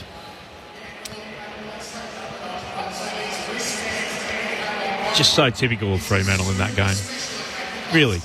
They've just had those chances. They could be in front, and I'm not being critical of Collingwood. They've been great. No, they've had the more opportunities for sure, and Collingwood, I can't recall too many really poor turnovers that ended up in a Fremantle score. They may have been there, but I can certainly think of 4 or 5, which you give credit to Collingwood for as well, but 4 or 5 where Fremantle have said, you know what, we'll give you a look, and Collingwood have been good enough to bang the door down. They just take their opportunities, the Magpies, where Fremantle are very happy to leave a few of them out there. Collingwood, I am wondering what will happen in the last quarter, though, the 5-day break. That's when we see it start to take effect. But the Magpies right now doing everything they would want to do. It's Craig McRae's outstanding record here at Perth Stadium, set to continue at the major break. They're up by 10, 9-3-57 to the Dockers, 7-5-47. Back with plenty more. If you want to send us a text, we'll run through some of those in just a moment. 0437 774 774. 0437 774 774. If you'd like to ask us a question or make a comment, that's the number to text in. We'll pause, though, from here at Perth Stadium with the Magpies up by 10 and take the latest from the ABC Newsroom.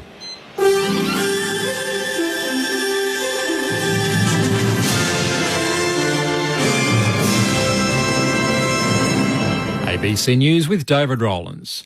A Labor victory in the federal seat of Menzies in Melbourne's east now looks certain, meaning that the Liberal Party loses one of its highly regarded younger MPs in Keith Wallahan. Andy Yu has the story. The latest batch of postal votes for Menzies has split in Labor's favour, increasing the lead of Labor candidate Gabriel Ng. The newcomer now leads by more than 1,000 votes in the heavily Chinese electorate, and with counting almost over, Labor now looks certain of victory. The redistribution of electoral boundaries gave Menzies an underlying Labor majority, with Liberal Keith Wallahan needing a swing in his direction to win it. He won the seat at the previous federal election and was considered a potential future star of the party. Labor is now expected to hold at least 90 seats in the new parliament, with 6 seats it's running in still in doubt. The Nationals leader David Littleproud says he's disappointed that NT Senator Jacinta Nampijinpa-Price has chosen to sit with the Liberal Party.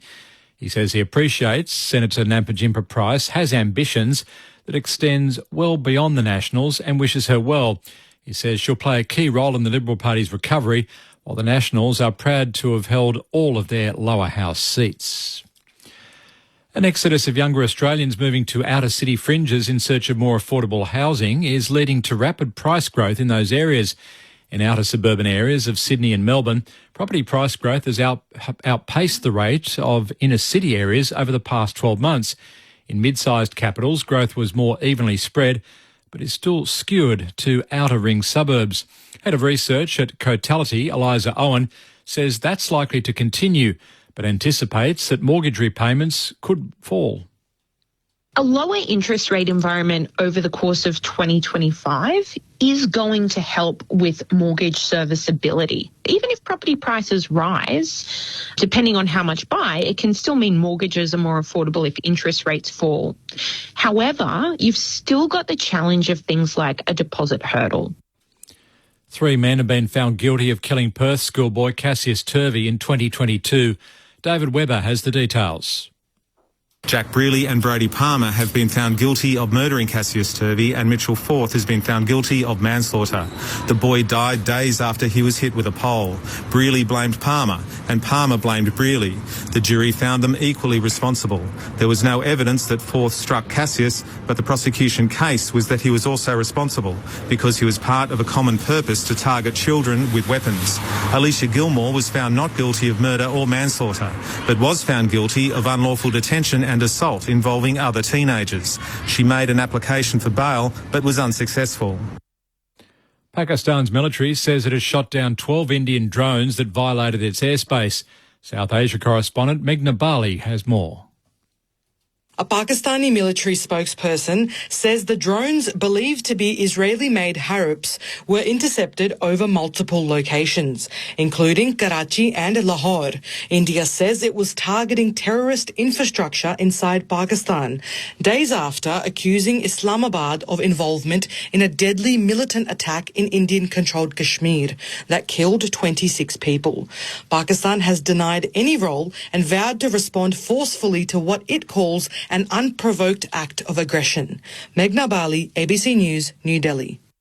Palestinians in Gaza say they have no choice but to use spoiled flour to prepare bread in order to fight their hunger.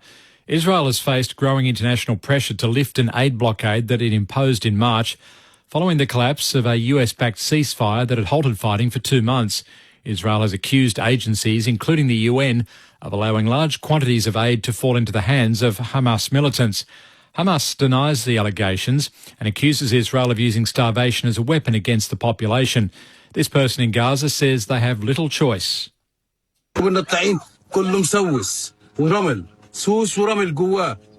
want to eat from it, but we feed the children for the children.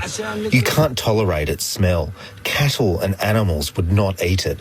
We are forced to eat it against our will. And Cardinals have again failed to find a successor to Pope Francis, sending black smoke from the Sistine Chapel chimney after 2 more inconclusive rounds of conclave voting. With no one securing the necessary 2/3 majority, or 89 votes, the 133 Cardinals will return to the Vatican residence where they are being sequestered. They will have lunch, then return to the Sistine Chapel for the afternoon voting session. God-tier comedy is on ABC iView. Good God. Unbelievable. More checklists, optics, breeders, big boys, double park, and so many more. Always free, always hilarious on ABC iView. This is the 2025 AFL Premiership season on ABC Sport. Up against the boundary, goes back to Frederick, to Simpson, to Sarong. Now it's on to Alex Pearce. The skipper kicks a goal. He celebrates with the crowd, the double-fisted pump in the air, his second of the season, and it's given the Dockers back the lead at the 4-minute mark of the second term. Sean Darcy in front of Darcy Cameron. Cameron tapped it down, stolen though by Matthew Johnson, the Dockers, taps it to Brayshaw, weaves through traffic, kicks the goal, arms outstretched to the pocket. Fremantle get their second of the term. They push their lead back out now to 9 points. Bolton intercepts, gives it to Warner, then to Cox. Run down, got tackled, Hill got him. Had no idea he was lurking behind him.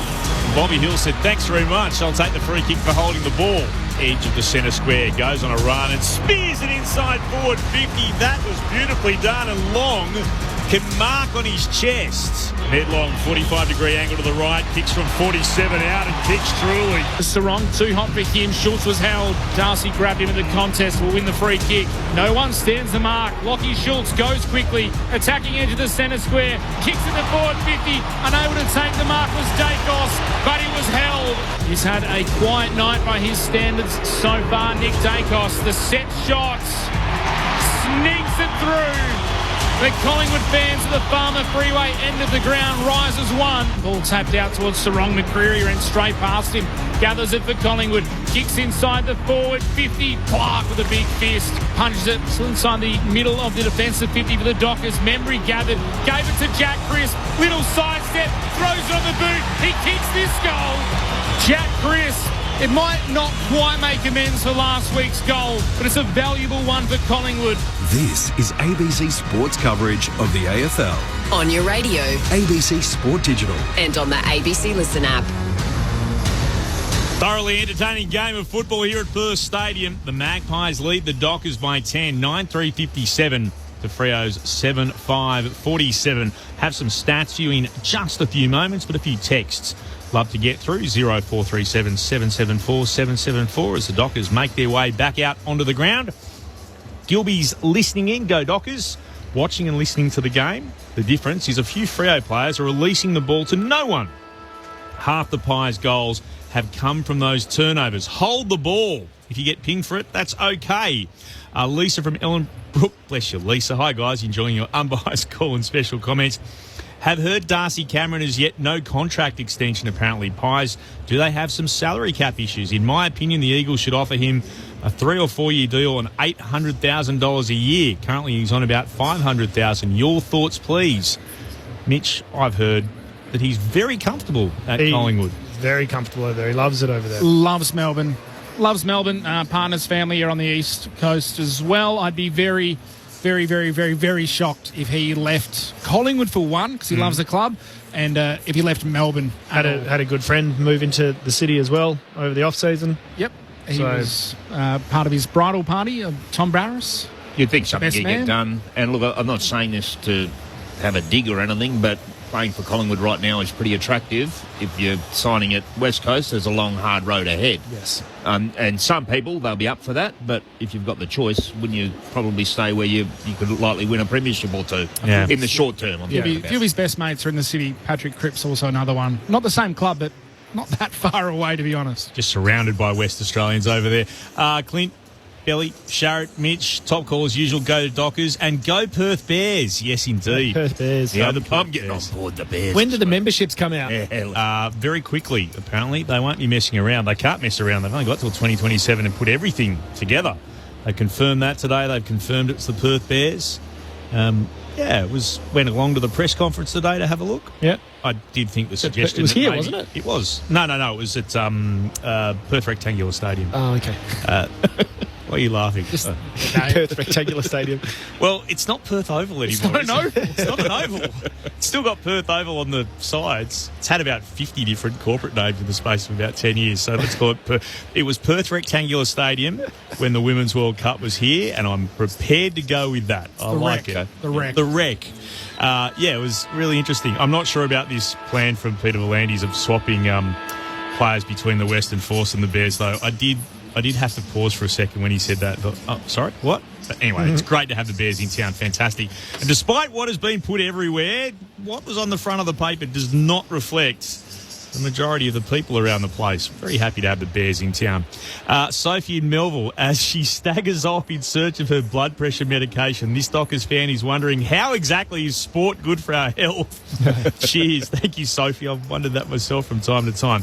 The way Collingwood continue to move the ball forward is almost like a rolling scrimmage in rugby. It got them at least 2 goals in that half. Why don't other teams do that, says Damien. Billy? I think other teams do, but just don't do it quite as well. I think when Richmond were up and going, it was really just keep the ball moving, knock it forward, players will move into the space, and it wasn't really a possession-style game, but it's employing it at the right time. And it reflects a really in-tune, connected playing group. Yeah.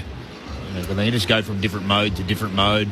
It's really impressive to see. Having said all of that, the game is alive, well and truly. Yeah, it's terrific to watch.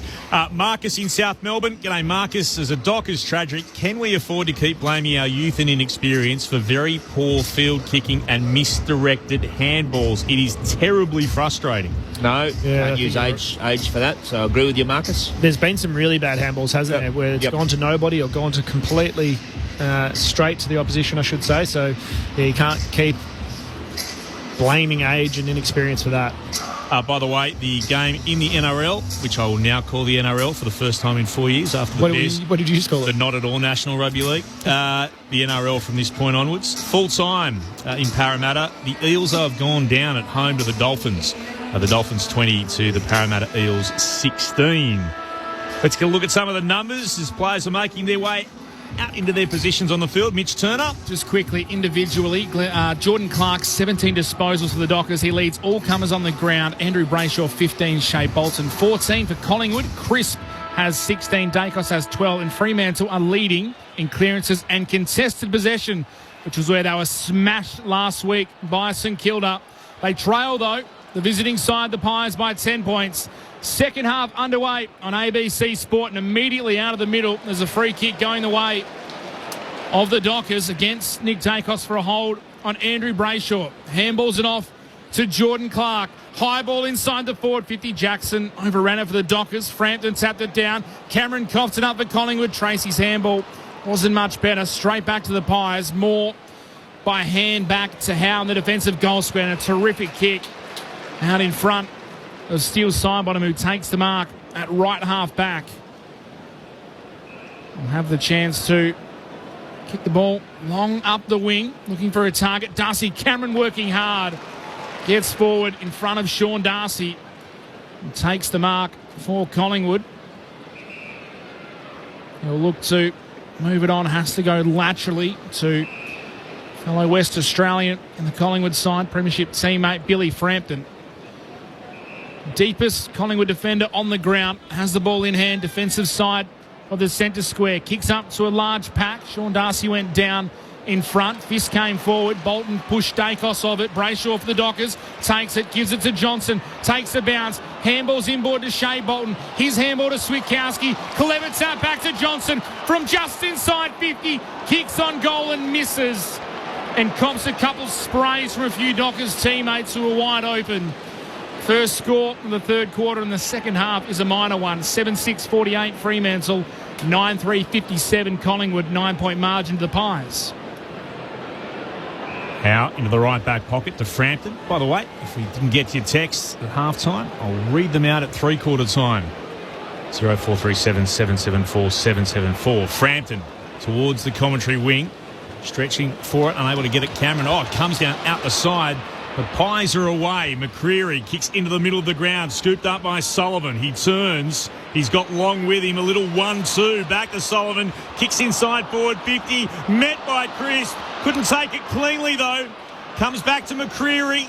They might have muddled this up, the Pies. They have. Clark's hand pass wasn't great, but Ryan had time to go back to it. Just got the hand pass to Cox. Runs straight into Membry. Hands it off to Chapman. Why don't they rush it through? And Chapman kicks long up towards right half forward. The punch came from Moore. Back inside forward 50. It comes to Hill. Oh, that's incredible. He's sparkling every time he touches the football, Bobby Hill. What a way to get his seconds. From almost nothing, threw it on the boot in the left forward pocket. The Magpies have got their 10th. Collingwood by 15 points, 10-3-63 to Fremantle, 7-6-48. But I would say you're under pressure right there. Use the boundary line. Use the boundary line or use going across the behind line. The call is spot on. Just get it over the line. Retain possession and release the pressure. Chapman the last one. Chapman. Yep. He was getting tackled half a metre. Like, that's pressure, isn't it? That's madness. So I thought we were looking at the first time where Collingwood have gone inside their forward 50 and haven't been efficient, but their pressure went to a level and I suppose the decision-making that we're talking about on behalf of Fremantle wasn't up to scratch. Comes straight back in, one possession goal.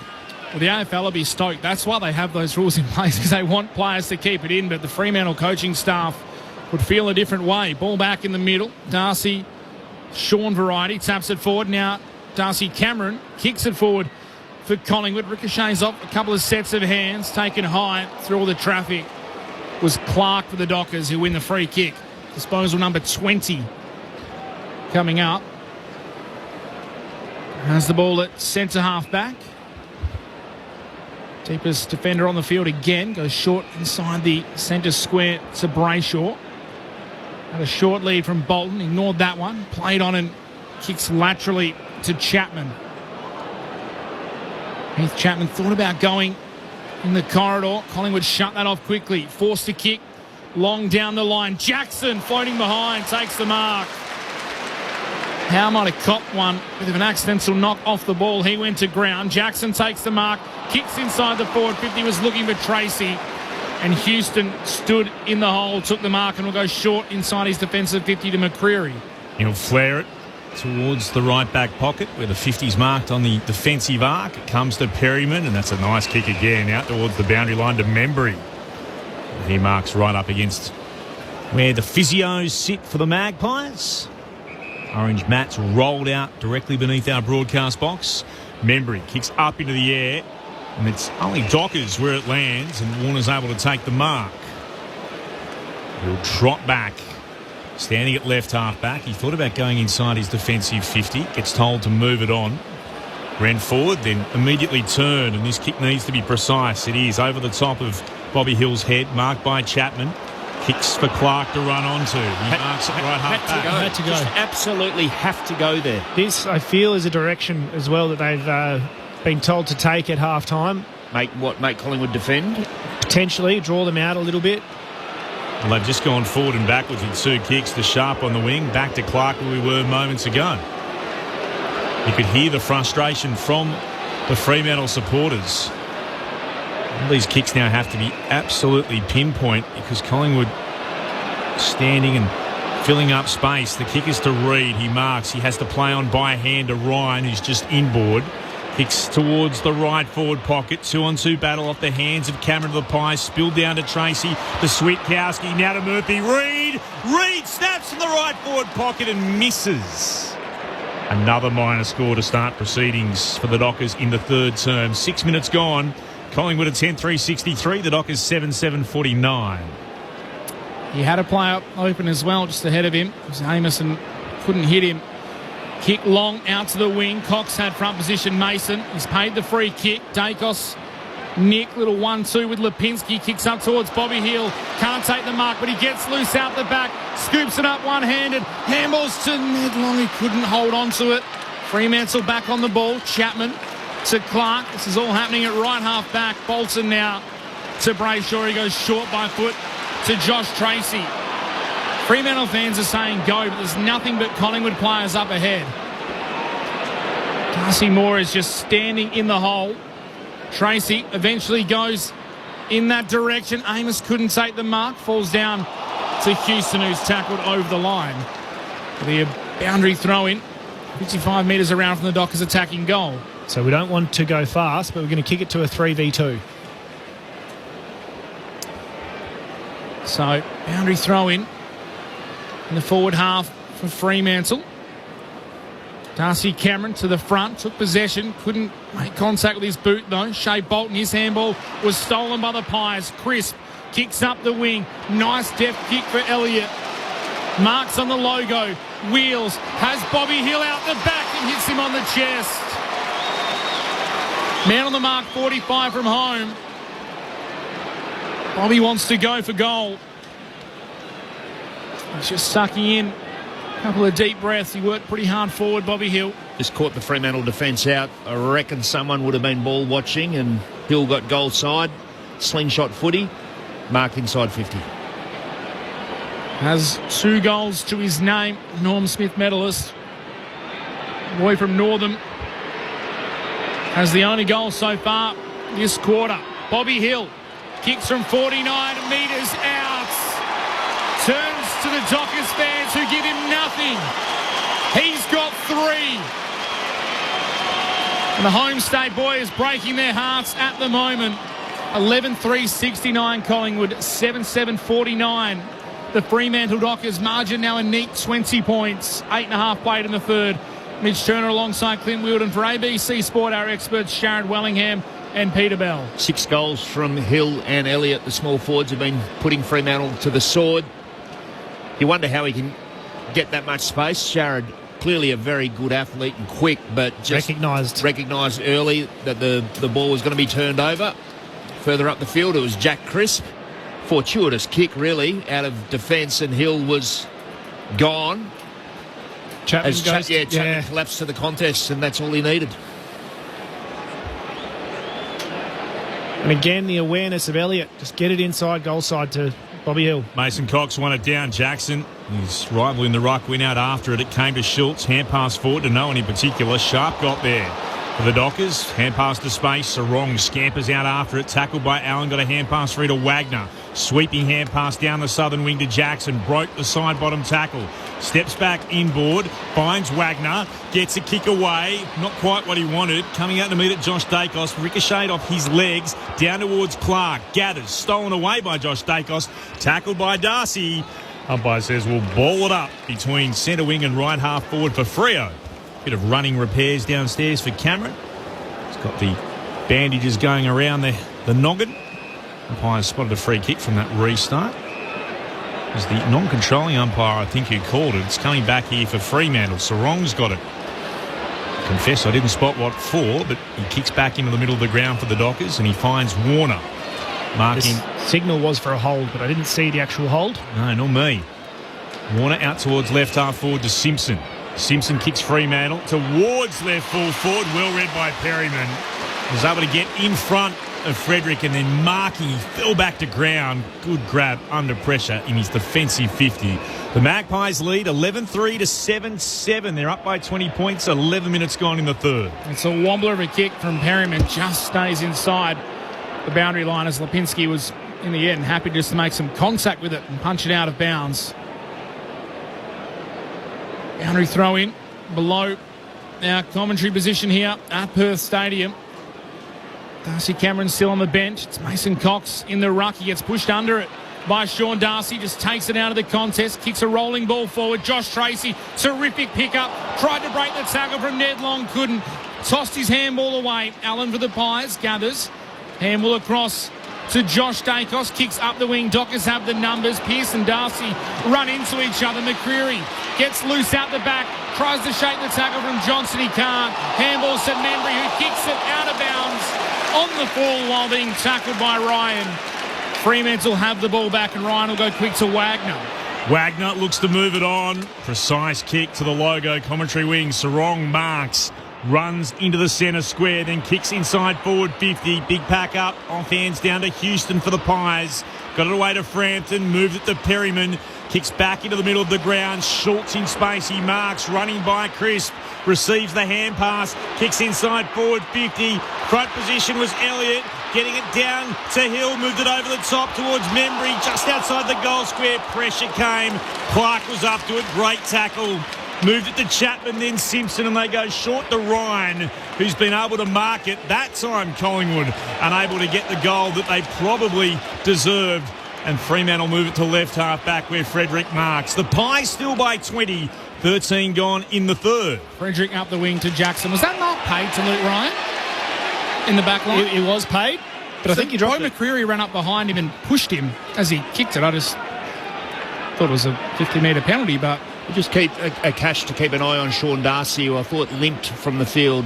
So just have a look at that, Akash, down there on the boundary line, please. Dockers, a little bit of slow play again. Ryan to Pearce, now out to the broadcast swing. Murphy Reid and an option short in Matthew Johnson. Ignored that. He wants something further afield. Luke Jackson, Darcy Cameron. One-on-one. The guy up in the air. More over the top. Came to help out. Couldn't take the mark. It falls to Josh Dacos for the Pies. And it's a terrific chiselling kick.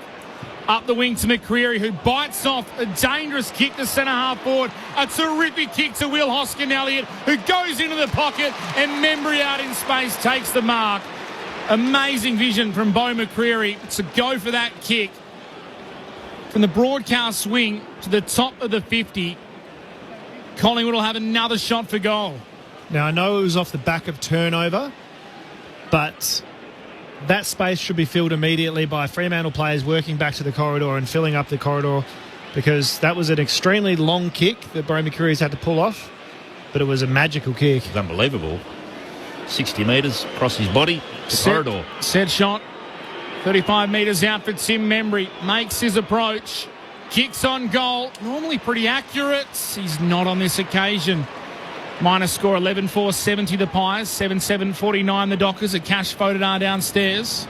Yeah, just updating on Sean Darcy. He came off the ground. He spent a little bit of time on the exercise bike, and now he's getting some work done to the back of his left knee, sort of high on the calf or right at the back of the knee. Good for Freo. Good for Darcy's. Clark is able to find Luke Ryan in the left back pocket. He's marked. Collingwood immediately clog up all the space. Oh, that kick's terrible from Ryan. He went back inboard. He wanted Pearce. Instead, stealing it away, Bobby Hill. He'll be able to go back and try and kick his fourth. And Fremantle are just starting to fall apart. Well, Bobby Hill makes enough of half chances where you try and avoid gifting him almost certain goals. Just alive on defence. Intercepted. Kick wasn't good enough. Longmuir unhappy. With good reason from that. Bobby Hill, Norm Smith medalist from 2023. In he comes, Hill. Oh, goodness. There is the commentary curse at full effect. He's missed to the right-hand side from right in front and about 35 metres out. That's a let-off for Ryan and the Dockers. 11-5-71 to 7-7-49. 15 gone in the third. Thursday night footy on ABC Sport. That did not get what it deserved. The kick out long from Ryan goes over the back of the pack on the southern wing to Amos. Plays on immediately. Handball to Sarong. Kicks inside the forward 50. Quainer in front of Dudley. Fists it away. Voss and Frampton one-on-one. Both trying to win the ball, and Voss forced over the line in the pocket. The umpire pays a push in the back against Patrick Voss against Billy Frampton. We'll have to see a replay of both competing, the big men in the pocket. Didn't really need to do it. No, Frampton going out always already, going out. Yeah. Patrick Voss tucked up in the right forward pocket. Plays on, runs around, right foot banana. There he goes, off and running. Goal number 2 for Patrick Voss, and a much-needed one for the Dockers. Their first goal of the second half comes in the 17th minute of the third quarter. It ends a run of 4 straight Collingwood goals. The Dockers now 8-7-55. Collingwood 11-5-71. 16-point ball game. The miss from Bobby Hill proves a little costly for Collingwood. Sharad Wellingham, Peter Bell up here in the ABC Sport box. Collingwood defenders just overcommitted in the kick-in. Went all the way over the back to Amos, who was the only player who didn't end up flying for the footy, and they went length of ground, and then, probably an unnecessary free kick against from Frampton. Allows Voss a shot from the boundary, and he kicks his second. And to keep Fremantle in this game. If he ever kicks 6, Pat Voss, he'll run a half marathon in celebration. Goodness me, he gets up and about. High five anyone he can find. Restart. Jackson went over the top of Cameron, won it down. Brayshaw out after it, bounced off his shins. Coming to meet it sharp, bobbled past him, couldn't pick it up. Still there to be won. Wagner emerges with it for the Dockers. Hand pass to Sarong. Threw it on the boot. It'll bounce towards right half forward. Frampton too strong for Voss on that occasion. Gets it for the Magpies. Kicks towards the outer wing. There's Cox. Got a hand pass back for the Dockers to Sarong again. His kick had too much on it, but Brayshaw stretched. Couldn't get there. Crisp coming the other way was strong. His hand pass picked up by Sullivan. Magpies through Houston. Into the middle of the ground it goes. Good backing up, and the Dockers on this occasion apply pressure to Long, and he's taken to ground by Wagner. Collingwood for a moment looked like they were away through the middle. The Dockers hung on, and they lock it in the middle of the ground. Darcy Cameron, Luke Jackson. Cameron taps it down. Sarong comes away with it though. Little 1-2. With Cooper Simpson, runs into a bit of trouble. Now just hacks a kick forward. Moore punches it away from Tracy. Switkowski, the first one onto it for the Dockers. Handballs to Frederick, back on the broadcast wing. Kicks into the pocket, height advantage to Howe. Almost took the mark. Moore came in and stole it. Howe had the height advantage on Dudley and would have taken the mark, but his captain whipped it out of his hand and was tackled. Now it's a ball up. Inside Fremantle's forward 50. Jackson taps it back into the corridor. Wagner tackled immediately by Sullivan. Wrapped up, ball up. 16 points, the margin, the Dockers.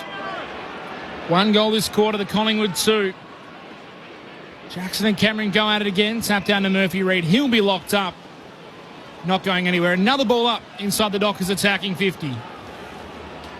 Up it goes. Jackson pumped it back towards the corridor. Allen was there for the Magpies. Wobbled a kick towards centre wing. Continues on its way. McCreery battling alongside Warner. And Warner's able to take it across the boundary line for a neutral ball right beneath our broadcast position on the northern wing. Thursday night footy on ABC Sport. Thanks to ABC Radio, ABC Sport Digital. As always, the ABC Listen app. We'll head downstairs to a cash in just a moment. Ball back into play. Jackson grapples with Cameron. Jackson got it down, but only as far as Lipinski. Ball goes up in the air. Bolton couldn't do much with it. Slapped back by Chris off the ground. Okay, according to the officials. Cameron kicks towards right half forward. Brendan Cox emerges with it from the contest. Hand pass to Simpson. Did well to step around McCreery. And he'll kick it short and he'll find Bolton who marks. That was well worked from Fremantle under pressure. Working their way back into this game. They trail by 16 points. Bolton goes short. Finds Brayshaw. Now this is where they can sometimes get stuck. Is Collingwood kill every available spot on the ground. They kick towards a pack at left half forward. It's off the hands of Cameron and out for a boundary throw in. A Cash Fodor on the boundary. Sean Darcy did plenty of run-throughs. He didn't look entirely comfortable, but he is about to come back onto the ground. Jack Crisp up to 21 disposals for Collingwood on the back of that milestone game last week. Jordan Clark, 24 for the Dockers. Darcy Cameron beat Luke Jackson off both hands. Frederick couldn't take it to the Dockers. Schultz could. He gave it to McCreery, who was tackled immediately. Ball up. Attacking side of the broadcast wing for the Dockers. Luke Jackson, Darcy Cameron, both throw their hands at it. Comes down the way of Lipinski to Collingwood. Snap around the body, tumbles end on end. Cox stood under it, just punches it forward to the other Cox in Brennan. Shakes the tackle of Hoskin Elliott. The Dockers have the ball. Short handball to Pearce. Nice little checked kick over the top to Bolton. Played on in front of the interchange gates. Now has trouble. Steps around Lipinski. Little spin. Then a short kick to Andrew Brayshaw. Handball to the runner Murphy Reid. Lead short in the pocket. Dudley. That's the magic of Shea Bolton. He got himself in a little bit of trouble, and as quick as he got into it, he got out of it. And now Dudley will have a set shot from about 40 metres out. Really tight angle to the left. And some good play from Alex Pearce, who drove legs, took the ground in front of him, opened up the play for Fremantle. Has one already. You think Pat Voss likes a celebration? So too does Isaiah Dudley. Kick is on the way and it's just right. Minus score, 8-8-56 Fremantle, 11-5-71 Collingwood, 22 minutes gone in the third term. Magpies decide to go towards the southern wing from Josh Dacos to Frampton. Long kick, and that's, Alex Pearce had 2 goes at it. Brought it to ground against Hoskin Elliott, spilled out of his grasp, and then it comes towards Sharp, who's immediately tackled. Ball up. That's a good half from Will Hoskin Elliott, opposed to the Fremantle captain. It certainly appeared that Pearce was going to mark it for a moment.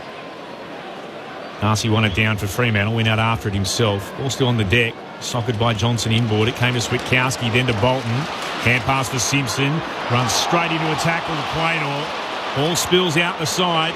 Looking to attack it, Clark. McCreery has infringed. He's held him on the way through. Clark will have the free kick at centre half forward. Sharp was on out to his left at left half forward. Now everyone's suggesting that he finds someone inside 50 and he kicks it straight up the middle and turns it over, almost like he was looking for Darcy Moore, who marks in front of his defensive goal square, the Collingwood captain. The Magpies are 11-5-71. The Dockers 8-8-56. 23 gone in the third. Thursday night footy on ABC Sport. Moore kicks up to the wing. Luke Ryan punches it down to Sharp for Freo, who is tackled immediately. Could have had a shot, almost Jordan Clark. He had the range. He need to do better. So Fremantle in the second and third quarter have had 1 mark inside 50. Guess who had it? Isaiah Dudley. Wouldn't have picked that. Out of the stoppage again. Bolton spins. Gives it to Brayshaw. Back to Bolton. Kicks inside the forward 50. Voss had one crack, two, couldn't take it. Clever tap by Dudley. Murphy Reid. Tight to the boundary, too tight. Craner works him over. So the smallest player in the entire league is the only player to have marked for Fremantle inside forward 50 in 2 quarters of football. Yeah, by my calculations. He wasn't contested, though. Still a mark. Jackson against Cameron. Jackson with the first touch. Spill back to Cameron. And he's tackled by Jackson. Got a hand pass out to Sharp. Threw it on the boot, but to nowhere in particular. Lipinski picks it up off the ground. Nice hand pass to Josh Dacos. Kicks beyond defensive 50 and hits Membry on the chest. He's at right half back. Gave it to Long. Brayshaw applied some late pressure. Means the kick tumbles into space on the southern wing, but Allen's there. Gathers for the Magpies, sweeping it forward to Hill. Steps inside. Johnson who legs him. He's definitely there. Dockers fans won't like it. He stepped back. Johnson stretching, just got out of his grasp, and Johnson made contact with the ankle. Hill looks to go short to Long. Brayshaw did well, knocked it down. It came to Frederick, then to Switkowski. Hand pass to Simpson through the middle of the ground. He runs towards the centre circles, kicks inside for 50. Cameron back there again. Great defensive mark against Reid. And he'll flare it out to right half back where Lipinski will mark. Still no change to that score. The Magpies by 15, 25 gone in the third. Lipinski up the wing to Moore, who could mark and just continue running. Collingwood have the numbers. Kicks inside the forward 50. Pearce did well. Got to the front. Works it out in front of Brayshaw. On hands and knees. Gives it to Chapman, and Fremantle can exit defensive 50. Out in front of Allen. One-on-one with Matthew Johnson. Ball goes out of bounds on the southern wing. Fremantle fans might not like this, but Sean Darcy's just taken a seat in the back row of the Fremantle bench. Akash voted out downstairs. Big news to the Dockers. Yeah, that's right. As Sharad said, Sean Darcy's gone to the back of the bench. Erasmus is currently shirtless, but about to put his playing jumper on, and Sean Darcy has an ice pack on that left knee. Saw a shot of him in tears, Sean Darcy. He was pretty upset when the news came through that he was exiting the ground from the stoppage. Jackson gives it to Wagner of the Dockers, to Ryan. Clever little kick inside the centre circle to Switkowski. Fremantle fans, you can hear it through the effect saying, go forward. He goes laterally. Pearce has the ball on the logo. Broadcasting the Dockers trail by 15, 26 gone in the third term. They should just shit out. Kick it forward. Here's Clark. Big shout out to Josh Garlett. Clark on centre wing. He's able to move it into the chest of Amos. Amos goes dangerously across half forward. It worked okay. Marked there by Ryan. Schultz was right there, but that kick was precise. Ryan sends it deep towards the left forward pocket. Jackson got up, couldn't mark. Spills down to Chris, then to Lipinski for the Magpies, again to Sullivan. They clear their defensive 50 out towards Perryman, who took a big divot out of the turf, which does look much better tonight than in recent weeks, to be fair, as he tumbles forward in a sprawling mark at right half back for the Pies. Short kick up the wing to Lipinski. Seconds running out. Collingwood are going to run out of time here to score, but they'll be okay with that. So third quarter will end with Collingwood holding a 15-point lead on the road. 11-5-71 Collingwood. The Fremantle Dockers 8-56. If they ever needed a response, it's going to have to come in the final term for Fremantle. So, off a 5-day break, Collingwood will take a 15-point advantage into the final term. They led by 5 at quarter time, by 10 at the half. They've stretched that to 15 at three-quarter time. 11-5-71 to 8-8-56. The goal kickers, Bobby Hill's got 3 for the Pies. So too Jamie Elliott. Singles to Chris, Hoskin Elliott, Nick Dacos, Long and Cox. While for Fremantle, 2 to Tracy, 2 to Voss. Singles to Brayshaw, to Sharp, to Pearce and to Dudley. The big news for the Dockers, though, injury-wise, Sean Darcy, almost in tears off the ground, subbed out the left knee injury. He had an ice pack on that knee when he was sitting on the back of the bench. There's a quarter to come, and it bodes like it could be a beauty. Hope you can join us. Stick around here. Thursday night footy on ABC Sport, on ABC Radio, ABC Sport Digital, and streaming on the ABC Listen app.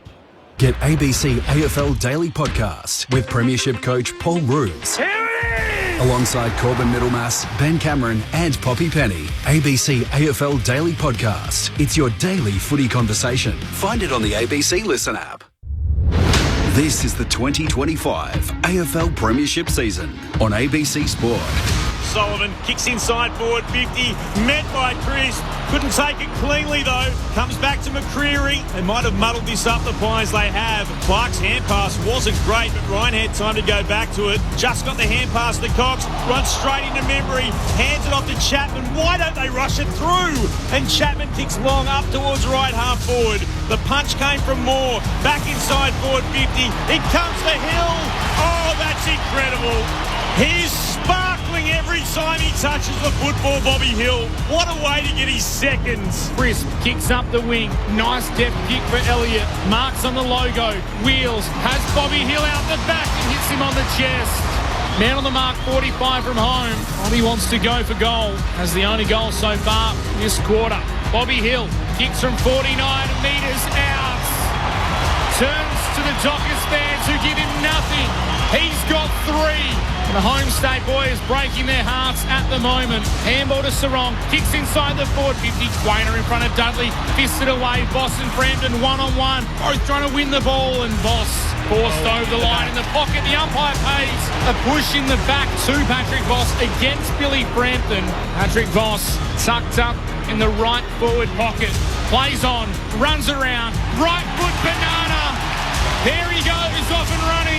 Goal number 2 for Patrick Voss and a much-needed one for the Dockers. Their first goal of the second half. It ends a run of 4 straight Collingwood goals. This is ABC Sports coverage of the AFL. On your radio. ABC Sport Digital. And on the ABC Listen app. Three-quarter time here at Perth Stadium for Thursday night footy on ABC Sport. It's the Pies leading the Dockers by 15 points. 11-5-71 Collingwood. Fremantle 8-8-56. Before we get back into action for the fourth term, and we'll read a couple of your texts out very, very shortly. Let's get the thoughts from our ABC Sport commentary team up in the box. Premiership player at the Pies, Sharad Wellingham. Dual Premiership player at North Melbourne, Peter Bell.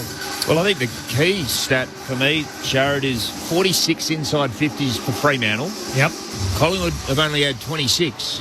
Now, Fremantle have kicked 8 goals from their 46. Collingwood have kicked 11 from their 26. We've been talking about efficiency all day. Fremantle just haven't been able to tie off some good work by getting a scoring opportunity, and in particular, a mark inside 50. 3 marks inside 50 for the match versus 10. What Collingwood have been able to do is find other ways to score as well. Yeah. But also on the back of 11 goals from 26 inside 50s for Collingwood, that's too high. That's too efficient. Yep. So they need to stop letting Collingwood be efficient and increase their efficiency, and it would be a completely different ball game. I can only imagine that instruction early in that third quarter for Fremantle to go slow was built around can we move the ball in and set up defence behind it because we're vulnerable on the counter attack maybe. But what it did.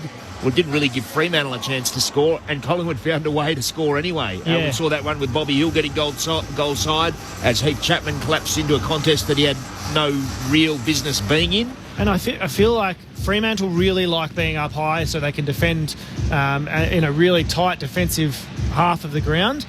But that's almost being their undoing because they are getting done out the back because Collingwood are finding that win in a contest, it'd be a 1-on-1 or a 2v2, getting a mark and then moving the ball quickly and, like you said, getting that out the back play.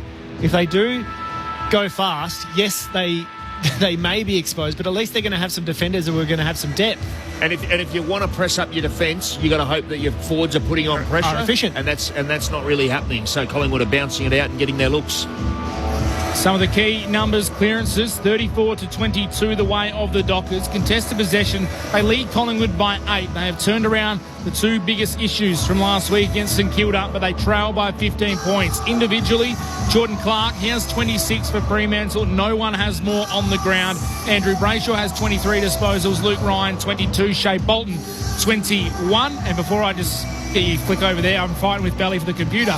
Jack Crisp has 22 touches for Collingwood. Josh Dacos, 16. Darcy Cameron, 14. Now you can go. Whoever is it, Sharad? Peter? Who is it? That was me. That was my bad.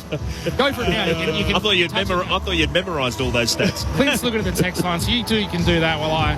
0437 774 774. Glenn and Sam, hi, all listening around the campfire. 300 k's northwest of Alice Springs. What a fossil thing.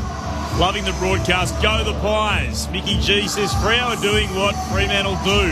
Come on, Freo. Switch on. And I love this bit of flag waving from Timmy Blackburn. Evening, Clinton team. I presume from your call and mention of Sandgropers playing for the Pies, there are no Victorians playing in WA. With that level of passion for your state, Tim, you could be an honorary West Australian. We were just talking about the reasons, I would say, that Darcy Cameron is going to stay with the Pies. It's because of all his WA mates from his school days and his under-18s that are over there. Final term is underway, and Jackson will bring it away for the Dockers. Brayshaw able to tap it. Wanted to try and find Clark and couldn't. And immediately Nick Dacos is onto it. Gets a shove in the back against Simpson. Be a downfield free kick, and this will lead for an opportunity to have a shot at goal for the Magpies. And it's Jamie Elliott who'll have it. And he'll start from beyond the boundary at left half forward and put boots a ball from about 52 out. Meantime, Akash Fodadar downstairs. The sub has been made for Collingwood. Markov is on and still side bottom at the back of the bench. He's getting plenty of advice over the fence.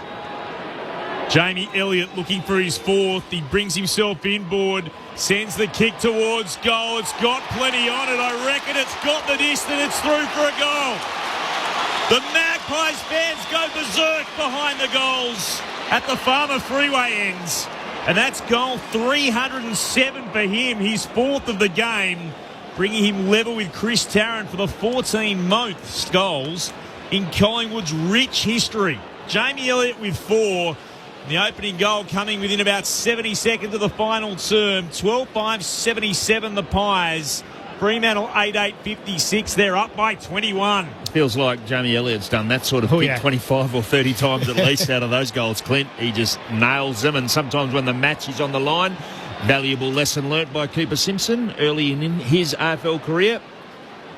Disciplined. I also think that he may have had death eyes at whoever was giving him the advice over the bench too. He did. He didn't look like he said anything or made any gesture. He just stared at them, Jamie Elliott. You don't have to give them the bird. That's the perfect response. Oh, if you need to learn from that. Ball back in the middle. Nick Dacos again.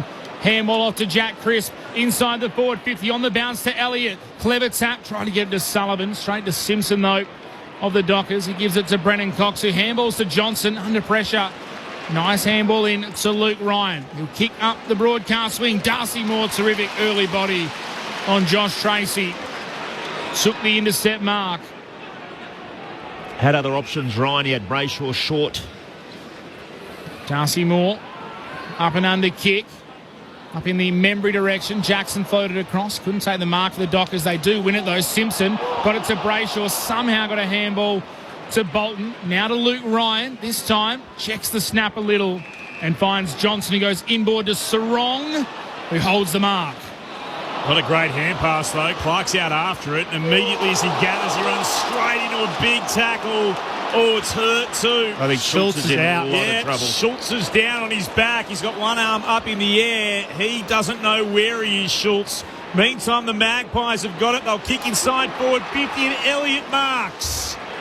Wow, that was a huge collision. They got to get him off the ground, and they are. Oh, he can't stand. Oh, gosh, he can't that's stand. Terrible. He's fallen straight in his face. He was coming straight towards his opponent. It was an enormous. They need to sit him down, lay him down. I reckon it. Just he can't stand. Don't carry him off. Yeah, hip bone. Yeah, this is not nice. No, shooter. Oh, he's tough. He's told his physios to go away, but for a moment there it looked like his knees were about to go a second time. Meantime, the shot at goal is a long one from Elliott, and he has kicked it from 45 metres out on a 45-degree angle to the right. He's got 5 now, and he holds 14th spot on that goal-kicking record for Collingwood, all to himself, going past Chris Tarrant. Collingwood 13-5-83 to the Dockers 8-8-56. If we wondered how they'd be coping with the final term after a 5-day break, well, they'll come out and kick the opening 2 goals of this term. Their lead is 27 points. Peter Bell and Sharad Wellingham. Well, to be honest, my eyes were not on the goal kick. I was firmly planted on Lachie Schultz, who laid a magnificent tackle, but has worn the brunt of Clark running at full pace. The bony part of the hip, I reckon, Sharad. Yeah, it was a really hard watch, and I hope that Lachie's okay. We'll get down to a cash shortly. You asked who stands up for the Dockers in big moments. That's what they're looking for from Lachie Schultz. He stood in front of the Dockers player, and that lifted Collingwood. They all got to him. Ball back in the middle. Dockers trying to tap it forward their way. Handball to Cameron for the Pies. Tries to get it to Nick Dacos. Bolton pushed him off it, then breaks the tackle. Handball to Luke Jackson. Sarong from the centre square. Kicks it in the Voss direction. Frampton. Too tall, too strong. Takes the mark. We'll go laterally to Howe. A cash photo downstairs. Yeah, they're taking Lachie Schultz down to the rooms, which is no surprise. And just a reminder, the sub was made at three-quarter time by Collingwood, and that was a tactical decision to take Steele Sidebottom out of the game. Howe goes up the wing. Jackson stands tall for Fremantle. Which gives Fremantle some sort of chance in this game, given all the other circumstances. Another one down in the rotations, Collingwood.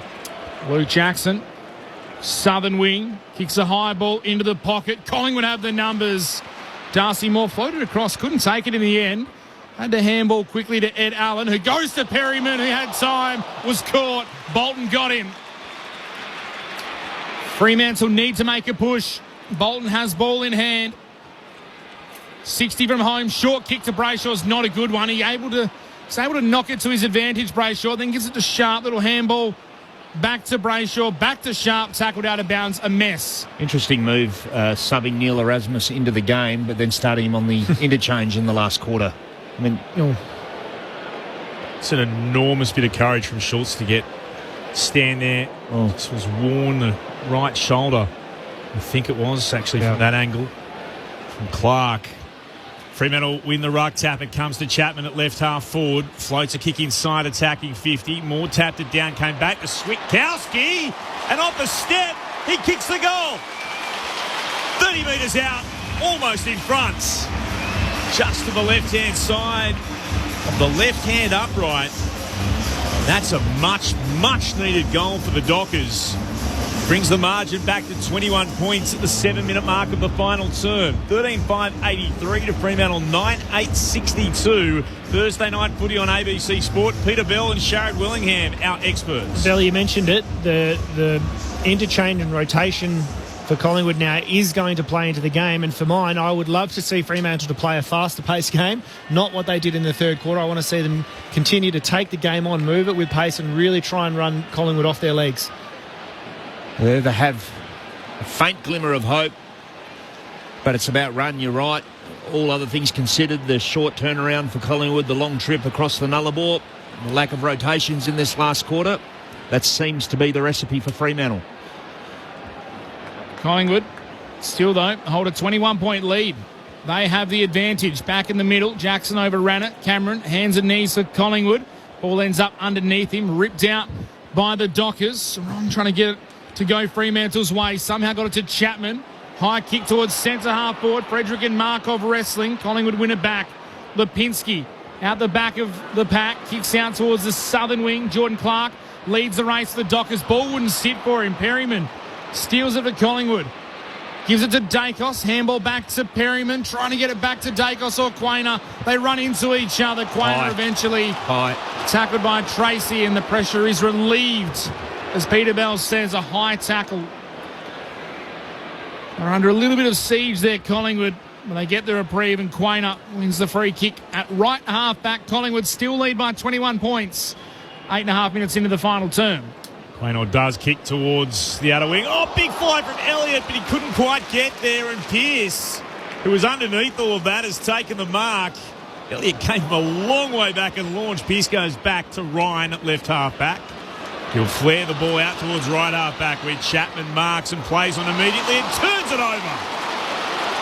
Straight down the throat of McCreery on the logo on the commentary wing. You know what normally happens now. The ball's moved to Hill, left half forward. He pops it inside forward 50, and Jamie Elliott will end up with a chance to have a shot on goal. Well, it's a poor turnover from Chapman, but he had 30 metres of grass in front of him, so just run at the game and someone will press you in defence anyway. Correct. And get the ball over to the top to the same player. Why try and kick it through the defence when you can run it through? Story of Fremantle's season will be now that Collingwood will kick this goal. Jamie Elliott will wheel around. He will kick towards goal, and he only doesn't get the major because Chapman was back there and he got a hand on it on the behind line. Didn't get quite enough height as he would have liked, Elliott, so it's a minor score. Rushed behind. 13-6-84. They dodged one then, Freo. 9-8-62. 10 gone in the last. Ryan out to Warner for Fremantle, and then out beyond defensive 50 at left half back to Sharp. Just holds the ball for a while, goes short. Back inside defensive 50 to Chapman, who dangerous switch kick across the middle of the 50. Somehow found Brennan Cox before Elliott got to him. Cox's kick up the wing. Frederick marks. He turns and goes quick. Gives it to Erasmus, who goes back. Had to be brave, was. Darcy Moore was kind then. Could have done some real damage to Neil Erasmus. Erasmus goes short to Wagner. Wagner into the pocket. Tracy had a lot of it. He was spoiled by his own man. Drops the ball off Brampton. Gave it straight to Reid of the Dockers. His snap won't make the distance. It's marked on the goal line by Allen, who handballs out to Josh Dacos. Kicks out in front of Membry on the southern wing. Membry couldn't get it cleanly. Pearce gathers. Membry tackles him. He just got a hand pass away. The Dockers skipper. It came to Warner. Sends it towards full forward. Tracy crashes the pack down to Bolton. Gets a kick away. Floating towards goal. Now, did it just have enough on it? It did. Desperate effort by Oleg Markov on the goal line to try and get a touch on it. But there was enough on the kick to see it sail through. And Shea Bolton gets his first of the evening. And all of a sudden, Collingwood's lead is back to 16 points. 13-6-84 to 10-8-68. The Dockers, 11 gone in the final term. Floated the whole way there, didn't it, Belly? It wasn't a clean kick. Can't believe it made it, yeah. Can't believe it made it there, but it's there, and the pressure is now mounting on Collingwood. Just saw a shot of Craig McRae, and there was a little bit of stress there for sure. When that was a holding the ball on the wing that Membray got on Pearce as well. How they didn't call that. He looked like he threw it out, Alex Pearce. Well, he took him to the ground, and then the handball that was barely a handball was made as he'd been tackled to the ground. So a letter of the law, one miss there, but that happens in football. Gee, some bodies flew in that pack inside 50 as well. That was a massive collision by all. All players okay, though. Ball back in the middle. Patrick Voss in the ruck for the Dockers. Sean Darcy's been subbed out. Cameron trying to tap it to a teammate, Dacos. Had to take it off the deck. Eventually did. Stolen, though, by Johnson. Voss, he's dispossessed by Hill. Now Chapman for the Dockers. Little handball to Brayshaw. To Simpson. Nice handball left to Jordan Clark. Running through the middle of Perth Stadium. Terrific kick. The centre half forward. Dudley has it. Has the player open inside the 50. It's Murphy Reid. Oh, boy. Murphy Reid, set shot, 35 metres out, 45-degree angle to the right to cut the margin to 10 points. Take about Cooper Simpson there at half-back. Beautiful handball. Knew where his numbers were. It's good to see another decent ball user back in the back seven for Fremantle, and he's had an impact today, Simpson. Murphy Reid, one of the favourites for the rising star, this young Docker. Kick is on the way. The Dockers are back in this. Fremantle are coming. And the bell's tolling. 10 points the margin. 11-8-74 Fremantle. 13-6-84 Collingwood. Thursday night footy on ABC Sport. Jared Wellingham, Peter Bell. The sign goes up on the big screen. The bell's toll. Wharfie time is what they call it. They have an opportunity, Fremantle, and so far the signs are good. But you know that any come-from-behind victory against Craig McRae's team is going to be hard-earned. And Collingwood aren't going to make it easy for Fremantle, as you'd expect. We're set for a barnstorming finish.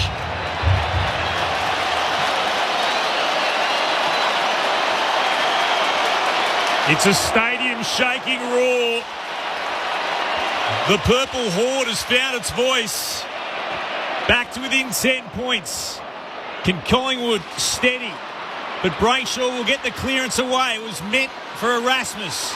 Down to Wagner. Now to Switkowski. Sweeping hand pass for Simpson. McCreary's got him! Great tackle by McCreary. him up. Ball jars out. Free kick Collingwood. That was a goal saver. McCreery then plays it cleverly out to Howe, who marks hard up against the boundary at left half back. Should have been 50 metres for Collingwood. Both Fremantle players ran off the mark. They got confused with each other, but the game goes on. Howe comes towards Cameron, who got away from his opponent and marks uncontested. Centre wing northern side. Collingwood kicking to the Farmer Freeway end, the left of our broadcast position in this final term. They lead by 10, 15 gone in the last. Kicks towards left half forward. Clever from Chris, couldn't mark. But stretching, the little touch was enough to make sure it didn't go out of bounds on the full. Throw in left half forward for the Pies, who unbelievably now find the pressure all on them. They're in front by double digits, a 10-point lead. They didn't get the win last week, but no one does the close ones better than Collingwood. Chris from the stoppage. High ball inside 50. Pearce went back for the Dockers. Couldn't take the mark. In there supporting is Ryan. He's tackled. This is their bread and butter, Collingwood. Tight, hard games of football.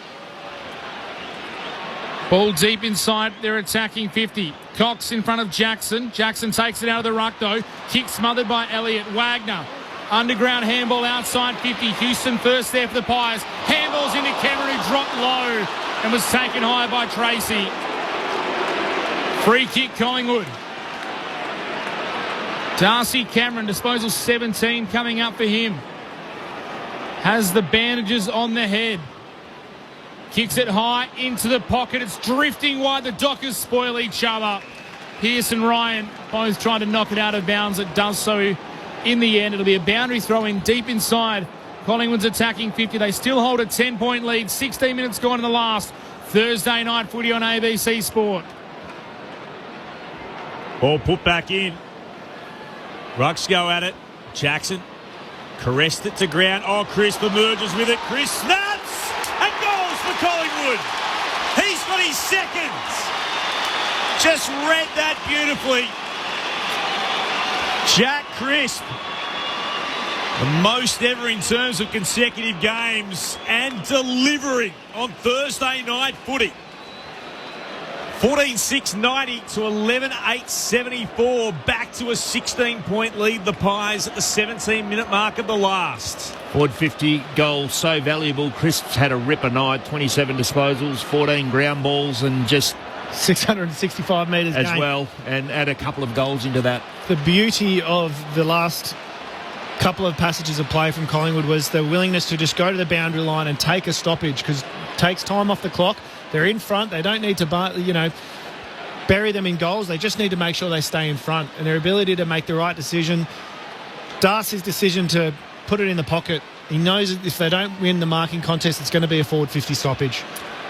Darcy Cameron stands in the middle, opposed to Luke Jackson. Ball goes up in the air. Cameron tapped it down through the hands, though, of Sullivan or Perryman. It came out the Dockers' way. Brayshaw, 1-2 with Switkowski. Handballs inside the 50. Tracy coughs it straight up to Perryman. High kick to the wing. Sullivan 1v1 with Warner. Takes a one-hander, Lockie Sullivan. Oh, he was the villain last year for the Pies, and that was a big moment. Wins the one-on-one, goes wide, and Lipinski takes the mark. There's some overuse by Fremantle. Switkowski handball to Brayshaw, who was being tackled. 16 points the margin. Lipinski kicks it up the line. Floating across Jackson from the side. Great mark. Strong mark for the Dockers, and handballs forward to Sarong. Runs into trouble. Peels off a dangerous kick in the middle. A terrific one. Between traffic to Erasmus, who's going to play on. Does decide to play on. Kicks inside 150. Dudley marks. In line with the right-hand goalposts. He'll go back and shoot from about 45 out. He's making a mockery of this. Two marks inside 50s off Fremantle's 5. What a kick from Sarong, though. Oh, and the play on from Jackson. Takes the mark. He's on the ground. Gets the handball off to Sarong while he's still on his knees. Isaiah Dudley. Boots cross the 50. Looking for his second of the night. Kicks on its way. It's a poor kick. It's out to the left-hand side and a minor score. 11-9-75 the Dockers. 14-6-90 the Pies. 19 gone in the last. Quainer receives the kick out. Pies by 15. Cameron and Cox wait down the line. Jackson and Pearce are there too. That's the direction it goes in. No one can take the mark. Crisp coming through. He's had a massive night. Loses the ball. Dockers have it back. Frederick through traffic.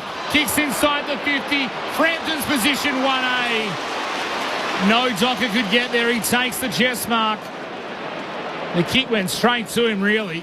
Just got to keep your head. There's heaps of time in this game for Fremantle.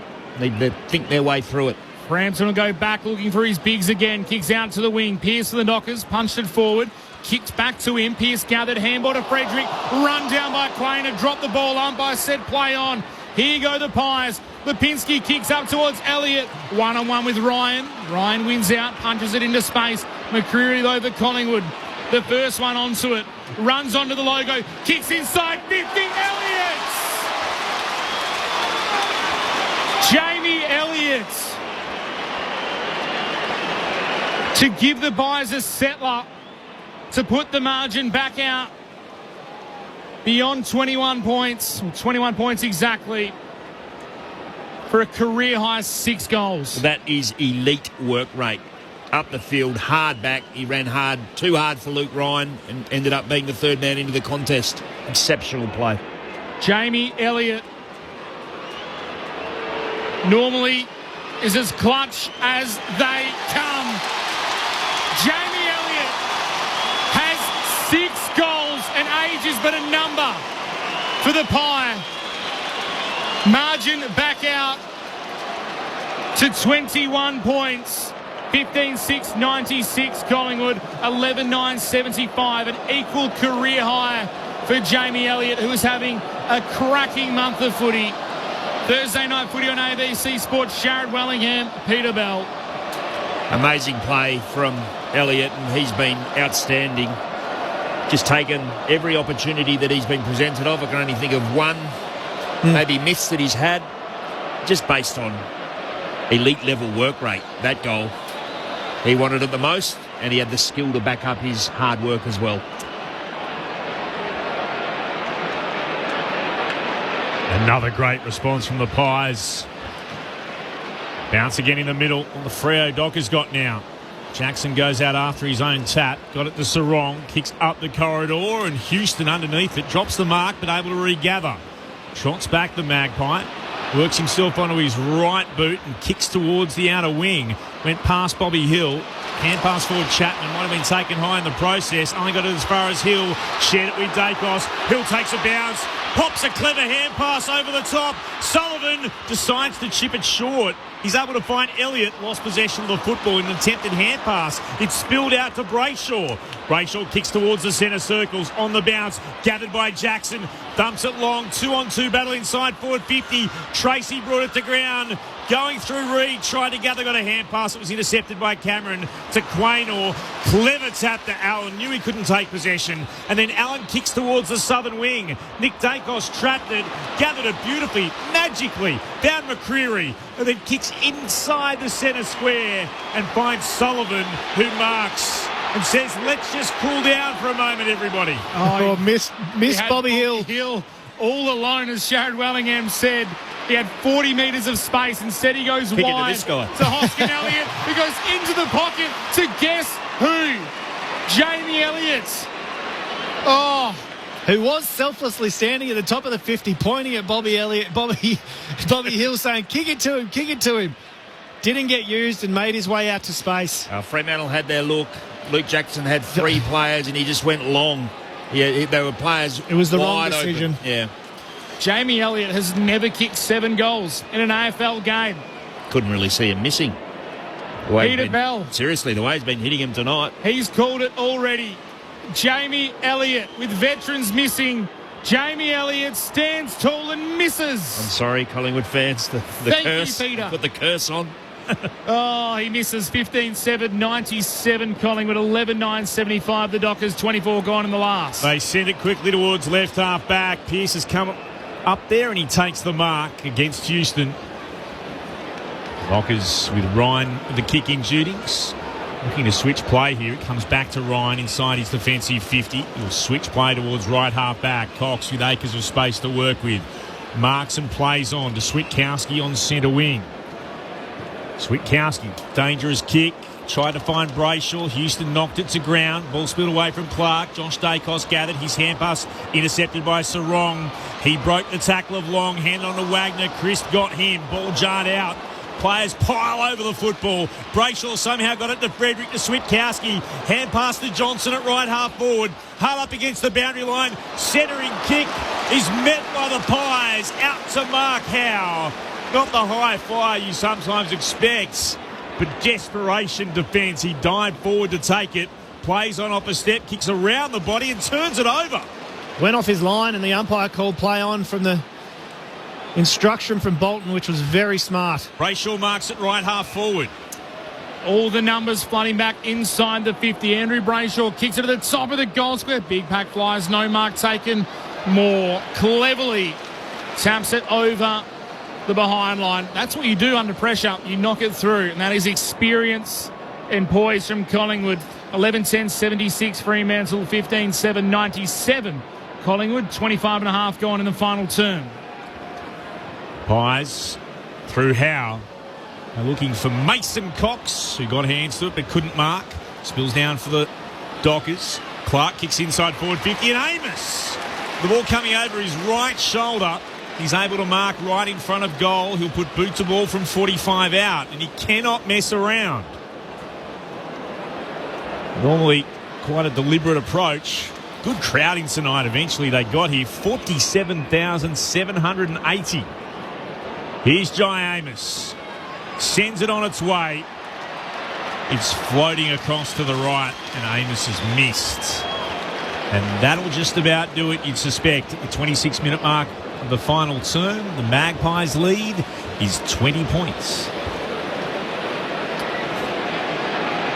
Couple of minutes left. Jeremy Howe leans back on the kick, just kicks it beyond defensive 50. The two Coxes go at it, off hands, out of bounds. There'll be another post-mortem of sorts for the Dockers this week. Nothing like last week, but still it's not 4 points. And Collingwood, well, they're marching towards a valuable victory. Ball spun back in. Ned Long, tackled high. Free kick, Collingwood. Long up the wing to Jamie Elliott. He's a long way from home. He has 6 goals, an equal career high. Chips up the boundary line to Long. Collingwood happy just to take the sting out of this contest. Long points in that direction. Kicks up towards left half forward. In front, Darcy Cameron can't mark. Knocked away by Jackson. Fremantle have it back. Brayshaw to the run of Brennan Cox. Looping handball to centre half back. Clark to Switkowski. Now to Amos. Handballs into the centre circle for Sarong.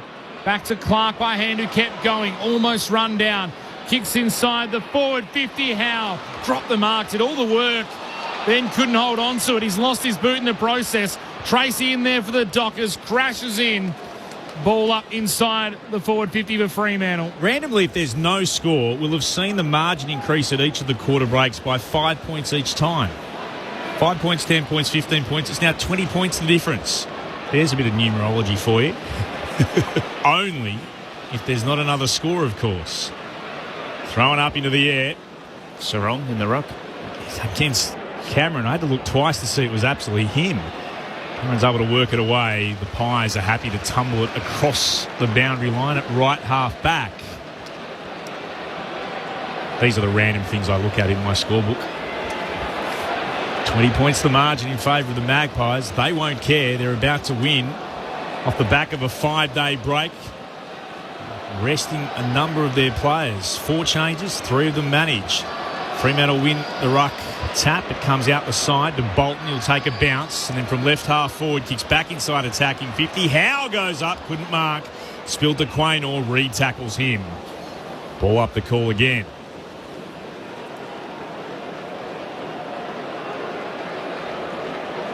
Fremantle fans. Jeremy Howe still doesn't have his boot on. He's got the left boot off. Jackson got it down to Tracy, tries to muscle his way through, got tackled, lost possession. Umpire says play on to Cameron, moved it back to Markov, and then towards Dacos. His kick was smothered. It's over the boundary line for a throw-in, deep at left, full forward. Pretty good win for Collingwood, isn't it? All things considered, the Schultz concussion, the side bottom early sub, the 5-day break, the managed players. Jackson palmed it back over the shoulder. It came to Switkowski. Running through's Frederick, and he kicks the goal. Just to ruin my bit of numerology and give the Dockers their 12th. Collingwood, their lead is cut to 14 points. 15-7-97 to Fremantle. 12-11-83. We've just hit the half an hour mark in the final term. Michael Frederick putting his name on the list of goal kickers for Fremantle, but it will be Collingwood's night.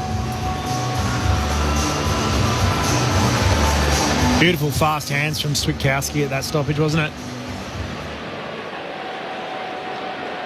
Knew exactly where his runners were, and Frederick finished it very nicely. Well, I say a week is a long time in footy. It's been a long wait for the Dockers. It's been a short wait for Collingwood. Short turnaround after what was an epic battle last weekend with the Cats. Ball back in the middle. Jackson v Darcy Cameron. Jackson tried to win it. Stolen by the Pies. Crisp kicks it forward. Bounces on its end. Membry trying to tap it forward. Got it to Johnson from the Dockers, though, who will handball through traffic. 4 players down for the Pies, but 4 points in the bag. They come west and they take a valuable win. They down the Dockers and send them further into despair. Collingwood win by 14 points, 15-7-97. Fremantle 12-11-83. See the barricades are shouting as all barricades shout. Ships a cakewalk for the good old Collingwood.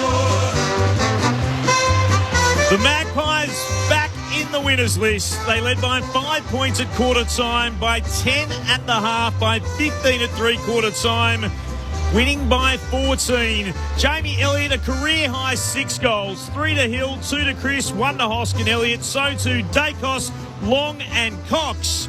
Collingwood, too good in front of 47,780 fans in the West. Good old Collingwood forever. They know how to play the game. Side by side they stick together to uphold the Magpies' name. See the barricades are shouting as all barricades shout.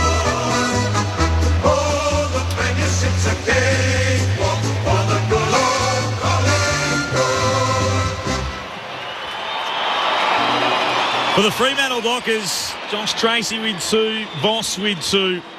Singles to Brayshaw, Sharp, Bolton, Reid, Pearce, Frederick, Switkowski and Dudley. The Magpies by 14 points. They go to 7-3 for the season, and they continue to impress after a hiccup to start the year and then that epic against Geelong where they had a chance to win it. Went down by just 3 points. They truly are going to take some beating in 2025. What do we make of all of that, gents? Fremantle, not only the concern of another loss to go behind on the ledger, 4-5, but Sean Darcy with what appeared to be a serious knee injury. If his reaction is anything to go by from how emotional he appeared as he made his way to the back of the bench when he was subbed off in that third quarter, another blow for them, already going to miss Hayden Young for 10 to 12 weeks. But the Magpies, great result. Great result for the Magpies. Having the ability to manage their list and manage their players, make a trip to the West on a short turnaround. Really, really, they just go away with that knowing that they can go to their plan and stick to it. The thing that I'm really impressed with is the Collingwood backline. Like, 64 inside 50s, was it, again? 63. 63 inside 50s. They defended 63 inside 50s, which was partly the good work of their defenders and partly because of the way that Fremantle butchered the ball, taking the ball inside 50. Yeah. Six marks inside 50, Fremantle. And we'll get back to Collingwood in just a moment, but we're on that point. Isaiah Dudley had 3 of them. Yep. He is 168 centimetres tall. He's the smallest player in the entire league. Yeah. It's a really fortunate position that Collingwood are in, that they can manage their players and come over here and have a game plan that, as we said, it stands up in so many different ways. They can flick into different gears. They're all on the same page when they're able to do that. They recognise situations and trends in the game and they're able to adapt to it. It's a really impressive outfit that Craig McRae's put together, isn't it? Yeah, the word that I just keep coming back to is professional. They are a professional group. They came over here, all of the things that we've been talking about, they get the win, they get a good scoring balance from stoppage, and they were similar to Fremantle at stoppage, scored marginally behind, but nailed them with a turnover. Yep. And Fremantle contributed to that as well. Just some shocking turnovers, which allowed Collingwood to pounce and their dangerous forwards to do what they do best. Really, yeah. 9 goals from their small forwards in Elliott and Hill. Exceptional. So Craig McRae would be absolutely stoked. Lockie Schultz, bad. Looks like head injury for Lockie. Well, really clearly he was struggling to stand up after the incident. But definitely concussed. Yeah, concussed and a bad one. So hopefully Lockie's okay and it's not a really bad one. Hopefully he's feeling better as soon as possible. But he will miss next week. Yeah, we'll miss a couple of weeks, but at least. But he was emblematic of some of the really smart play, the team-oriented play, the tough play. He just put his body on the line and used his nous as well to create scores for Collingwood. The chase-down tackle in that last quarter from Beau McCreary just sums up Collingwood, doesn't it? We saw it when everything's tight and on the edge. We saw it last week. Bobby Hill, it obviously didn't get rewarded, but they're still willing and the desire is there to lay those tackles in the dying moments of the game, which just enables you to lift up the rest of the team, doesn't it? They find that little bit more when they see that kind of desire from their teammates. And to steal a Craig McRaeism, sometimes you win and you win. Yeah. It's that sort of win. Last week you talked about sometimes you lose but you win. This was banking 4 points but just helping further grow belief that clearly is an abundance at Collingwood. Look at the Collingwood fans that have come across to the west and have stuck around. They would have added 9,000 to the total tonight at a minimum. They're surrounding the boundary. They've stuck around to celebrate with their team. Enormous football club that they are. And also, for those people just having a sook about the Perth Bears coming in, about the amount of money being spent on them, this shows you how many people are prepared to travel to watch sporting teams play. They've turned up in big numbers tonight, the Collingwood supporters, as they always do. Big numbers. 12-11-83 the Dockers. They've gone down to the Pies, 15-7-97. Jamie Elliott, career high 6 goals, as we mentioned, as the Pies make their way around the ground. Just to thank their supporters for turning up. They certainly would have liked what they've seen tonight. They will be without Schultz for at least 1 week after the concussion. Still, Sidebottom was the sub, just a tactical one to give the 34-year-old a bit of a rest. And for the Magpies, next up, they've got Adelaide at the MCG, and then North Melbourne at the Docklands. They'll host the Hawks as well at the MCG, and then Melbourne at the MCG before their round 14 bye. For Fremantle, it's tough.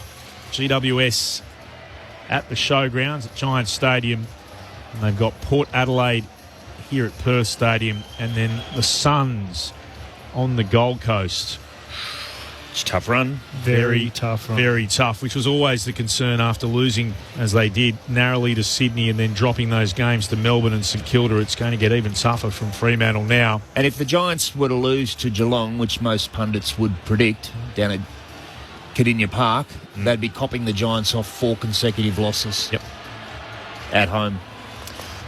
Collingwood have a big local following in WA since one of our texts. Do let us know your name on 0437 774 774. Collingwood have a big local following everywhere. Everywhere. But we do know a big chunk of Magpies fans flew in at the airport. My airport spies told me they were just, well, saying hordes probably sounds politically incorrect, but there were hordes of them at the airport over the last day or two. Well, they've only got to travel a few times a year so they can... Oh, see, you can say that and no one will jump at you because you're a Collingwood premiership player. The rest of us, we couldn't say that to save ourselves. Oh, I just mean the fans, they get to hang around Melbourne most of the time, and it's a big adventure when they get to go on an away trip. They're on top of the ladder at the moment, the Pies. Midley and the Lions, they still have a game to play. They're on Sunday away to North Melbourne, but their percentage has taken a big boost tonight. Collingwood, well, a sizable boost tonight with that 14-point win. Darcy Moore is going to lead them and just holds the right hand up. He's on his own. He is. He's sort of waiting for everyone else to follow down. It's just game 181 for him. It's not a milestone game, but he's first down the race. He actually glances over his shoulder now. We're watching. Where is everybody else? They got him last time. Remember, they sent him out in front and then stopped. They did it to Darcy Cameron as well in his milestone game, and he had to peer around the wall to find everyone. Yeah, they all just stopped and let the captain make his way down to the rooms. Let's head down there ourselves and catch photos there for ABC Sport. Thank you, Clint, and the team just making their way in. In good news, Lockie Schultz is up and about here, receiving hugs and high fives, pats on the back from his teammates. A lot of support for him. The club did confirm to me that it is a concussion for Lockie, but he looks in pretty good spirits at the moment as the team just gathers in front of me, ready to belt out the song in front of quite a large group of supporters down in the rooms here as well. You might want to stop rubbing him on the head. Yeah, well, that's true. They're all just gathering up now. I think they're waiting for a couple of stragglers before they get going, but it won't be a moment and they'll be ready to go. Here we go. Silence!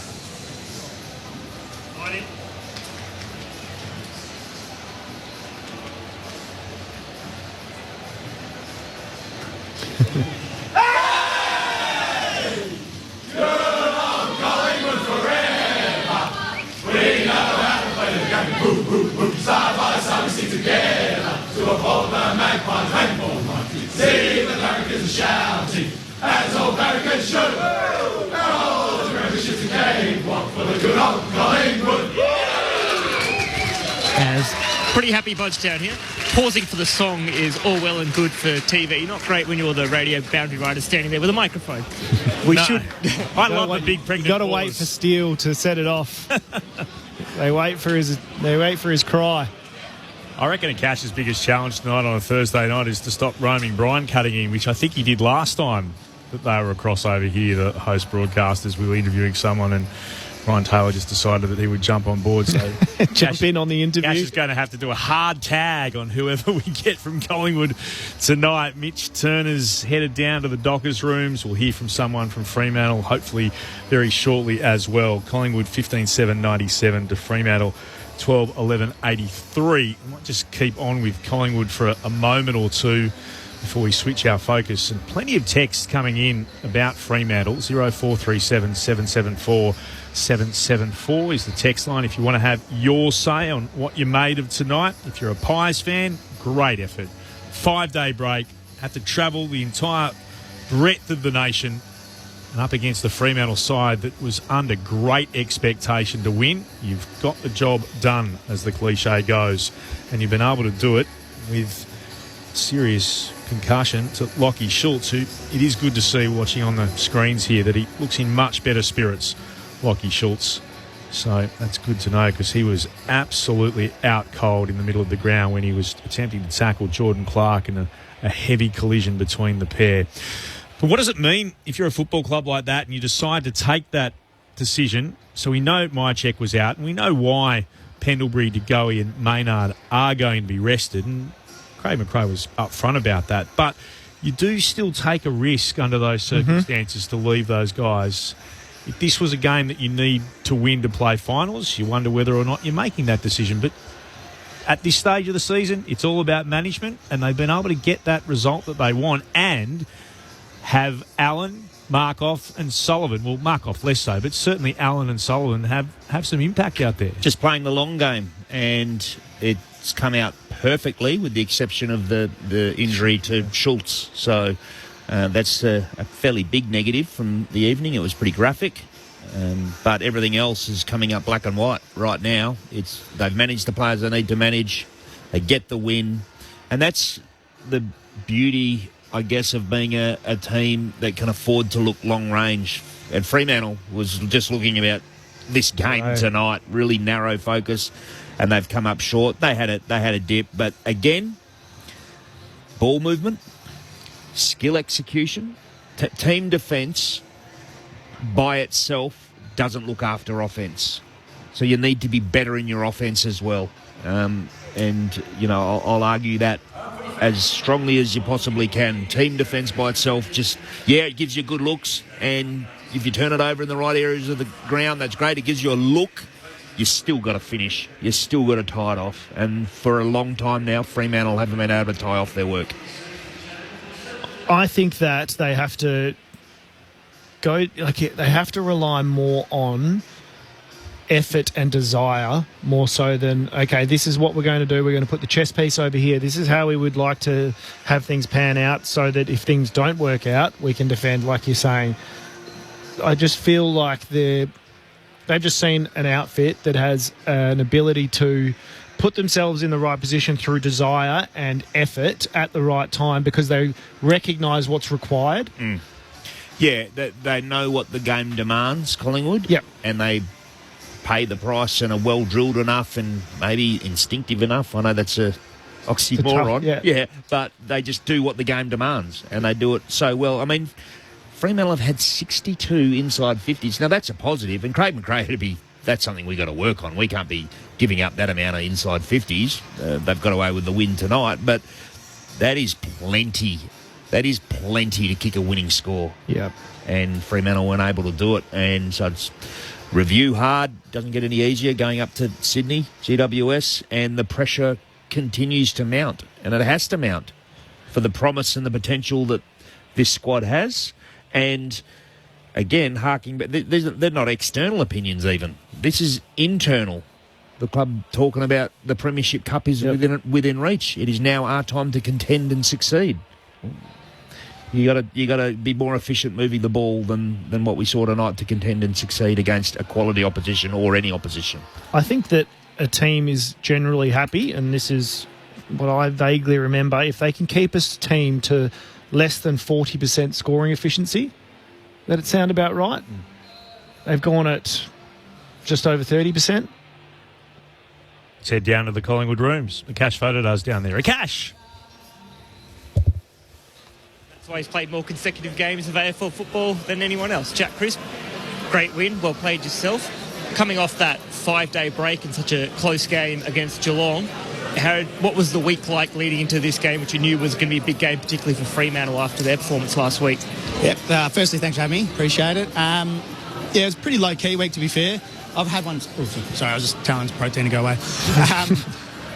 No, we had a couple of days off just to kind of reset ourselves. Monday, we caught up in our divisions, just do a bit of recovery. And then, Tuesday, light run around in the morning before we flew over here. So we came over a day early and then got to spend our captain's run day over here as well. So it was just a nice little freshen up. Just a bit of a couple of feel-good sessions, I guess you could say. Just to make sure we had as much energy as we could. And then in terms of Freo, knowing that they were going to respond really hard after last week's performance, and obviously they came out flying and put us on the back foot early. But we just made sure we went back to playing our brand of football and got the ball going forward, holding it in forward territory, give our forwards a chance because they look really dangerous tonight. A lot gets made of Collingwood and you don't travel a whole lot, but what's it like for the group to kind of get away together on a trip and spend that time together as a team? Yeah, it's great. We generally travel really well as a football team. We had a great week away, or 10 days, I think, whatever it was, when we went to Adelaide and then to Brisbane and Gold Coast in the middle of that as well. So it's just really good to build chemistry and connection. It's good that some people had their families come up, some didn't. But it's just good to spend some quality time, like out of Melbourne, I guess, the football bubble there, and to really connect. And we we've had some good wins on the away trips at the moment. So, we're playing some really good, consistent football. It's really good to see, especially with if we leave people behind, blokes are coming in and playing their role really, really well. So it's good to see we've got some good depth as well. You had a brilliant game yourself, and you mentioned a few of the guys rested or injured who couldn't play. Did that change your role in any way, and how did you have to adapt, I guess, with a few players out? Yeah, well, I've been playing wing the whole season to date, so to get an opportunity to go through the middle was really good. Felt like I was running on top of the ground. Had lots of energy in my legs, so I think the coach kept me in there a bit more. I was going to play a bit more wing time, like split it kind of 50-50, but it seemed to be going really well, so he kept me in there, and thought I went all right. Yeah, I think you played really well. Just before we head upstairs, just want to quickly check you're all good. You've got a couple of ice packs on each Achilles and one on your left hand. You're all okay there? Yeah, all good. Just jarred my thumb a little bit. Still a bit sore from a few weeks ago, and then I always ice up my Achilles and calves.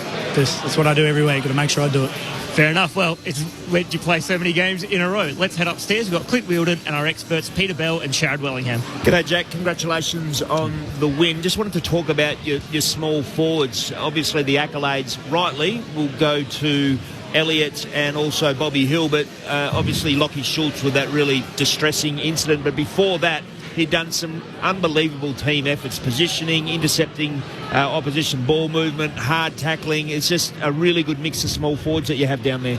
Yeah, definitely. And then you didn't even have to mention Bo McCreary, who's fierce pressure and loves the tackle as well. So everyone's really understanding their role to a T at the moment, and everyone's performing really well. But, we're going to make sure as midfielders and defenders, we turn the ball over as close as we can to our goal and give the forwards a chance. We felt like they looked really dangerous tonight, especially on the ground. So on turnover, we could bounce really fast, put the Freo defenders under pressure. We know we've probably going to get them covered at ground level with Bobby, Jamie, Bo and Shooter. Poor old Shooter, man. He was going really well. He's a hard tackler and pressures really well. Fills a corridor for us, but it didn't look too good. He's okay. What's that? Is he okay? Have you had a word to him? Yeah, he's fine now down here. Good. I think as well when you're like running really hard and then you kind of wind yourself or you hit yourself, you kind of takes a bit more gas out of you than you thought. But he's recovered down here now and he's all himself. You mentioned that ability to get Fremantle on turnover and also ability to know role and execute role. What I was really impressed with in your play tonight as a team was your ability to take the fast play turnover, but also just take what the opposition gave you. So graft your way up the field or bludgeon your way up the field. What enables you to do that? Is that just connection and knowing your teammate really well? Yeah, a little bit of that. When you set the field up really well, we know where our players are going to be. We've put our bodies in the right spot so we can, if we do handball forward to space, our forwards have already kind of owning the outside and they're going to be first there. Or our key forwards, if we kick it long off the line or whatever it is, our forwards already own that dangerous space. Give ourselves a really good chance of holding the territory. Then it's just turning up as midfielders, contest to contest, work rate, making sure, we're not collapsing and getting caught too skinny. Jack Sharad here. Congratulations also on the milestone from last week for yourself, mate. It's great to see, and hopefully there's plenty more games ahead. Thank you. Mates, talk to us about what the messaging was in terms of the inside 50s against and the clearances, because they're two numbers that if you looked at them on paper right now, you'd probably think that the game was lost by the Pies, but you managed to let them have that and still come away with a win. Yeah, well, we did talk about it throughout the game, and we could feel it out there, especially early. They took a lot of territory on us and really put us on the back foot. And same as clearance, we tried to tidy a few things up here and there. It obviously didn't work, but our backs are really strong in their positioning. And then if we are, as midfielders, going to lose the clearances and stoppages, if we can put enough pressure on and force dirty kicks or high balls, it gives our backs a chance to play to their strengths and either kill it or mock it. So the back line was one that I mentioned, and obviously the small forwards get the accolades tonight because they're the ones who hit the scoreboard. But talk to us about the back line and how much faith you got when you are losing those inside 50s against. Like, they're just managing to stand up every week. Yeah, they are. And we're very lucky to have some really good defenders in terms of, Darcy Moore leading from the front. Howie's always getting a fist in there. Billy Frenton's come in and taken their big key forwards and playing a really good role. And then we've got our small forwards. Q barely loses one-on-ones. Dan Houston's really good. And then Josh works his bum off and then uses the ball really well offensively. Jack, congratulations on the win. Thanks for chatting to us. Best of luck for the rest of the year. Thank you. Thanks, guys. Appreciate Jack Crisp downstairs. What a performance it was. Let's head across to the Fremantle rooms. Mitch Turner. Mitch. Clint down here with Andy Brayshaw from the Fremantle Dockers. Andy, he's trying to get us hear me through the headset. It takes a little while to kick in. Andy, a really tough week after the St Kilda loss, and then a really tough opponent here with Collingwood tonight. What's, I guess, your first reactions and feelings after that one? Yeah, obviously disappointing. Didn't get the result we were after, but I think we took a step forward. Last week, we couldn't get anything going in any component of our game, but today we were able to compete really well in a physical battle. Our team defence was really strong, and we just made a few too many mistakes. We were really strong inside 50s. I think we were outnumbered the inside 50s every quarter, and we just weren't able to finish, whereas they were really sharp down there. So although it's not the result we wanted, it's a step forward. The areas you were smashed in last week by St Kilda, contested possession, clearances, you turned that around tonight. Didn't get the result, but it must have been pleasing at least, I guess, to find positives in those areas tonight. Yeah, it was. Last week's performance was unacceptable, and the leaders owned that. You know, myself, Moose, and Caleb sort of really had to own that and look at how we were starting games and leading away in that sense. And I think today, although we didn't get the win, we were physical. We fought till the final siren, and if we can keep putting up performances like that, the results will turn. You seemed to grab the boys before they came off the field at the end. You're one of the leaders that kind of stood there and had a chat to them. Can you reveal anything you said to the guys? Obviously disappointing to not win, but I just said we can review that. We can improve from that game. We can review the footage, and you can still look each other in the eyes and go, I gave it everything today.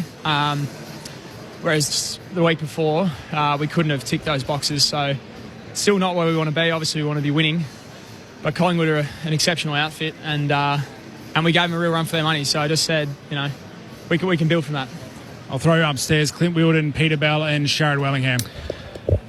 Andy, Sharad here. Commiserations on the loss, mate. Talk to us about the start of the third quarter, where from up here it seemed like you guys kind of went into a different gear, I suppose, where you tried to control the footy a little bit more.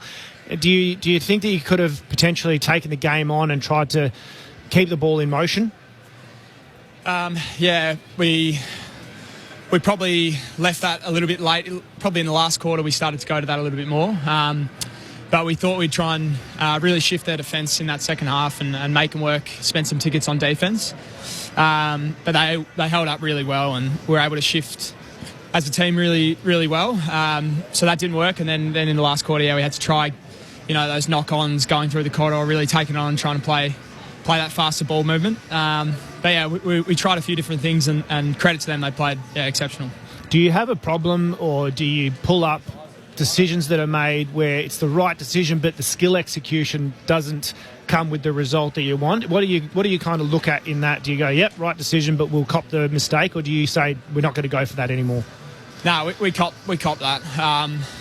In the first quarter, we probably gifted them a few goals, but we were going for our kicks. We were trying to take it on through the corridor, and we obviously execution. We want to tighten that up, but no, you can't question the intent. We keep telling our players to back themselves in, play to their strengths, and we need to sharpen up in that aspect. But we would never tell blokes to stop going for it. And Andy, look, the positive, obviously, all those inside 50s, you guys will continue to work on ball movement and tying off the good work. But coming into the match, you also would have known that Collingwood are exceptional turnover, particularly sort of D-mid area to score. How did you think that the team were able to minimise Collingwood in that area? Yeah, I thought we had really strong corridor layers. We had a mid that was sort of roaming in that area, and we held up a fair bit through there. Although when they did get through us, they got through us and scored. I think in the last quarter alone, they had something like 13 inside 50s for 10 scores. So we left our backs out to dry a little bit too much. We obviously had to try and play to win and had to give it everything we got. But a few times that left us a little bit vulnerable when they were going back inside 50. Obviously, the pressure will continue to build. It would have been a tough week, and off the back of a really poor performance against St Kilda, improved, but without the 4 points. How is the playing group feeling, do you think? And what do you think the next week will look like? What will the focus be going in against the Giants? It's a 9-day turnaround, so we've got a couple of days off now to really try and freshen up. the Giants are a really strong outfit and they play really well at their home ground. So another really strong contested side that will take you on through the corridor. And our focuses are going to be the same as tonight, which is, really strong in Team D and try and be really physical in the contest. Obviously, we want to tidy up our ball movement and sharpen a few things up inside 50, but we'll keep ourselves in games through our team defence and our contest, and that's what we're going to focus on going forward. Andy, do you have any update that you can give us on Sean Darcy? He looked to be quite upset and was clearly subbed out of the game. Yeah, I don't have any information on the extent of his soreness. I know he's had obviously knee trouble in the past, so we just wanted to look after him. But I can't say for sure what the actual extent of the injury is. Have you had a chance to have a quick word? How is he? Is he okay? Obviously upset, but have you had a chat to him? I spoke to him briefly on the bench. He was really positive, upbeat. He's one of those guys that really drives the energy of the group, and I thought the way he handled himself, sitting on the bench was really positive. And change of angle, and I don't want to put a light note on not getting the win, but do you know who took the most marks inside 50 tonight, Andy? No, I don't. It was Isaiah Dudley. So he had 50% of your team's inside 50 marks, three of the six inside 50. So you can get around the talls and try and get them to take a few more marks inside 50, mate, because you're leaving it to the shortest guy in the league. Yeah, well, Dudley is he's a great player, but we want to be working it through probably our tallest more. So, Andrew, we appreciate your time. Best of luck for what's to come. Thanks for chatting to us. Thanks, fellas. Appreciate it. Andrew Brayshaw downstairs here on ABC Sport. Good of him to join us after the loss. Collingwood victorious 15-7-97 to Fremantle's 12-11-83. I did see the incident with Darcy. It was a sort of a contest, and it looked like he sort of jarred or coming down. Yeah, I think so. I'm trying to remember it. It was innocuous. Okay. But it just looked like he jarred his knee or twisted it a little bit. Nothing too drastic, but straight away he was limping and sort of came from the field. Back of the knee can sometimes be like a bursa or something in there, which can flare up quite. Well, that's where he was getting some treatment, wasn't it, around the back of the knee? He might have had a little bit of hyperextension or something. You just hope. I thought potentially like a knock on the front, the typical ruckman injury. But you hope it is just something like that just gets a knock or an innocuous kind of landing that can make it not feel that comfortable. Yeah. Let's have a look at the text line, 0437 774 774. Fran from Melbourne, what are the coaching differences between McRae, Buckley and Mick Malthouse? Bobby Hill is a pocket rocket and Elliott needs a managed week, inverted commas. Well, he probably does need a rest, Elliott, after kicking 6 goals. He's I think you've got to leave him out there. He's probably exhausted. That's a really interesting question, McRae, Buckley and Mick. Certainly Buckley was far more control. Very different coaches. And so was Mick, was very much defensively, and McRae's, let's have a go, everybody. So Mick Malthouse was very good at what we were talking about pre-game and finding levers and ways to get players to do what he wanted. He was also really good at instilling roles and making sure that you knew what your role was out on the ground. He didn't expect everybody to be, the Dane Swans and Scott Pendleburys and was really big on role players. But I loved how much Mick had the ability to pull levers and create emotion in the game. I think I said during the week that I loved the fact that he'd make you honestly want to run through a brick wall just before running out there, because he built that much emotion into the game during the week and then in the final address. And then we obviously had Nathan Buckley, who was much more process-oriented coach and much more about, still a role-oriented coach, but much more process-driven and during the week stuff that would enable you to go out on the weekend and play your role. And completely different. And when Nathan took over as coach, he was still very much the type of person he was when he was a player, and so he expected everybody to do what he would have done as a player, which was work themselves to the absolute bone to get every ounce of themselves dripping sweat on the ground, which for some players wasn't the thing that would work best for them. And to revert back to Mick, he knew that some players didn't have to do that week in, week out, but they would get themselves right by the weekend. And I think that by the end of Nathan Buckley's tenure as a coach, he was a completely different coach to what he was when he took over. And what about Craig McRae, Sheriff, from what you know, what you observe, and perhaps what you know from internally there? He is an emotive coach who tries to build a relationship-driven environment where it's built around being a great teammate and appreciating the things that your teammates do and what you can do for your teammates. I've been fortunate to sit in a couple of team meetings, and it's very, for the lack of better words, very kumbaya. It's very, healing and it's a very nice environment to be in. But yeah, 3 very different coaches that have coached Collingwood over the last 15 years. Phil says, bad kicking is bad footy. Simple enough. The Pies took their chances, nailed them at 15-7. Freo didn't, 12-11. It was a part of it, and as Andy Brayshaw spoke about as well, turned some over in the first quarter. Fremantle were all over Collingwood in that first quarter, and what was it, to the 19-minute mark, and then Collingwood slam on 4 in a row, get the lead, and at least a couple of them were because of poor skill errors from Fremantle, and they opened the door for Collingwood, who said, thank you, we'll take that. And took them time again. Stoppage dominance at the start from Fremantle really had Collingwood on the back foot, didn't it? They were coming out the front.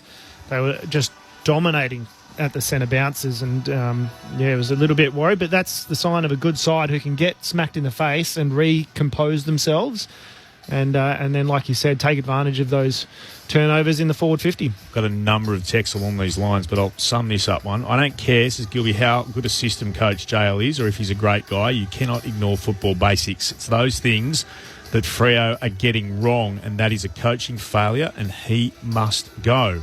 Quite a few people unhappy about it. This is not a bad text from Dean, though. The tugging or holding of the forward's jumper or 2 arms around the forward holding them out of the contest obviously doesn't count for Josh Tracy, who over the last 2 weeks hasn't been allowed to get near a contest or the ball, except when he's crashed his way through. He does get a lot of attention, but that's what you're going to do as a defender, aren't you? You're going to absolutely make the umpire make that call. Yeah, absolutely, and that's part of the craft of being a key forward, is finding that bit of space, and how do you create that space for yourself, and if they're not going to give you space, how do you make sure that the umpires see some of the free kicks that were potentially there? That's true. The text is true, but that's what you expect from defenders, and it's not going to let good players have a free run at the footy, so they'll do everything they can. What you've said is true, Sharad, and I'd add, Fremantle need to find ways where they can get the ball inside 50 to those good forwards like Josh Tracy quicker, so there's more one-on-ones, and then when you do infringe against them, it's really visible. If you're kicking into congestion, defenders can get away with a lot more, and the classic example, Jordan Clark has it on the wing early in the third quarter with only one-on-ones ahead of him. It may have been a decision by Jordan Clark, but it seemed more like it was an instruction, stop, wait for the ground to get set, get the shape set up, which also clearly allows Collingwood to get their defenders behind the ball, and suddenly you're kicking into density instead of kicking into a one-on-one. And at the moment, Josh Tracy is great at launching at the pack, but he loves starting from a man and starting from contact, whereas I'd love him to watch some videos of Josh Kennedy, who is just constantly on the move, whether it just be little figure eights